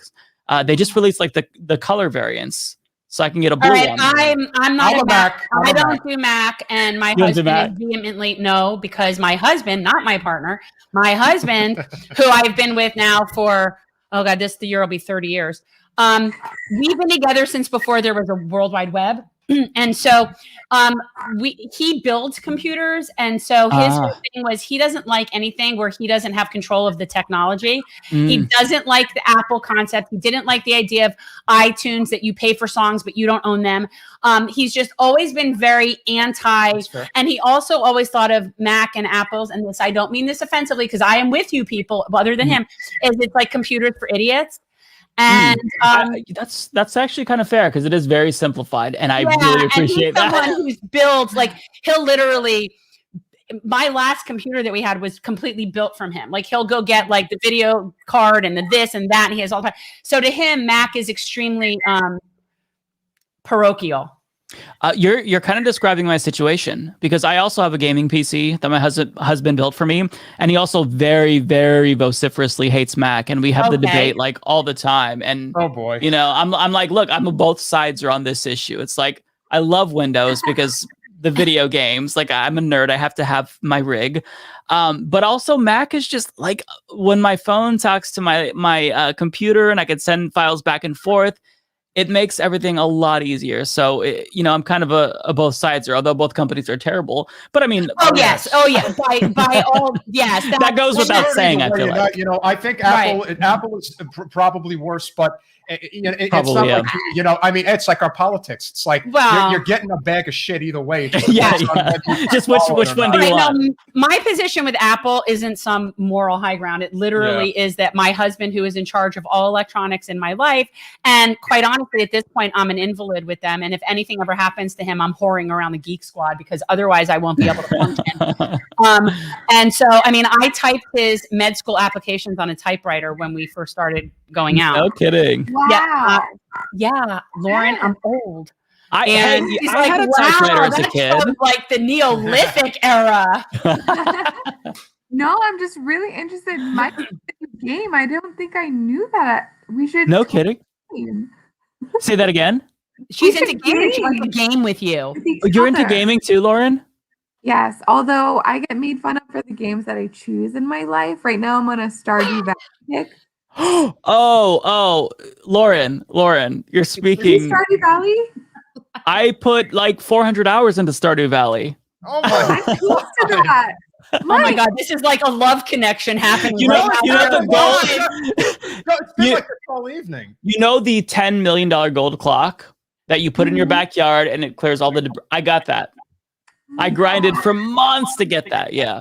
Oh my gosh. Is that like a virtual thing that doesn't exist in real life that you actually worked hard to achieve to not even have a real thing? Is that what you're saying? Yes. I do not have this gold clock. Mike, when oh my God, Mike, I'm a little bit disillusioned right now with you. I really am. Like, I really had you at like a certain level of like academia, whatever, and now I don't know. The video games are so consuming. That's the thing. And what's interesting is you remember when AOC did that stream with she played Among Us. And then Andrew Yang and his people were trying to get Jen to jump on because they were trying to do like a follow-up of some kind to that. I was so stressed about it. You have no idea. Really? Like, I can't do that. I can't play video game. Look, Andrew Yang asked you to play Among Us? Well, his people. His It Yang- was the Yang the gang. Yang Gangers. It was his like Humanity Forward, Yeah, you know, like that it was his group. They were getting her and like Yeah, it wasn't Andrew Yang personally texting me and saying, "Yeah, will you game with me?" No, it was No, not. it didn't go that far. It's not like Andrew, if you're listening, I would love to chat. And Well, look, he's made some not so great comments as of late, which we're not happy about. I recognize that. Mike, were you able to catch, because I streamed it on YouTube, were you able to catch any of the mayoral debate tonight? They finally did the New York City mayoral debate. No, I have not. I spent the only last couple of person hours who on. lives there. Laura lives there. She's a New Yorker. You're the only person who's so interested in this that doesn't live there. I just How was it? find Did Diane Morales kill? I think she did. course. I think she did very well. Nice. If I'm being completely objective, she didn't have any super high moments. She didn't have any low moments. She was the most consistent person that was there. I think Andrew, he took some blows. There's no question. There was a question that was posed to him that he really did not answer well. And it was a question about the fact that apparently he hasn't voted in New York elections for like 20 years. And he just kind of skipped over even answering. I'm like, Andrew, you got to come up with a That's not good. That's he really was bad. trying to just like la la la la la la la. Hey, at one time. But actually, Mike, we're gonna have an episode about how to evaluate politicians soon. So I'll be raising tennis around that. But how do you evaluate politicians, Lauren? Yes. So Jen, as we know, it's really important to look at their campaign donations. Yes. Diane Morales, for example, is a very grassroots candidate that doesn't take big real estate money, doesn't take banking money. And unlike Sean Donovan, who his dad started a super PAC with $1 million donation that is funding his campaign, Diane is a working class candidate. You had It was just a small loan, a totally small loan of $1 million. We all get it. Believe me when I tell you, I got $1 million. We loan, know. and I turned out really great. Yeah, you filed really bankruptcy how incredible. many times? Doesn't matter. That's totally fake news. I became president, and that's all that matters. And I'm totally running again, and I'm going to get another big loan of $1 billion. Oh, for God's sake, nobody's giving you $1 billion. Go write your blog. Oh my God, that's Listen, horrifying. Daddy, It's so good. He has two others. Listen, he's done his other two tonight. He also does. Somebody has to come and wish Jen a happy Oh birthday. God, this is the perv of the pervs. This is the other one. This is so perv. You guys missed some of the. Well, I just have to say that I've been waiting all night to come on and wish you a happy birthday. Yeah, I'm sure you have. And Bill. as you can see, it's the appropriate time for me to come visit. Oh my God. Well, if you guys That's don't good. mind, Jen and I have a little business to attend We have to. no business, Oh, we Bill. most Go. certainly do. You can't say no to me. I mean, come on. That was once true. That was once true at one yeah. point. It was the saxophone on the Arsenio Hall show. I know that, but that's the only reason I voted for Well, you. I don't want to make any inappropriate comments. You on are this all live about stream, inappropriate. so, Go talk to your this friend is- Jeffrey Epstein. Oh, that's right. You Arkansided him. We're not supposed to talk about that. You got to be quiet. You might get yourself Arkansided. trouble. Yeah. We don't Okay. want that. I'm not messing with them. So that's this is my life. I feel like you need a therapy session I do. Thanks, Lauren. I can have a little fun, can I? And I know, Mike, you have that. You used to have that audio clip of Trump at the end. So Yeah, I might have to hit you up for some Bill Clinton clips. well, the one that I'm going to be doing. Well, you know, he's very into his Corleone. Oh, I got myself a face mask that's coming, and I'll be putting that on. And I just don't think it's as pretty funny good. as the political things. That's the only no, thing. but you know, you gotta. Well, again, and somebody suggest. I can't remember who it was. Somebody suggested earlier that because we haven't started TikTok yet, but it's probably a good idea that we do. And someone suggested that I do a TikTok of me having a conversation between Trump and Clinton, like basically just going back and forth. Oh, that's actually good. Yeah. So I think and we he should do does that. Bernie too, but that I don't think Bernie talking to Trump or Bill, like that wouldn't be an organic conversation. Yeah. Bill and Trump could be discussing how they're going to both be covering up the amount of times they spent with Epstein on his plane. Like there could be a lot of conversation. Yeah, there's so much material. Right. But Bernie has no material there. All these like sexual abuser men are like he's on speed dial with each other, and It's so weird. It's so gross. They're best friends, and they're like, I don't like this guy's politics. Yes, you do. You're best friends. Yeah, that thing it's still bizarre to think about how they're all in that same circle, and like for these liberal celebrities like Kathy Griffin, like I forgot what she said, like she attacked leftists for something. I'm kind of like, it's been a while, and everyone just immediately like spam the photograph of her with Donald Trump, like this shoe. It's like, how do all these people know each other? Jesus Christ! Because it's a big club and we're not in it. Well, yeah, Mike, like the richer you get, the more that you're just like in the parties. Like, it's a smaller and smaller group. The richer and richer you get. Yes. Yeah. And like you get invited to each other's weddings and birthday parties and cocktail parties. And you're best friends, and eventually you get invited to like the children's sex parties, I guess. Yeah, I wonder when they invite them to that. Like, I would think that you got to warm up a little. I don't think the first time you're hanging out with someone, they're like, "Hey, I got a minor to sell you." I still maintain that the biggest reason why Wasserman Schultz has not been 86th from the party in any capacity is because she was the head of the DNC for 6 years. She knows everybody's dirty laundry and has basically, I have no doubt, because Mike, we did like a little show. Seth Rich. We had it.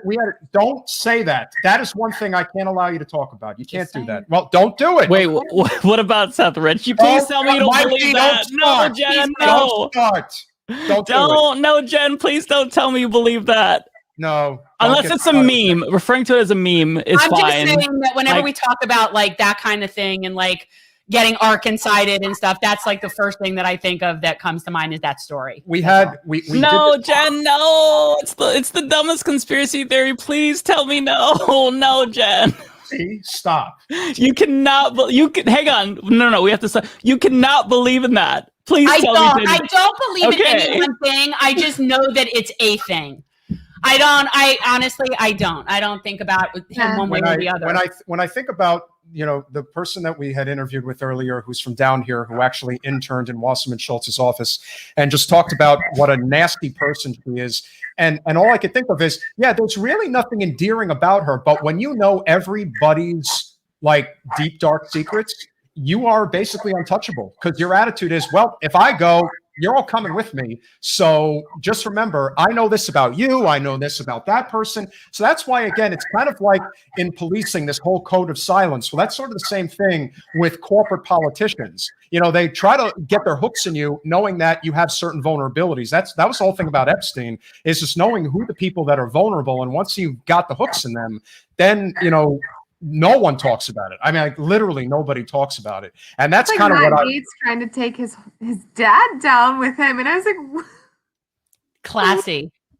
It's like these people all like lock arms, and it's like the mafia. Like they refuse to break with one another. They refuse to sell one another out. And it's funny how I don't know if you guys saw the story with Bill Gates and how his wife. I think that something with their separation had to do with his relationship with Epstein. Yes. And his wife didn't like that he had a relationship with Epstein and warned against it. But he said, I'm going to be friends with him anyway, or whatever. It's just, it's so weird. I think that this is my theory, and it's grounded in zero evidence whatsoever. But I think that to be that powerful, it like turns you into a sociopath. Like you could be a fully functioning adult and be a perfectly fine person, but the minute you get that much money and wealth, it like literally corrupts your soul and turns you into like a monster, to where you've reached the peak of humanity from, you know, an economic standpoint. So now you just seek out other things to try to like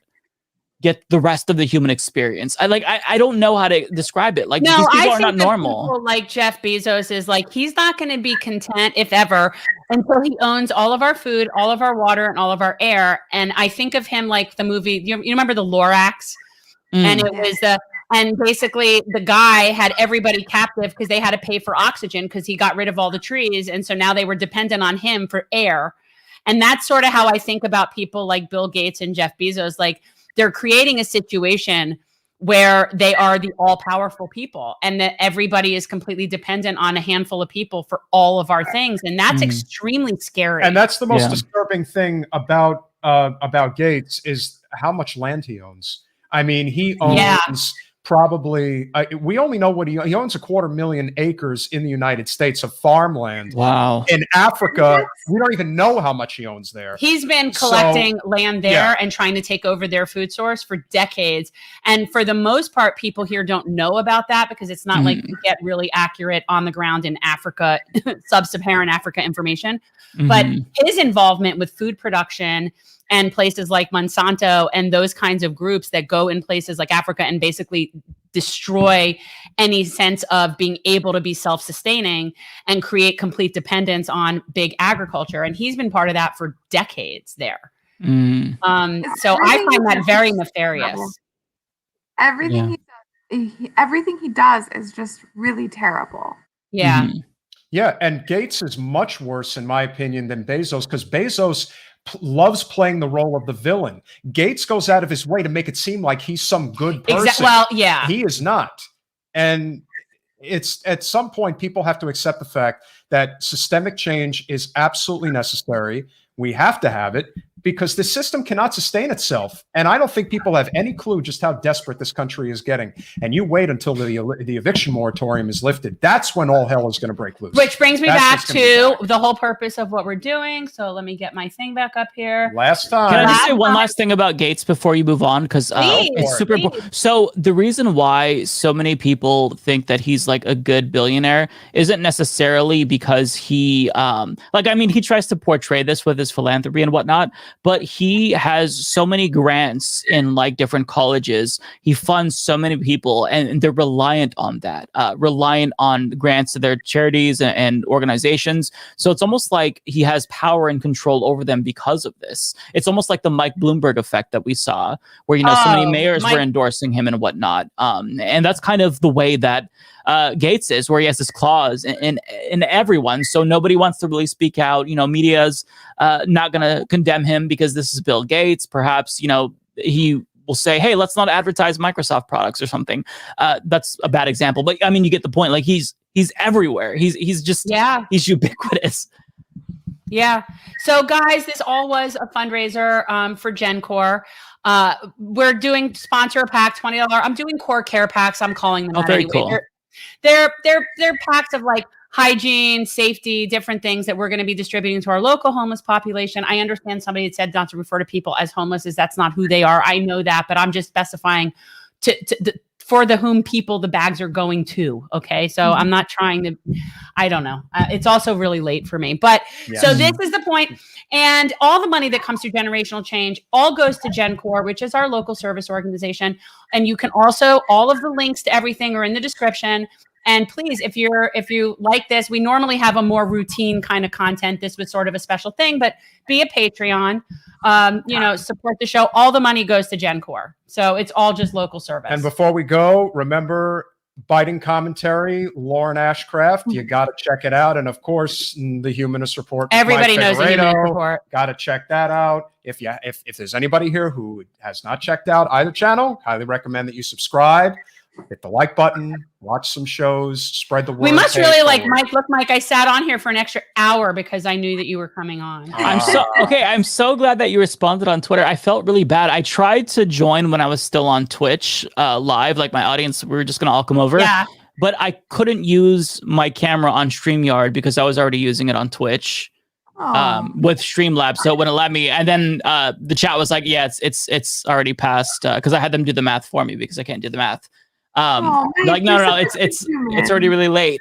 So I'm like, No, okay, it's they're late. gone. We haven't even eaten dinner, so we're gonna go and snark some. Oh my sushi gosh. and try to- I did have a piece of birthday cake, but I haven't had dinner, so I'm thinking I'm a little backwards, but that's okay. Yeah. But thank you so much, Mike. Like you're one Yes, of my happy favorite birthday. people, like for sure. Like in all of the thank you. talking heads of all Thank the you. talking heads, you are And definitely. Thank you. And if I could pay Mike a compliment, really dig your setup. I've always thought it was very aesthetically pleasing. It's not overdone. I personally think Kyle Kalinske took a couple of cues from you in terms of how he did his setup. Well, you think, and he Yeah. changed it. He changed his a little bit. He updated. Yes, but I like the exposed brick. Maybe it's the New Jersey, New God. York in me that He gets really obsessed with appreciates like that. these things. He likes your setup. I like Well, it. thank you. I'm glad that you say it's aesthetically pleasing because that is something that I worked really hard on to perfect over the years. Although I will say, to defend Kyle, he did have his studio first. So yeah, but he recently changed when something. he changed the design, I thought it wasn't mirroring. No, yours. you know what it is? He Yeah. switched the angle just ever so slightly. And so rather than like the two monitors, he's filming from like the corner. And it's crazy because just that slight change makes a huge difference. And I think it looks really great. Like you Okay. have like his light. It's like the bar type light that you see. I don't know what looks like the neon sign. It looks really cool. Yeah, I really like that. I love the neon sign. There's no room in here to be overdone if I did that. But Right. And do this, appreciate it. honestly, this was my setup from my art business when I used to do art shows. I love it, all of yeah. these things are my inventory from my art business. And so I just stuck it up behind us. Don Key Very has cool. been at Don. Oh, thank you, Don Key. Yes, I he's get been it. awesome. Don Key. Don Quixote. Thank you, Don Key. And for everybody who has supported the show tonight, Thank you so very much. much. Please check out the rest of the channel. We've got a lot of great interviews. And again, we try to, be a little different. Monday night, Marianne Williamson. Monday night, Marianne Williamson. Hey, Yeah. that's awesome. Can Lauren plug our chat? Is that on Wednesday or Tuesday? I'm forgetting. Oh, wait, what's happening? Yeah, so we're actually going live on Wednesday the 19th at 8 Wednesday. Eastern. I'm so excited, Mike. Thank you for being a guest on my show. Yeah, I'm really excited. Yeah, I love we're it. going to go into how to evaluate a politician, which is to look into who's donating to them and how they spend their money. So if they use really shitty consultants, and we're going to use a couple of the most famous politicians as examples. That's awesome. Yeah, and you definitely. All right, so got guys, a check out shortage of Lauren's that show. anymore. Check out Biting Commentary. How And with, yeah, like all the people we have on our show, we happen to have two people at this hour that are going to be doing a show together. In a few oh, weeks. but we're a small We're little all community. friends. It's Yeah. yeah. It's fate. It's fate. Yeah, It is fate. It is. And I your have to birthday say, is these all together. Yeah, we'll be taking a step back, I'm sure, once this is over, and look back and say, "Wow, we definitely did a great job tonight." And I think so. that and last thing I'll mention before we go, Mike, we obviously did the the Assange live stream. It looks like people are really working to get this Medicare for All rally going in Washington D.C. I think it's like late July, if I'm not mistaken. I think we should definitely look to do a Medicare for All, live stream similar to what we did with so Assange, in conjunction with the rally to bring as much attention to it as we possibly can. I think that would be very helpful in just getting everybody really talking about this issue. That's very serious. Well, how we did absolutely. we set it up. It was like this, but much more structured. So we had panels each hour, and different people would come on, and it was everybody from like John Kiriakou, Medea Benjamin. I'm like drawing a blank. Margaret Kimberly, Chris Hedges. Just like a really Rania Kalik. I'm telling you, I'm going to think of people like Jordan came on, and Katie was your Katie Halper co-hosted with me. I mean, like it was really amazing, and we like the idea of doing those. And so the idea to pick another topic, like doing it for single payer and doing it for Medicare, would be a really good. Yeah, you got to just, as long as it's got teeth to it. I mean, to me, that's like anything. You know, you want police reform in the United States and qualified immunity. You want to get this Israeli-Palestinian issue under control. You have to put financial aid to Israel on the table. You have to get to the teeth of what these issues are. And again, I hate always having to refer back to him, but Trump became president of the United States because he kept it simple, stupid. When we do things like that, he's simple. Yes, but it worked, and that's what works for most people. You know, Andrew Yang, UBI, Bernie Sanders, Medicare for All. If you have that signature issue that people can identify with, it really makes things a lot easier to just get the masses like really behind it. And so, yeah, if you guys, you know, would like to be involved, we're going to try to hopefully build this out over the next couple of months, and hopefully do something in conjunction with the Medicare for All rally. That's our plan. Yeah, I'd love to. Let me know. Shoot me the details. And yeah, you have my contact. You know my people. Have my people contact your people. My people is me. This is my people. John and I will work that out. Yeah, John in the chat. 100%. Okay, yeah, for sure. Thank you guys so much for coming on and wrapping up my show. And it's been really fun. Thank you. I appreciate it so much. Yeah, happy birthday. Take care. Thank you. Bye, guys. Good night, guys. Thank you so much. We'll see you soon. Bye, guys. What are you doing? Are we just So I guess we are officially wrapped. Happy birthday, kid. I'm a lot older than you. Well, apparently, I'm not counting years anymore, but yeah, I think it went really well. And I think there could be food for me in the other room, and then I'm going to eat it. And it's like, I haven't been up this late eating, I think, since law school, and stopping at like IHOP in the middle of the night, basically. John, would you say this went well? I would say it went pretty well. I'm like floored. I'm Chelsea Manning saying happy birthday to me. Like, I don't even know what to do with myself after that. Well, just keep building our coalition. That's all we can do. I got Thurgood looking over my shoulder. All is well. Looking over your shoulder. Thurgood's always looking over my shoulder. We got a lot, and Dexter's also. Well, and I moved him because Dexter used to be with Frida, but then I wanted to be able to see him in the thing. Well, Dexter is who Thurgood was fighting for all those. Dexter is the reason I'm friends with Mo. Dexter is really the reason that I'm even anywhere doing what we're doing. So on that note, we want to thank each and every one of you. And I want to thank John Holder, our producer, who's awesome, who's always there. And the last thing I will say, hopefully will not be leaving us for brighter pastures. Well, yeah, hopefully we'll be going to brighter pastures, but we'll still also be with us. Yeah. And the last thing I will say, I know there are people who obviously have issues with Vosh, but the truth is, we raised more money when he came on our stream than anybody else. And you know what, though? But it isn't even just that. I really like him. Yes. And I don't care that other people don't. Now, I'm sensitive to other people who might not want to be on something. That I understand. Totally. But I'm not going to not like someone and not be friends with them because other people have an opinion about. I don't live like that. We'll totally see what we can do, John. Totally see what we can do. I need sushi, people. Thank you, guys. Peace out. Monday. See you Monday. We'll see you Monday with Marianne Williamson.